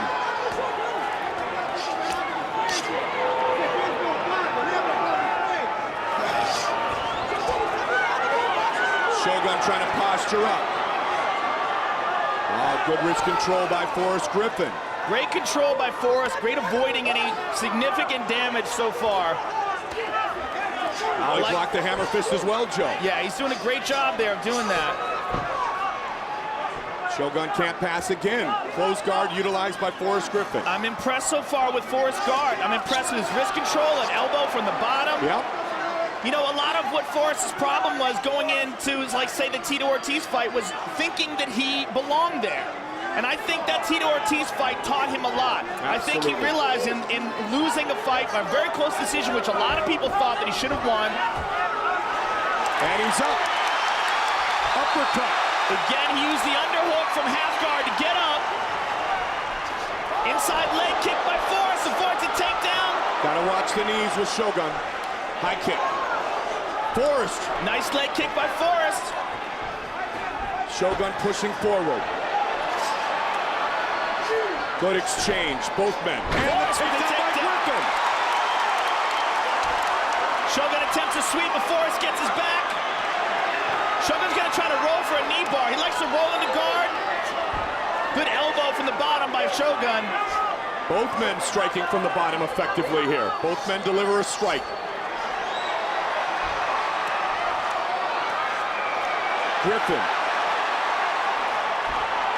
Griffin gonna try to grab a hold of one of those legs and sweep to the side. Let Shogun up. Interesting. Griffin is very confident in his ever-evolving stand-up game. What I like about what he's doing now in this stand-up, he's being very intelligent with it. He's moving around more, giving more angles. The exchange kicks. Jab connected. Left hook by Forrest. There's a mouse on the forehead of Shogun. That's a big knot. Shogun forward with the right. All four switches directions nicely, but he ate one. Shogun and the takedown by takedown. Forrest right back up. Looking up at the clock is Forrest Griffin. 45 seconds remains in round one. Good takedown defense by Forrest. He's got a whizzer. Shogun's got him down. Forrest even with the open hands, trying to box the ears a little bit.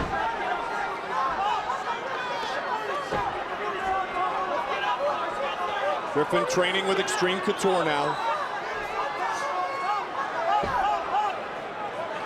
You got shoot box and Extreme Couture. Could we ask for anything else? Great defense by Forrest. He's got his back for a moment. He's back on top.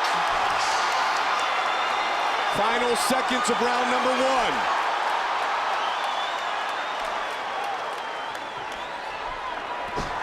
What a start. How good is that?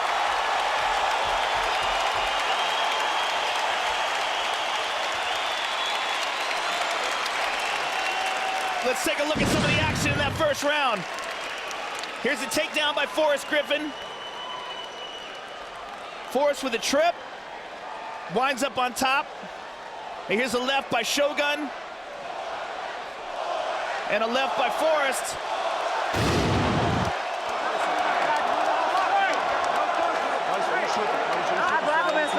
That is a knock.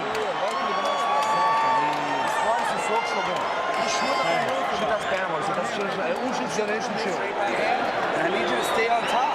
You're doing good when you're on top. You're beating him right now. Don't settle for that. Let's go. He cannot hold you down. You hear Randy Couture yelling at him, if you underhook, he cannot take you down. Shogun's got his hands full, Joe. I don't think anybody's surprised, though. Forrest always comes to fight. Round two, bring it on! Round two. I think we're seeing a Forrest that's coming into his own. And he realizes he belongs in here with the top fighters in this division. You talked about it. It was right in this building, Tito Ortiz. Leg kick by Shogun. Oh, good body shot. Forrest, good head movement, ducked under. Now Forrest with a couple of jabs. That's the one thing that he wanted to do, was utilize an active jab. Keep Shogun on the outside. Shogun drops for a single, he gets the takedown. Forrest goes for a guillotine. He doesn't have the arms clasped.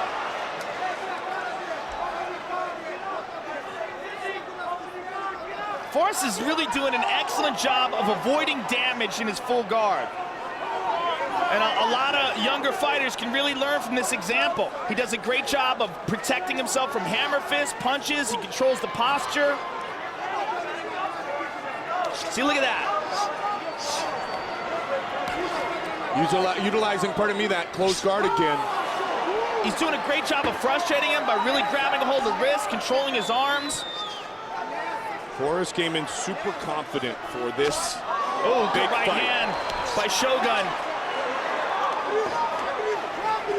Griffin wanted an aggressive opponent, and he got it in Shogun, and bloodied up now. Forrest Griffin's right back up. Forrest back to his feet. But he Forrest is got bleeding hammered. bad. Got hammered by that shot a moment ago.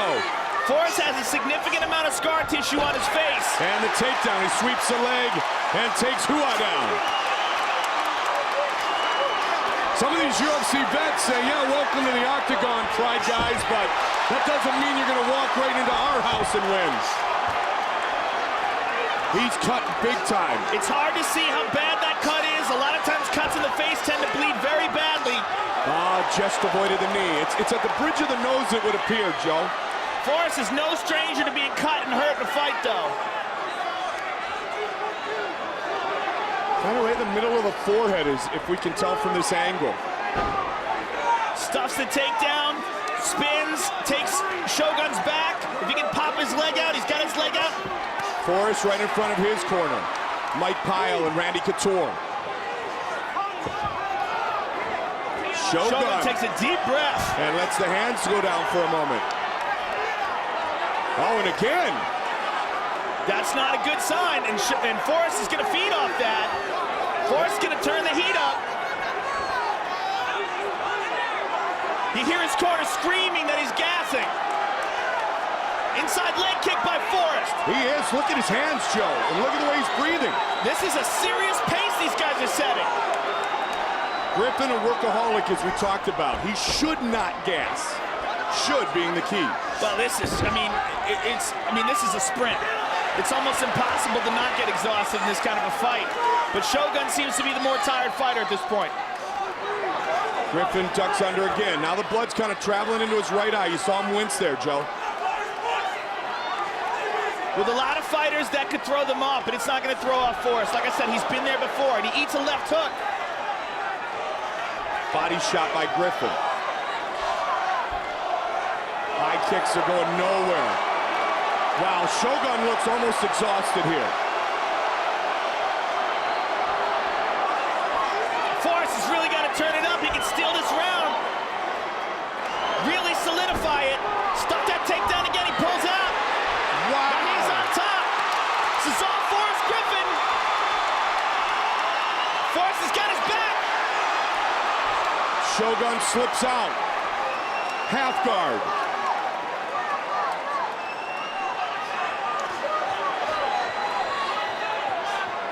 Shogun was exhausted before this got to the ground. He's got to be really beaten down now.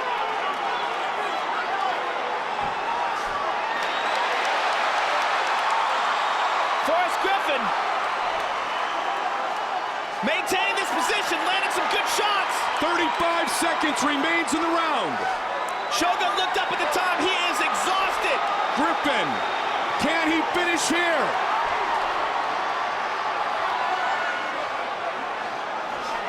He's got the arm pinned.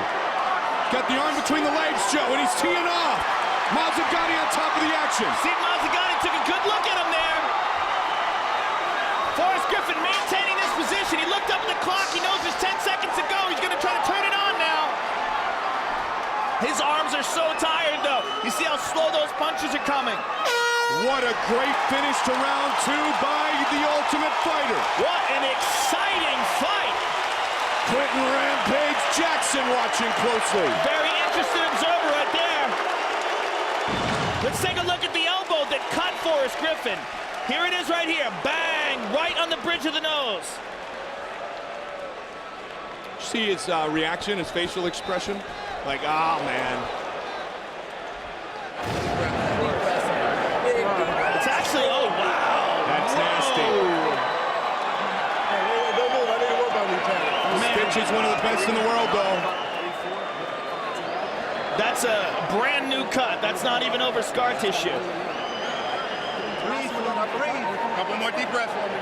Well, Forrest has never claimed to be that handsome. He's said that many times. Let's go! Let's go! Check it out! Let's go, guys! Out! Let's go! Out! Out! Out! Let's go! Let's go! Out! Out! Check it out! Wanderlei Silva. Wanderlei looks very concerned. Man, he's got to be nervous for his teammate.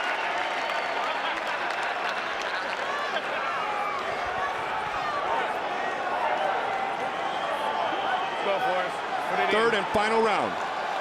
Last round, guys. Bring it on. Forrest Griffin can pull this fight away here in this last round. He's got to be careful, though. Inside leg kick by Forrest. How much cardio does Shogun have left? He's got the takedown.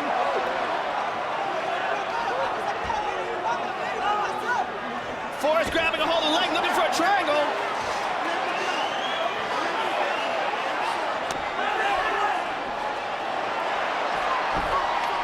Shogun trying to spin out a guard, can't do it.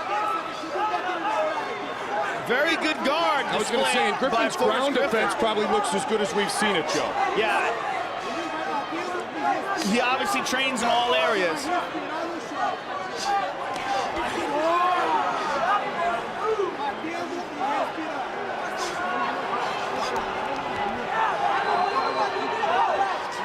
The Ultimate Fighter, one of the original winners, Forrest Griffin.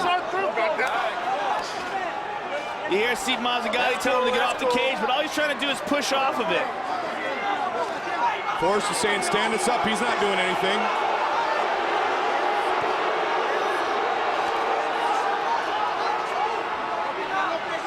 Forrest threw a good elbow from bottom position earlier in this fight. Even though he's not doing anything, he's on top. Forrest has got to be concerned with how the judges are viewing this. Octagon control. Based on effective striking, grappling, aggression, and octagon control. Those are the rules of the octagon, brought to you tonight by UFC Wire. Shogun go for the, Forrest going for the omoplata. He's got it. Can he finish here, Joe? Yes, he can, and he can get the back as well. He's got the back now. Forrest reverses again. He's got the back. Forrest is pouring it on here. Knees to the body. Griffin smothering Hua.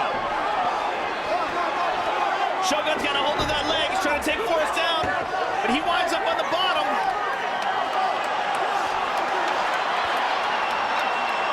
Forrest in half guard. Forrest keeping that elbow on Shogun's face. Teeing off with the left.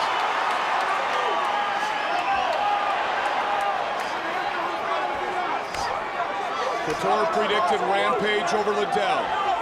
Gonzaga to defeat Croca.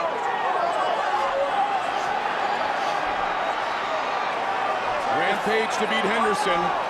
And he predicted his teammate Forrest Griffin would upset Shogun Hua tonight. If Forrest can get out of this half guard and get to a more dominant position, he can land some real damage here. He's landed some good punches from this position. I wonder if Shogun's got anything left, Joe.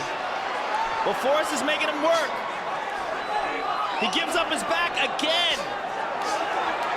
And Forrest punches him in the ear a few times. Uppercuts underneath. Griffin has established a pace that has gassed Shogun Hua. Knees to the body by Forrest. Shogun can do nothing but turn him up. He tries to roll over into his guard. He's in half guard. And Randy Couture likes to stay in this position. He likes to do ground and pound from this position. And Forrest Griffin being one of his disciples, I'm sure he likes this position as well. Likes to hold on to the leg. Gives him something to put his weight on and keep a guy in that position. Final minute of the fight. The natural in the corner of Griffin. Forrest is sneaking that leg out. He's going to try to mount. You hear Couture yelling towards Griffin to posture up. He's trying to get that right leg free and get a full mount here. But he's happy to go from half guard, as you talked about. Final 30 seconds of the fight. Forrest got his back with both hooks in. He's flattening him out. 20 seconds remain. He's in deep trouble. Forrest got the rear naked choke. 15 seconds. And it is all over. Forrest Griffin has defeated Shogun. Wow! performance by Forrest Griffin.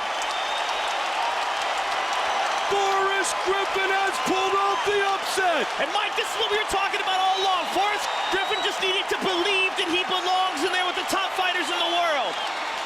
The Tito Ortiz fight was the beginning of that, and tonight, what an upset, what a fantastic victory for Forrest Griffin. The man who helped redefine the Ultimate Fighting Championship. Let's take a look at it again. Has beaten Shogun. Not just beat him, but finished him on the ground, submitted him. He's got that rear naked choke in, and you see There's Shogun the tap on the leg. There it is. You see the right hand on the left leg of Forrest Griffin. What a fantastic victory for Forrest Griffin.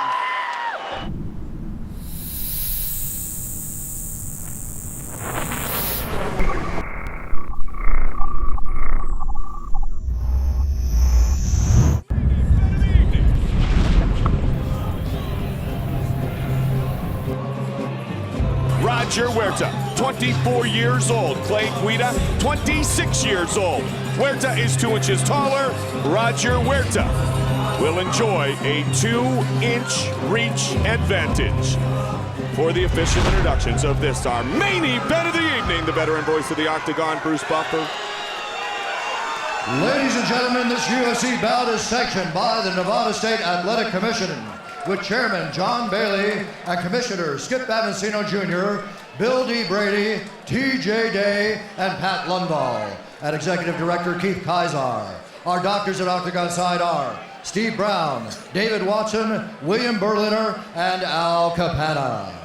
Ladies and gentlemen, this is the moment you've all been waiting for. This is the main event of the evening.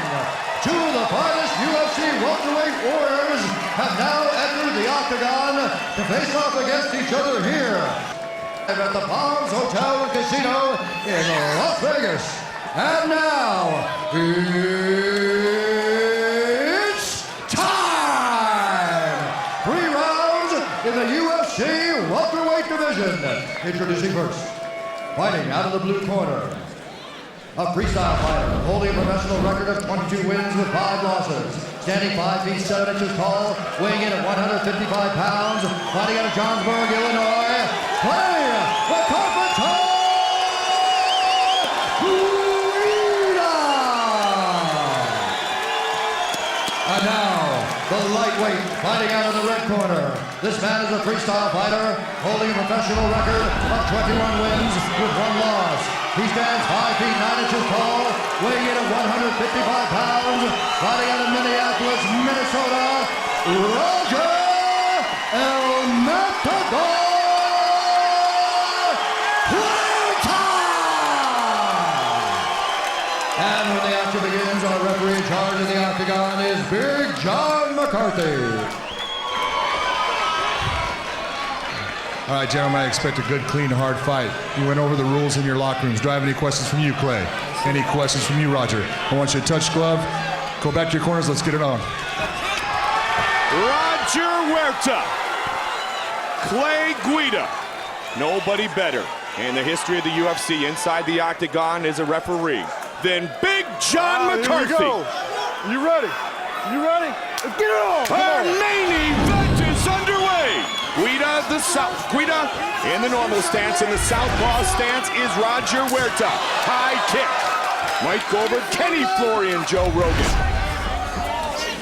Now, Kenny, as far as stand-up, I would give Roger Huerta the advantage. You agree with that? I do. I agree with that. He seems more comfortable. Clay Guida uses his strikes more to get in, enter, get to the clinch, set up a double leg takedown like he's doing right now. Can he get it? He just missed with the uppercut on his way to that takedown attempt. Kind of bloodied up Huerta. You see him cleaning out his nose a little bit. This is where Roger needs to be careful when he's standing up. He tends to be a little bit too aggressive, comes a little forward with his hips forward a little bit too much. He's going to have to keep his hips back a little bit as he comes forward and tries to strike with Clay. Can Clay Guida be submitted by, well, now they're standing up. Let's see if it goes back down. To his feet. Yep, good job by Roger Huerta scrambling. This is where Clay needs to keep the fight. Big takedown. Clay's going to get his takedowns up against the fence. He can't sprawl up against the fence. Clay's a master at getting people to get pinned up against there and work his double and single legs.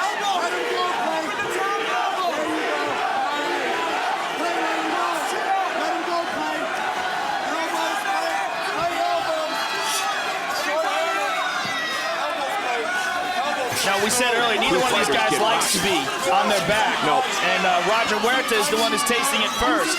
Kenny, how big a deal is it to be fighting here in the main event for the first time? How much more pressure do you think it is on these guys?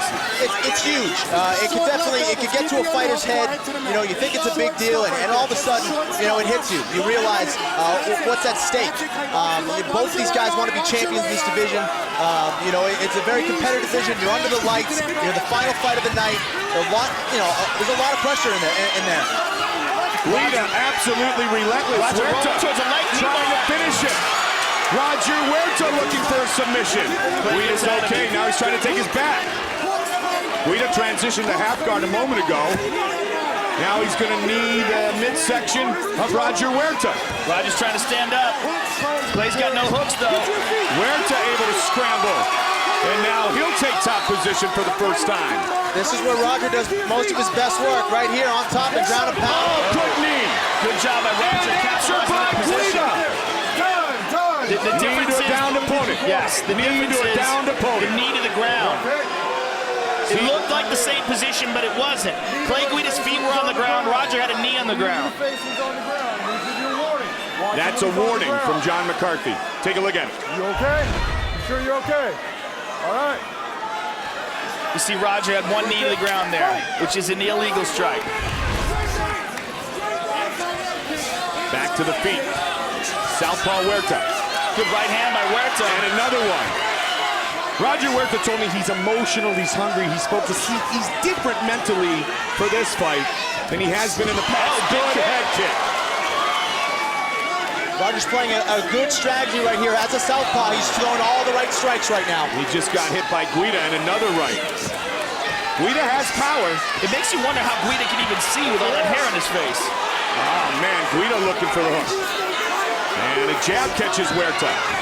Guida doing a good job with the hands. Roger's got to look to switch out of this. He's going for a Kimura right now.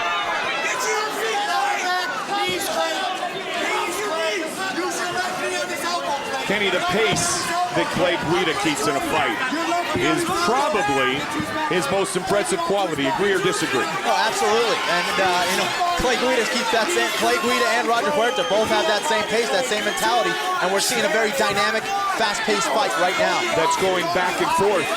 Guida trying to take the back of Huerta. Huerta, he's got that one hook in now. Guida's got both hooks in. He's flattened Roger out. Roger trying to stay calm in this dangerous position. This is real dangerous for Roger. But Clay's got to be careful here that Roger doesn't spin around and get on top in his guard. Roger's got a good defense right now. He's pulling down on that forearm, which you want to do to defend the choke. He's looking to turn around, get back on top, and try to work some ground and pound of his own. And Kenny, conversely, what does Guida want to do? Well, now he's lost it. There it goes. There's what he did want to do is let him loose. Exactly. You have to stay tight on someone's back. You got to stay cheek to cheek with him, not allow him to turn and spin out. And Guida, in his anxiousness, gave up his back. He's got to be careful. His arm's stuck in there. He can turn this into an armbar himself. 20 seconds remains in round number one. This is what I mean here. Roger got a little overly aggressive, okay? Almost getting arm lock here, but he could have easily stayed on top and kept that top position. What a great round one here in our main event of the evening. One of the original Ultimate Fighters, the winner in the light heavyweight division of the Ultimate Fighter 1, Forrest Griffin, Roger Huerta, Clay Guida, round two, and here we go. Look at these guys going toe-to-toe. Clay Guida again with the takedown, and that has been the fight so far. Clay getting takedown after takedown. And the amazing thing is Huerta's background, Joe, is wrestling. He wrestled at Augsburg College and then met Dave Manet in the Twin Cities and then became a mixed martial artist. But his forte and his base is also wrestling, but Guida able to take him down almost at will. I think another key to this fight has been the experience and what we talked about before. Now here's the situation. Oh, nice job by Huerta. Guida had to be cautious there, Kenny, that he didn't knee Roger Huerta in the head again when Roger was down. Roger utilized great strategy by keeping that knee down. Absolutely. You can see the experience of Huerta. Guida learned from the first time they did that in the first round, waited, and actually paid for an uppercut. Paid for it with an uppercut. Big left hand a moment ago.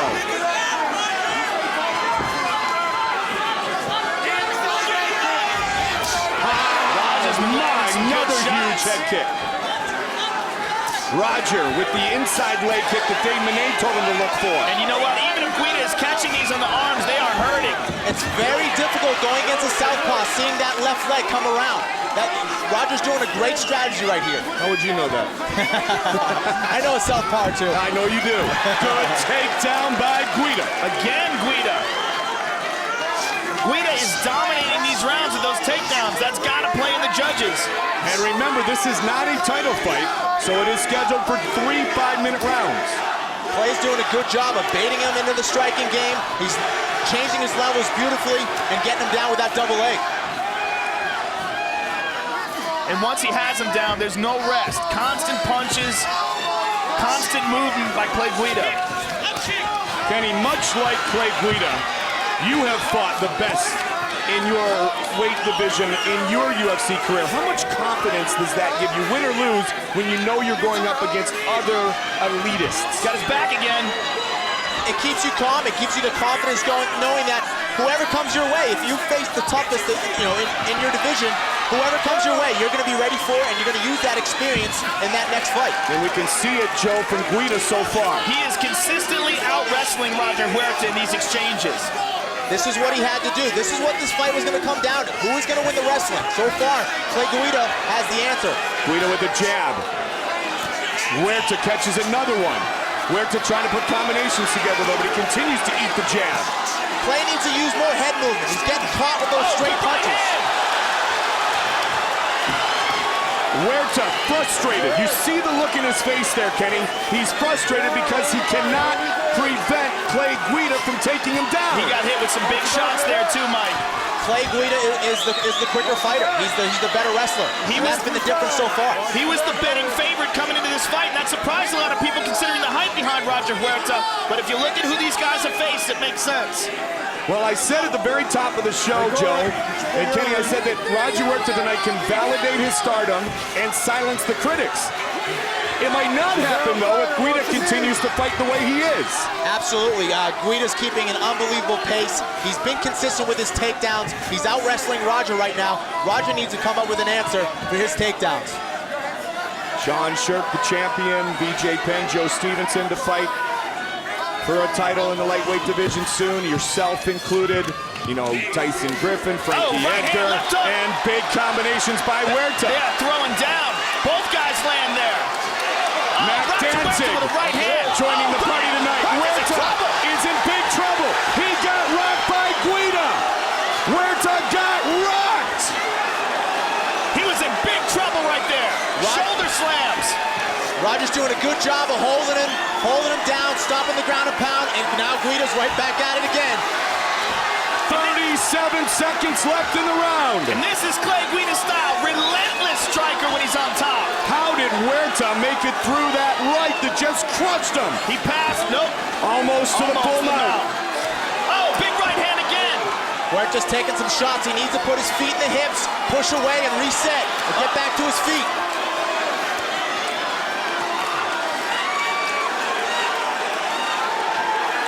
Huge survival by Huerta. Third and final round is coming up next. Wow. Now here is a big right hand from Clay Guida that really rocked Roger Huerta. You see that again.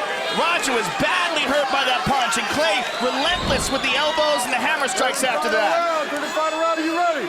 Back it up, you ready? You ready? Let's get it on, let's go.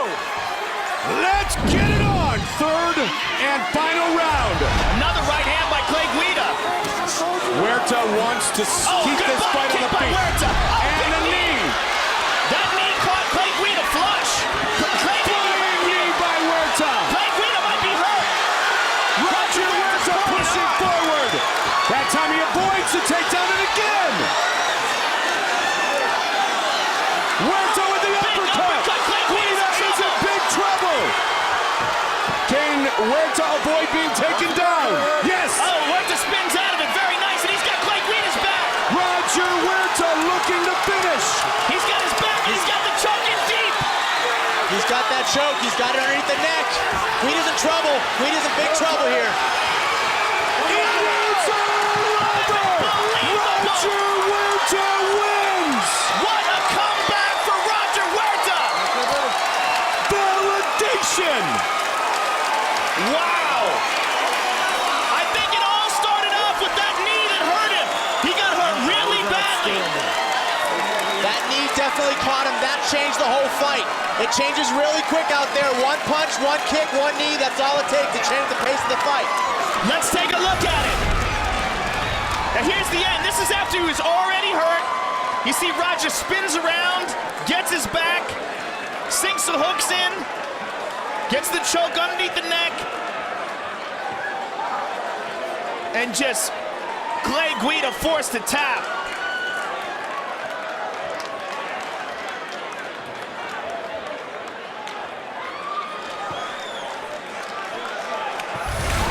Man, what a great round for Roger Huerta.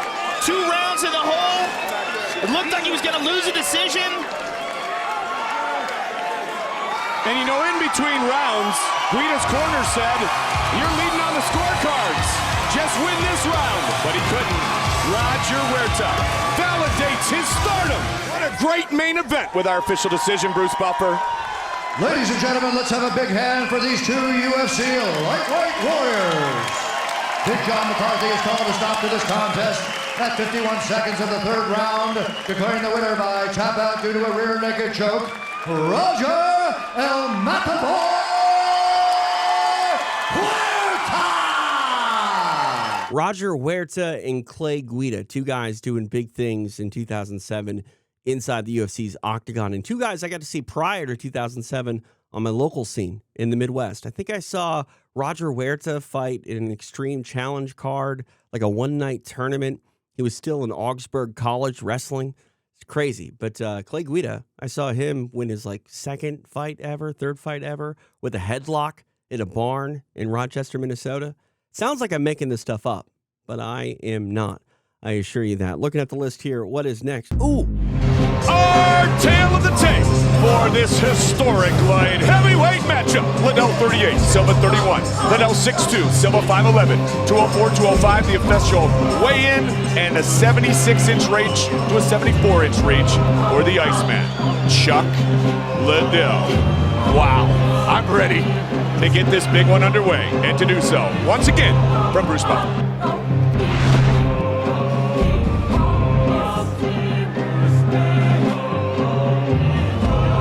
And now, the moment we've all been waiting for has now become a reality. 2 legendary mixed martial arts warriors will finally face each other down in the world's ultimate proving ground, the Octagon. Ladies and gentlemen, this bout is 3 rounds in the UFC light heavyweight division. Introducing first, fighting out of the blue corner, this man is a Muay Thai kickboxer who holds a professional record of 31 wins with 7 losses and 1 draw. He stands 5 feet 11 inches tall, weighing in at 205 pounds. Fighting out of Las Vegas, Nevada, by way of Curitiba, Brazil. Ladies and gentlemen, he is the former Pride middleweight champion, the Axe Murderer, Wanderlei.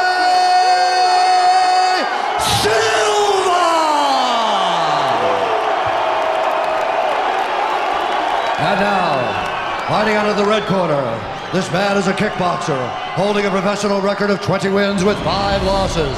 He stands 6 feet 2 inches tall, weighing in at 204 pounds. fighting out of San Luis Obispo, California. Ladies and gentlemen, he is a former UFC light heavyweight champion, Chuck the Iceman Liddell.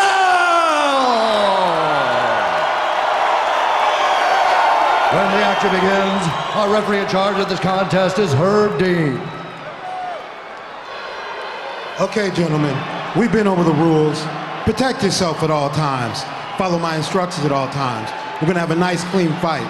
Touch gloves, come out ready to do this. Whoa, here we go, baby. The wait is finally over. Wanderlei Silva, Chuck Liddell,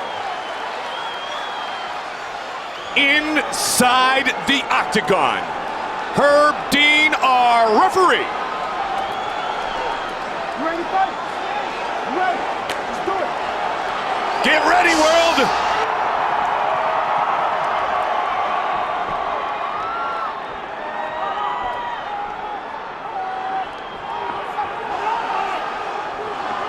Both these men are starting out cautious. A lot of respect for each other.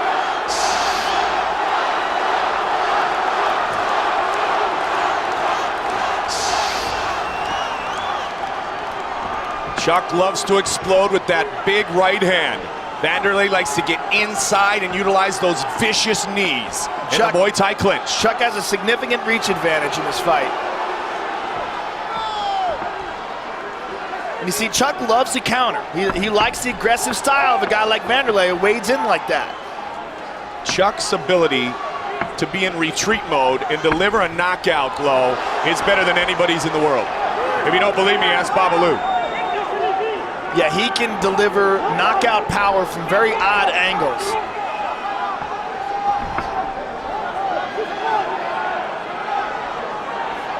This right here is respect. Yeah, this is certainly a feeling out process. Both have always been quick to recognize the other's talents and stardom, but both have always said, I want to fight. Well, you know what, Mike? These are two dogs that have been staring through the cage at each other for a long time. Great way to put it. Chuck trying to lead with that jab, Joe. Oh, good leg kick by Wanderlei. Wanderlei backing up. Oh! Wanderlei playing a little possum.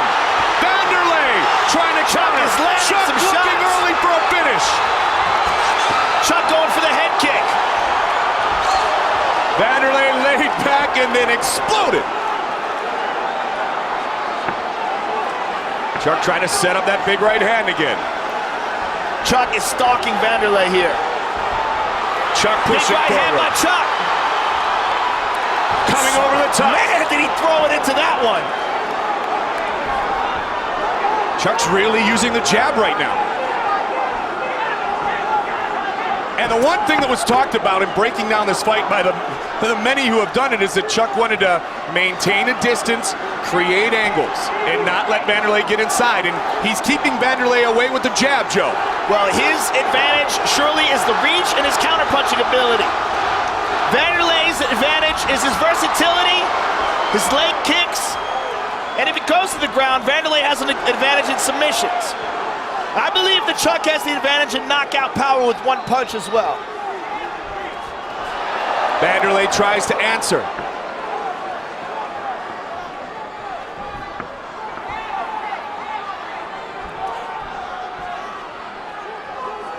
Attack with the teep, Chuck Liddell. We've seen some kicks from Chuck, something that you and I have talked about. We haven't seen in a long time, Joe. Well, he's very versatile. I mean, Chuck can attack with more, but he's got so much success knocking guys out with punches that that's primarily what he focuses on in his fights.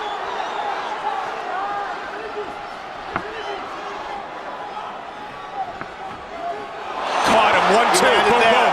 Both of them, you saw the head snap back on 2 occasions. Liddell to the right. He really charged in with that one. Oh, Silva with a counter. And smiled. Well, we said they'd go toe-to-toe and swing, and here we go. Now it's starting to pick up.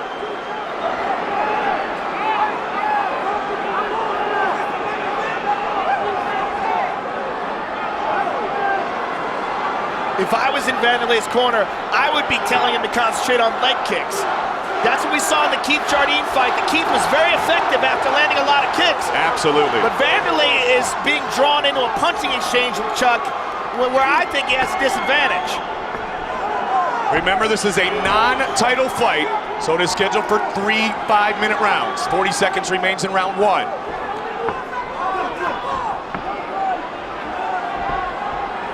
Wanderlei has not gotten inside at all yet, Joe. And he's eaten some punches again. Keith Jardine was very successful in the bout with Chuck Liddell by taking Chuck out of his game by landing a lot of leg kicks and body kicks. Such a huge fight for Chuck Liddell tonight. Wanderlei landed a left, Chuck counter with a right. Trying to reestablish his superstardom, if you will. Inside leg kick by Chuck.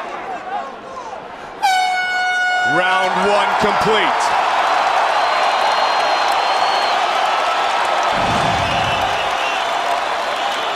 Here's a 1-2 by Chuck.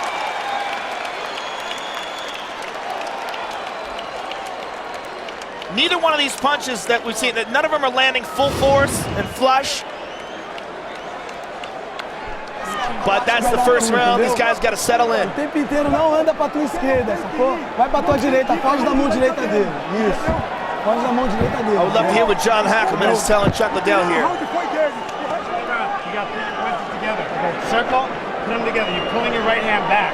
You're telegraphing your right hand. Okay, but it's landing. So this time, put your punches together. And when you land the combination, let them go. But you got to keep your chin down. Chin down, circle. Chin up. It's got to be an advantage for Chuck to have a guy like Hackleman in his corner that he's been, with since he was a kid.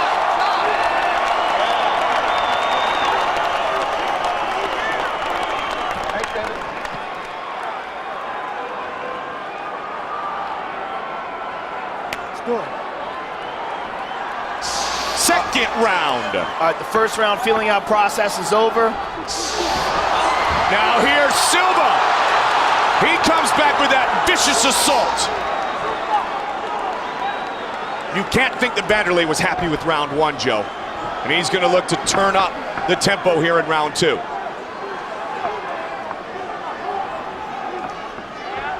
Well, it was always thought that these exchanges, Wanderlei is such a wild puncher, and he throws looping wide punches, but it was always thought that a straight counter puncher who throws straight punches from a good distance like Chuck would have a good advantage against that. Wanderlei bleeding out of his left ear now.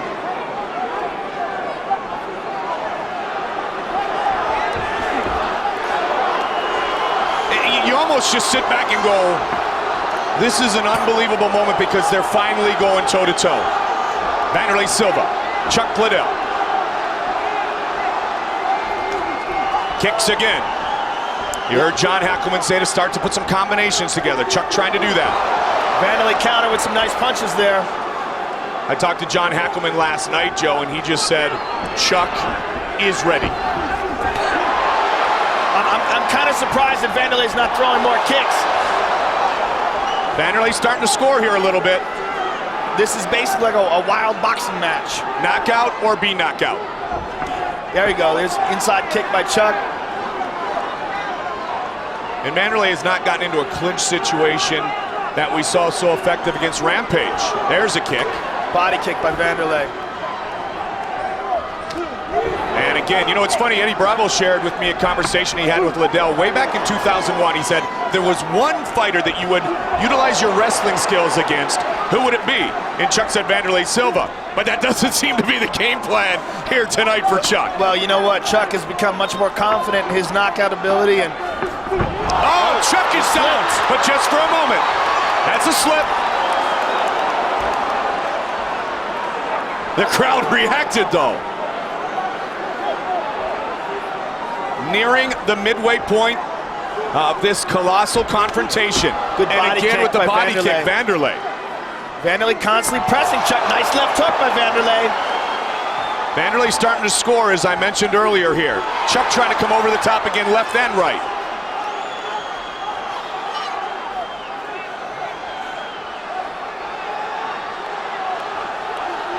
Chuck's got a little cut Oh, good right hand by Chuck goes down again. Good right hand before he went down, though.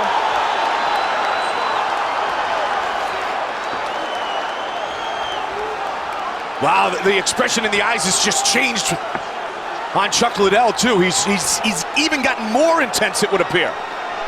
Look at the look in the eyes of Chuck Liddell.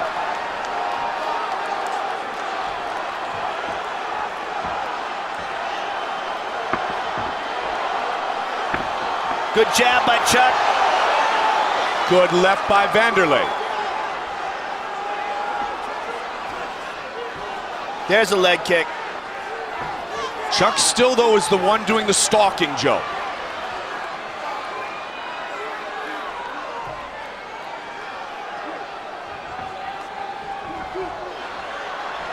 Here might be the first time for Wanderlei to utilize the clinch in the knees. Good left by Chuck. Chuck pushing forward. Wild punches. Wanderlei's bleeding. Chuck has opened up Wanderlei Silva. Wow, that is a lot of blood. Right and away. An elbow by Liddell. Whoa! No single person is sitting here inside the Mandalay Bay.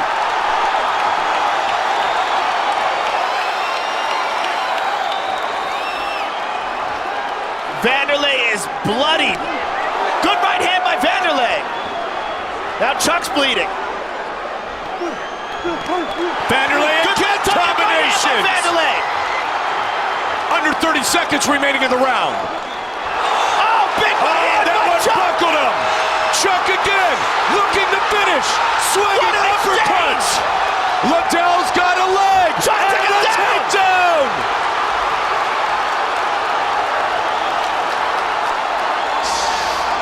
Final seconds of the second round. Don't kick the face. Don't kick the face. Are you kidding me? Wow.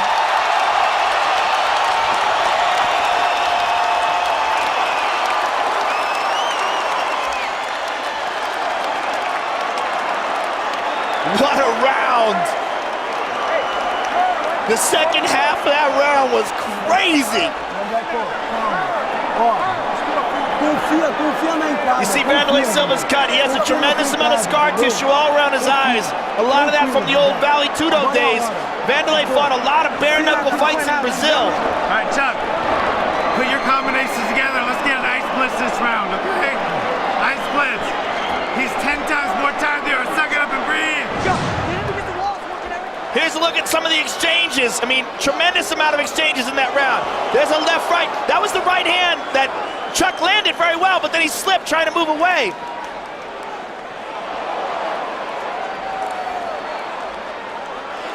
Chuck attacking here. I mean, great round. Phenomenal round.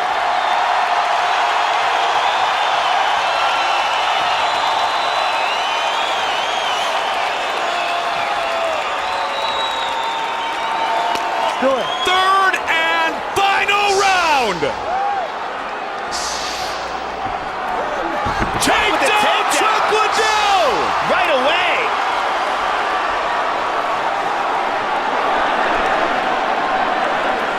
That was a surprise.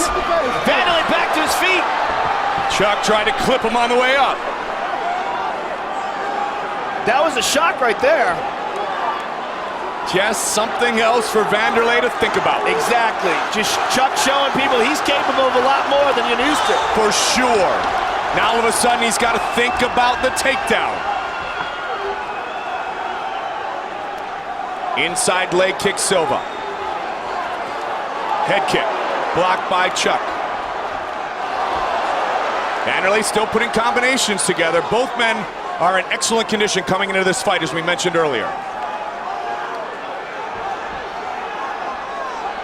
If you saw All Access, you saw the crazy workout routine of Wanderlei Silva. Chuck just poking with that right. Oh, over the top again. 3 minutes, 48 seconds. Silva coming in. Liddell, good footwork.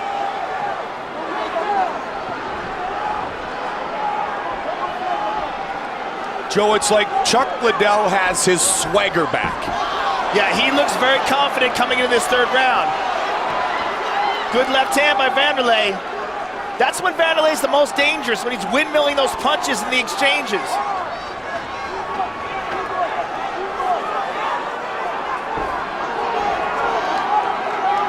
Lots of time remains. Chuck throwing that 1-2. Not much behind it, but it finds a home. Joe, are you surprised Silva hasn't been able to get inside? Well, you know, Chuck's an elusive guy. I mean, the way his style is, I mean, even though he's such a spinning back fist! Silva was hurt! Oh, he's hurt bad! Silva rocked again! Liddell looking to finish! Chuck Liddell all over Wanderlei Silva! Silva's in trouble!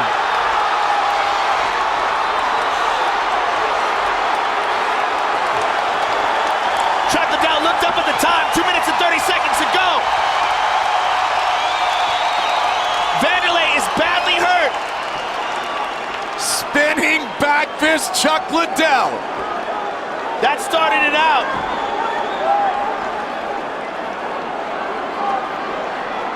That was the most significant exchange of the fight. Chuck, he blew a lot of energy doing that. 2 minutes remain. Wanderlei pushes forward. He knows he must explode here. Chuck Liddell is winning this fight. Chuck would love nothing better to be able to put him away here. Wanderlei swings and misses. Chuck teeing off again. Silva's in trouble. Silva's wobbly. Right hand by Wanderlei. Regains his composure. Chuck again looked up at that time. He blew out a lot of energy trying to put Silva away there. That exchange was right in front of us, Joe, and you could see the arms just slow down as Liddell tried to finish the fight. Well, he's pacing himself because he doesn't want to get to a position where he becomes defenseless, where he blows out so much energy that he can't defend himself. And at this point, while he wants nothing more than to knock out Wanderlei Silva, he also knows that he's 1 minute away from one of the biggest, if not the biggest wins of his professional career.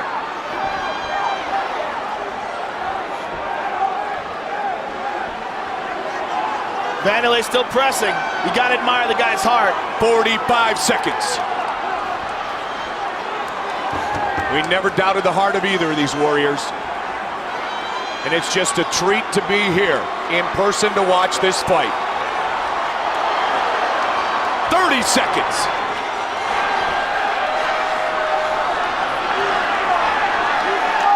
Chuck's got another round, is almost over. If he's gonna put it up, try to put him away, this is it. Takedown number 2.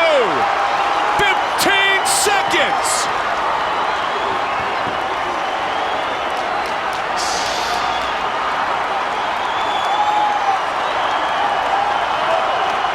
Hammer fist. The Iceman Liddell is back. Wow.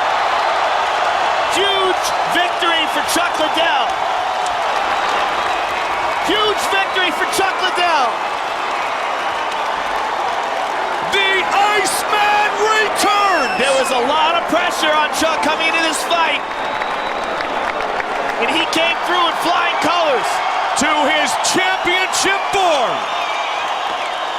He wasn't able to put Wanderlei away, but boy did he blast him in that last round. Credit Wanderlei Silva for that. Here's the spinning back fist that started it off. That had Wanderlei wobbled, and Chuck just really turned it on here. That right hand, another right hand.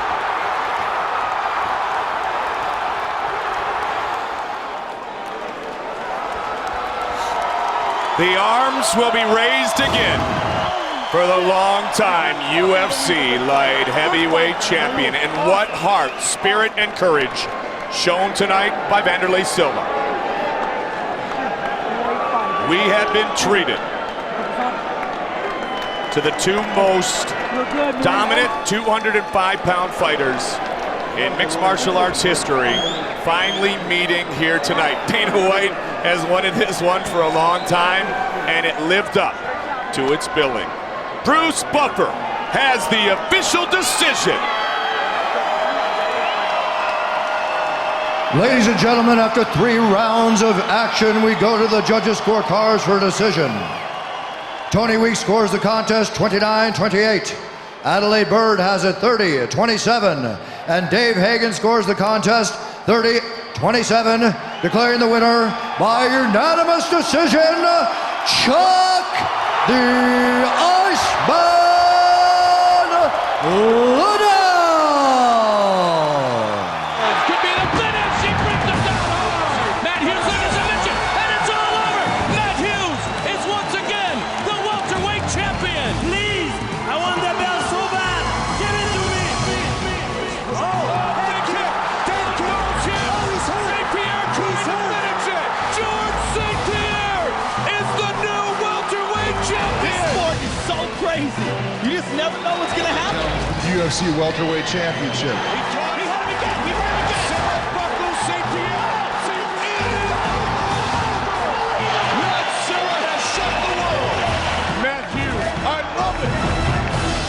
Matt Serra's been doing a lot of talking about me. I was very excited to fight him, but now that he's hurt, I'm fighting George, and that's a exciting fight as well for me, in that I get to rematch the guy who beat me last. This loss is the best thing ever happened to me. It made me stronger, and next time I will fight Matt Serra, it's gonna be a different story. Is GSP back?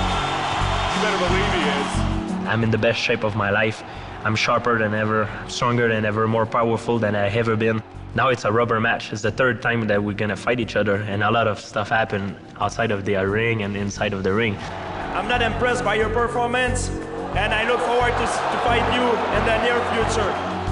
I feel very comfortable taking this fight with George St-Pierre. No matter if I like the guy or not, he's not my friend. It's gonna be all about business, and I'm gonna do my job, and my job is gonna be to destroy my opponent. Don't count Matt Hughes as the same fighter you fought last time. Matt Hughes is a huge motivation to me. In my book, he's probably the best welterweight right now, and there is one way to take his crown is to beat him. I've already fought George St-Pierre, I've already beat him, and I get to do it again.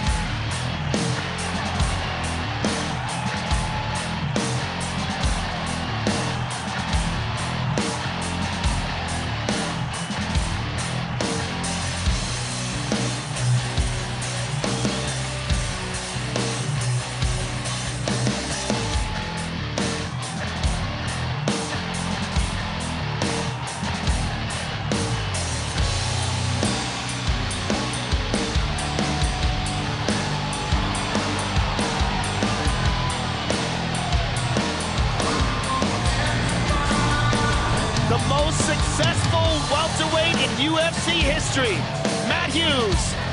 And one of the things we've learned about Matt Hughes over the years, like a true champion he is, every time he's lost, he's come back better. He's come back more focused, more confident, and I expect that from him tonight. He knows everything George St-Pierre is capable of. He's faced him on 2 separate occasions, both in victory and defeat, and I think we're going to see the best Matt Hughes of his career tonight. To a certain degree, this fight from Matt Hughes is somewhat similar to the fight we just saw from the perspective of Chuck Liddell.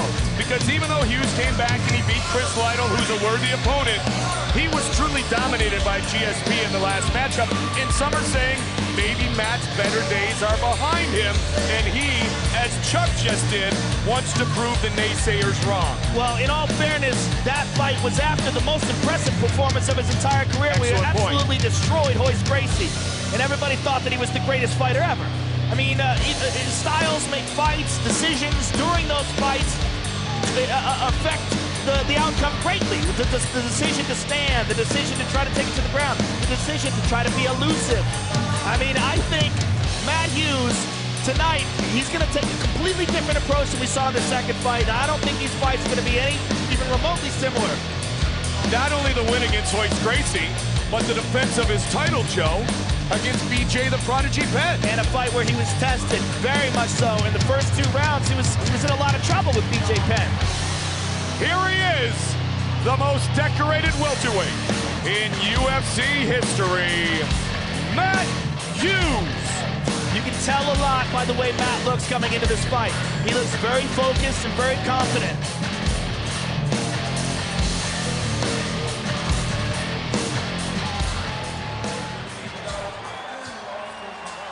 Hughes is ready to battle.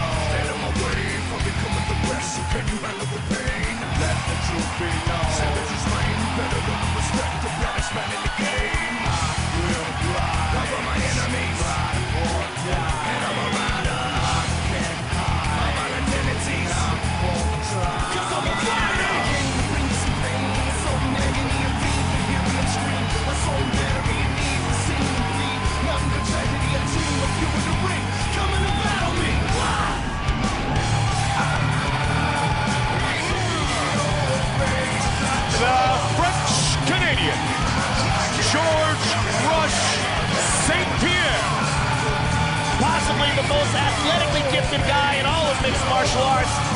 An explosive guy. I mean, he's got long legs, and he utilizes those long legs, and he's very light on his feet, and very good at avoiding takedowns. We saw that in his fight against Josh Koscheck.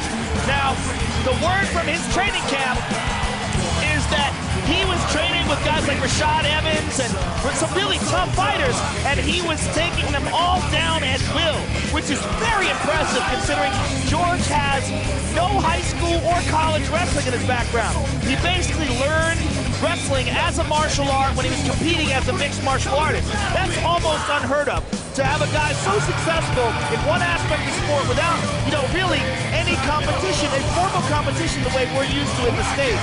For a long time, he has trained his wrestling with members of the Canadian national team, and his wrestling has become so good that he actually considered wrestling in the Olympics for his home country of Canada. Yeah, that really is amazing. It is a testament to his athleticism. Very explosive guy. Kyokushin, karate black belt, great strikes, great takedowns, great submission defense, and great takedown defense. He was really an all-around package and epitomizes the modern-day mixed martial artist. In the first fight, George St-Pierre landed a spinning back kick. It kind of rocked Hughes for a second, but he lost that fight with 1 second remaining in the round via submission. The second fight, 25 months later, pretty much we saw a fight-ending head kick. And now the trilogy is about to be completed. Welcome back inside the octagon, George "Rush" St-Pierre.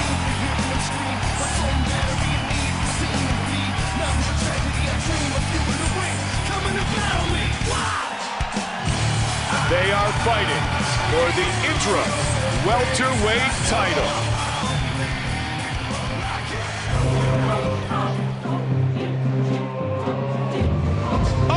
Tail of the tape for this, our main event of the evening. The French-Canadian St-Pierre, 8 years younger than the American Matt Hughes. George "Rush" St-Pierre has a 3-inch reach advantage. Here we go again. And for the official introductions, once again, here's Bruce Buffer.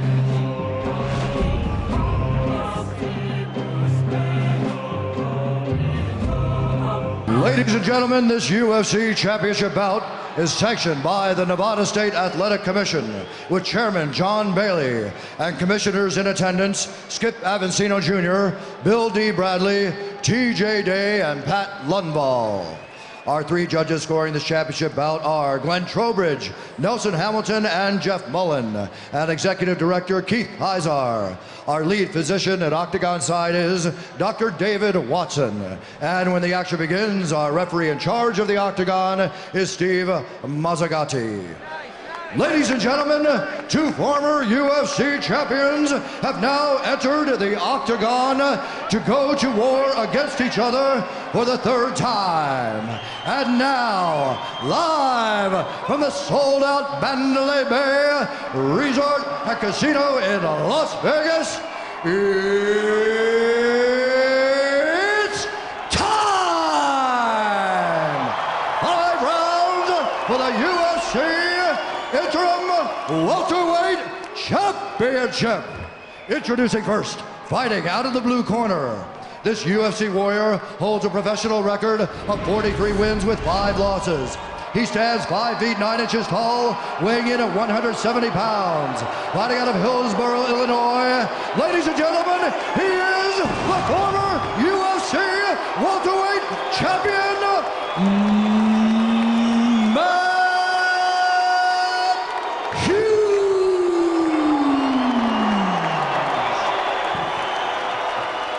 And now, introducing his opponent, fighting out of the red corner. This man holds a professional record of 14 wins with 2 losses. He stands 5 feet tall, weighing in at 170 pounds. Fighting out of Montreal, Quebec, Canada.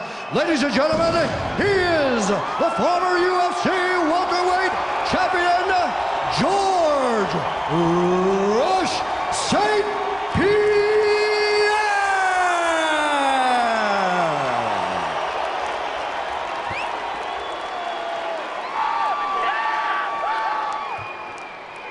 All right, gentlemen, here we go again. We will have a clean, fair fight. You need to obey my commands, protect yourself at all times. Now let's hook them up. Good luck. George St-Pierre. Matt Hughes. Time to settle the score.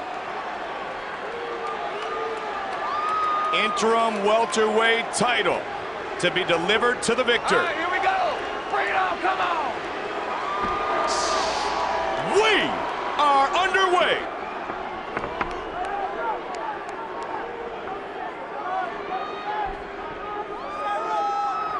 Southpaw stance for Matt Hughes. Well, the big question in this fight is, how does Matt Hughes deal with the speed and athleticism of George St-Pierre?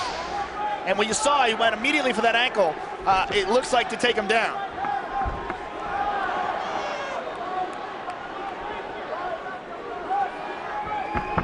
Hughes leading with the right. Well, you know what? Matt Hughes is a wrestler, and he might be more comfortable taking people down with his right leg forward. Excellent point. And that's what he wants to do, undoubtedly. He wants to take George St-Pierre down.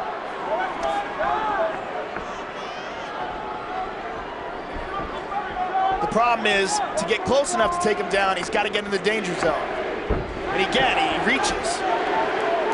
Got to set that up. We just talked about the ever-improving wrestling of George St-Pierre. So that would include takedown defense as well. Well, one of the reasons why he's so good at wrestling is because he's so fast and explosive. I mean, you see how light he is on his feet as well.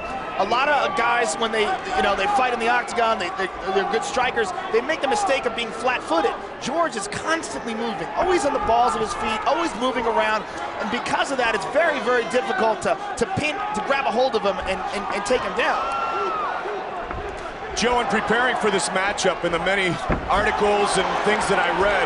Look at that, that's what I'm talking about. I mean, that's some serious takedown defense there. You're talking about an all-American wrestler like Matt Hughes who was deep in on that takedown, and George got out of it immediately. It was amazing that since UFC 50, the first matchup of these two, he takes Matt down. St-Pierre has only been on his back for a minute in all his fights. He's the aggressor in the wrestling game. Well, he really proved that in his last bout against Josh He landed Koscheck. every takedown attempt against Josh Koscheck. And again, that was the word out of the training camp, was that he was able to take these fighters down. Guys like Rashad Evans, who's also a great college wrestler, he was able to take him down at will, but they weren't able to take George down. That's huge. Jiu-jitsu-wise, both have skills. In fact, Hughes has very underestimated submission attempt, or submission power. Because of the fact that he's a wrestler, a lot of people have forgotten the fact that he's one of the most successful submission artists in MMA. The wins over Frank Trigg, the win over George St-Pierre, the win over Joe Diesel Riggs. He has submitted many, many fighters. St-Pierre trying to utilize a little ground and pound. George is past a half guard here.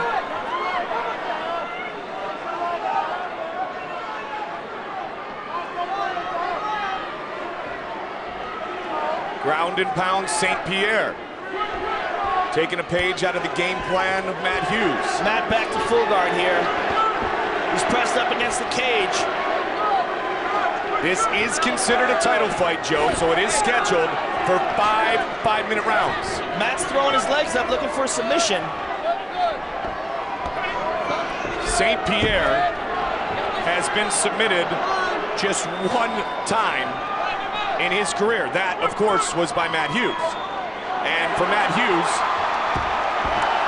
who is in trouble now, he needs to survive this position up against the fence.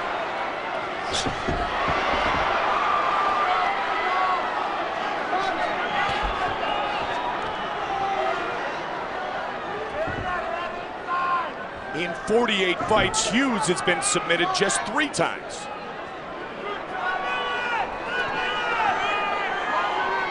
Two of them by one man, Dennis Hallman, the other by BJ Penn.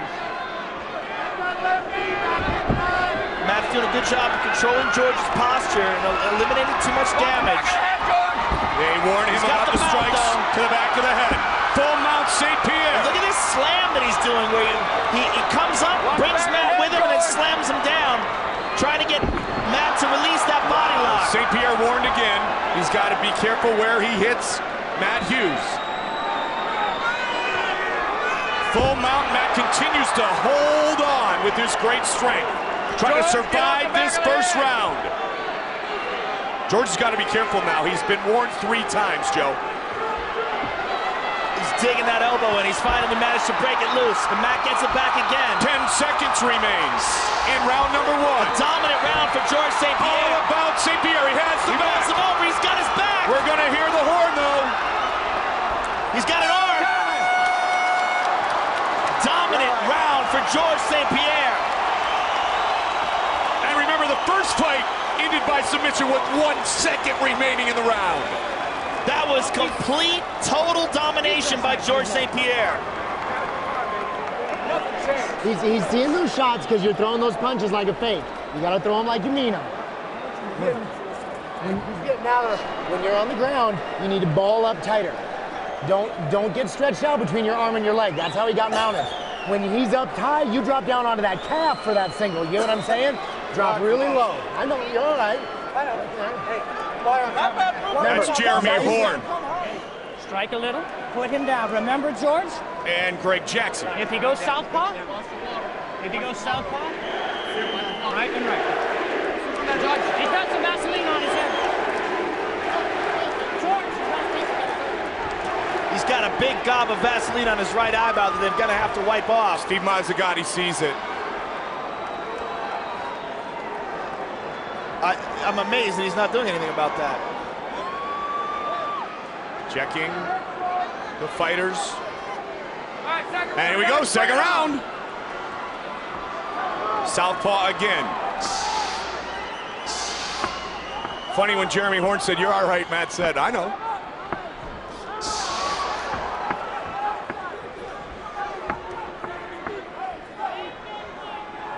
But round 1 looked like a Matt Hughes fight against his many opponents in which he beat down. But it was George St-Pierre in top position. This our main event here at UFC 79. Again, another George takedown. Takes him down. And quickly into the half guard.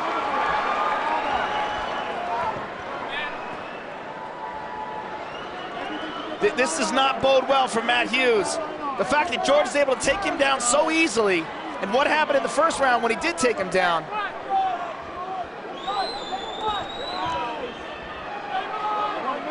Hughes trying to strike from the bottom.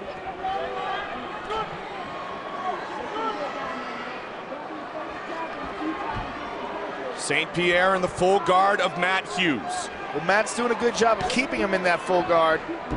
And there's one. George St-Pierre taking this fight on 30 days notice. You talk about an early Christmas present. And many said, actually, George St-Pierre was the welterweight who saved Christmas and was more than willing to fight Matt Hughes tonight. Both men should be credited for taking this matchup when Matt Serra was forced to withdraw due to injury. Elbow from the bottom by Hughes. Watch your thumb, man.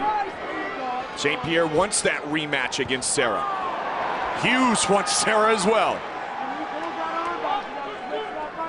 More of the same so far here in the beginning of round 2. But Hughes is doing a good job of avoiding too much damage now.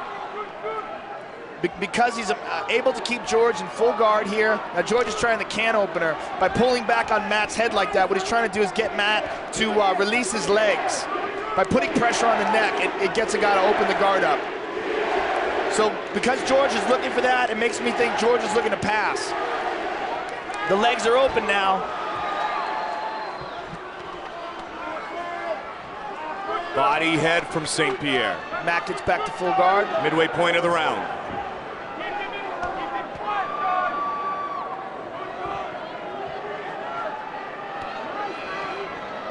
St-Pierre now training in Albuquerque on frequent occasion with Greg Jackson, continuing to work his ground game.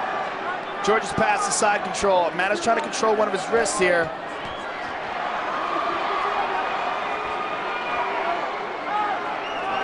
Half guard now for Hughes. Now this is a better position. This is what we call twister side control. If he can get out of this, the side, there, he mounts him. He mounts him and he takes his back. And this time he's got plenty of time, Joe. With deep hooks.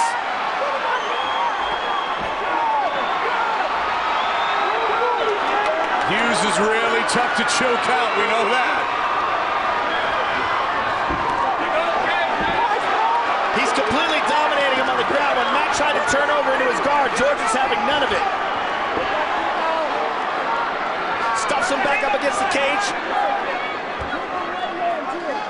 St-Pierre has said many times the best learning experience of his life was the loss to Matt Serra. George is on his back again. Now Matt's up. Now Matt's got George's legs. Let's see if he can take him down. 1 minute left. 1 minute left. How many times have we seen Hughes not get the takedown in this position? Not many. The only problem is he may be exhausted. 45 seconds remaining in the second round. Knees inside, another takedown by St-Pierre. Takedown. Right into side control. 30 seconds remains in the round.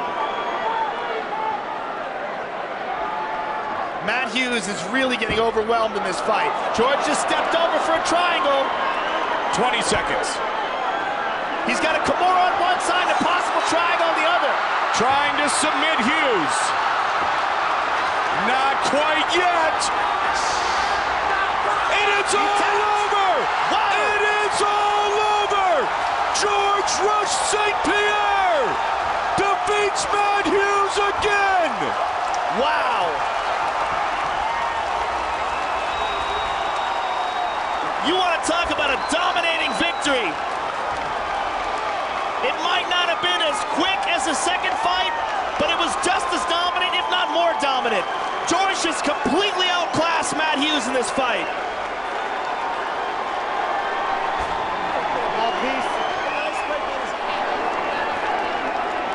Let's take a look at the end again. Here's the takedown. Now look at this sweep. Boom! A beautiful throw. Immediately to side control, elbows to the face. Now he's got a possible triangle on that one side with the left arm. and he goes for a Kimura on the right arm.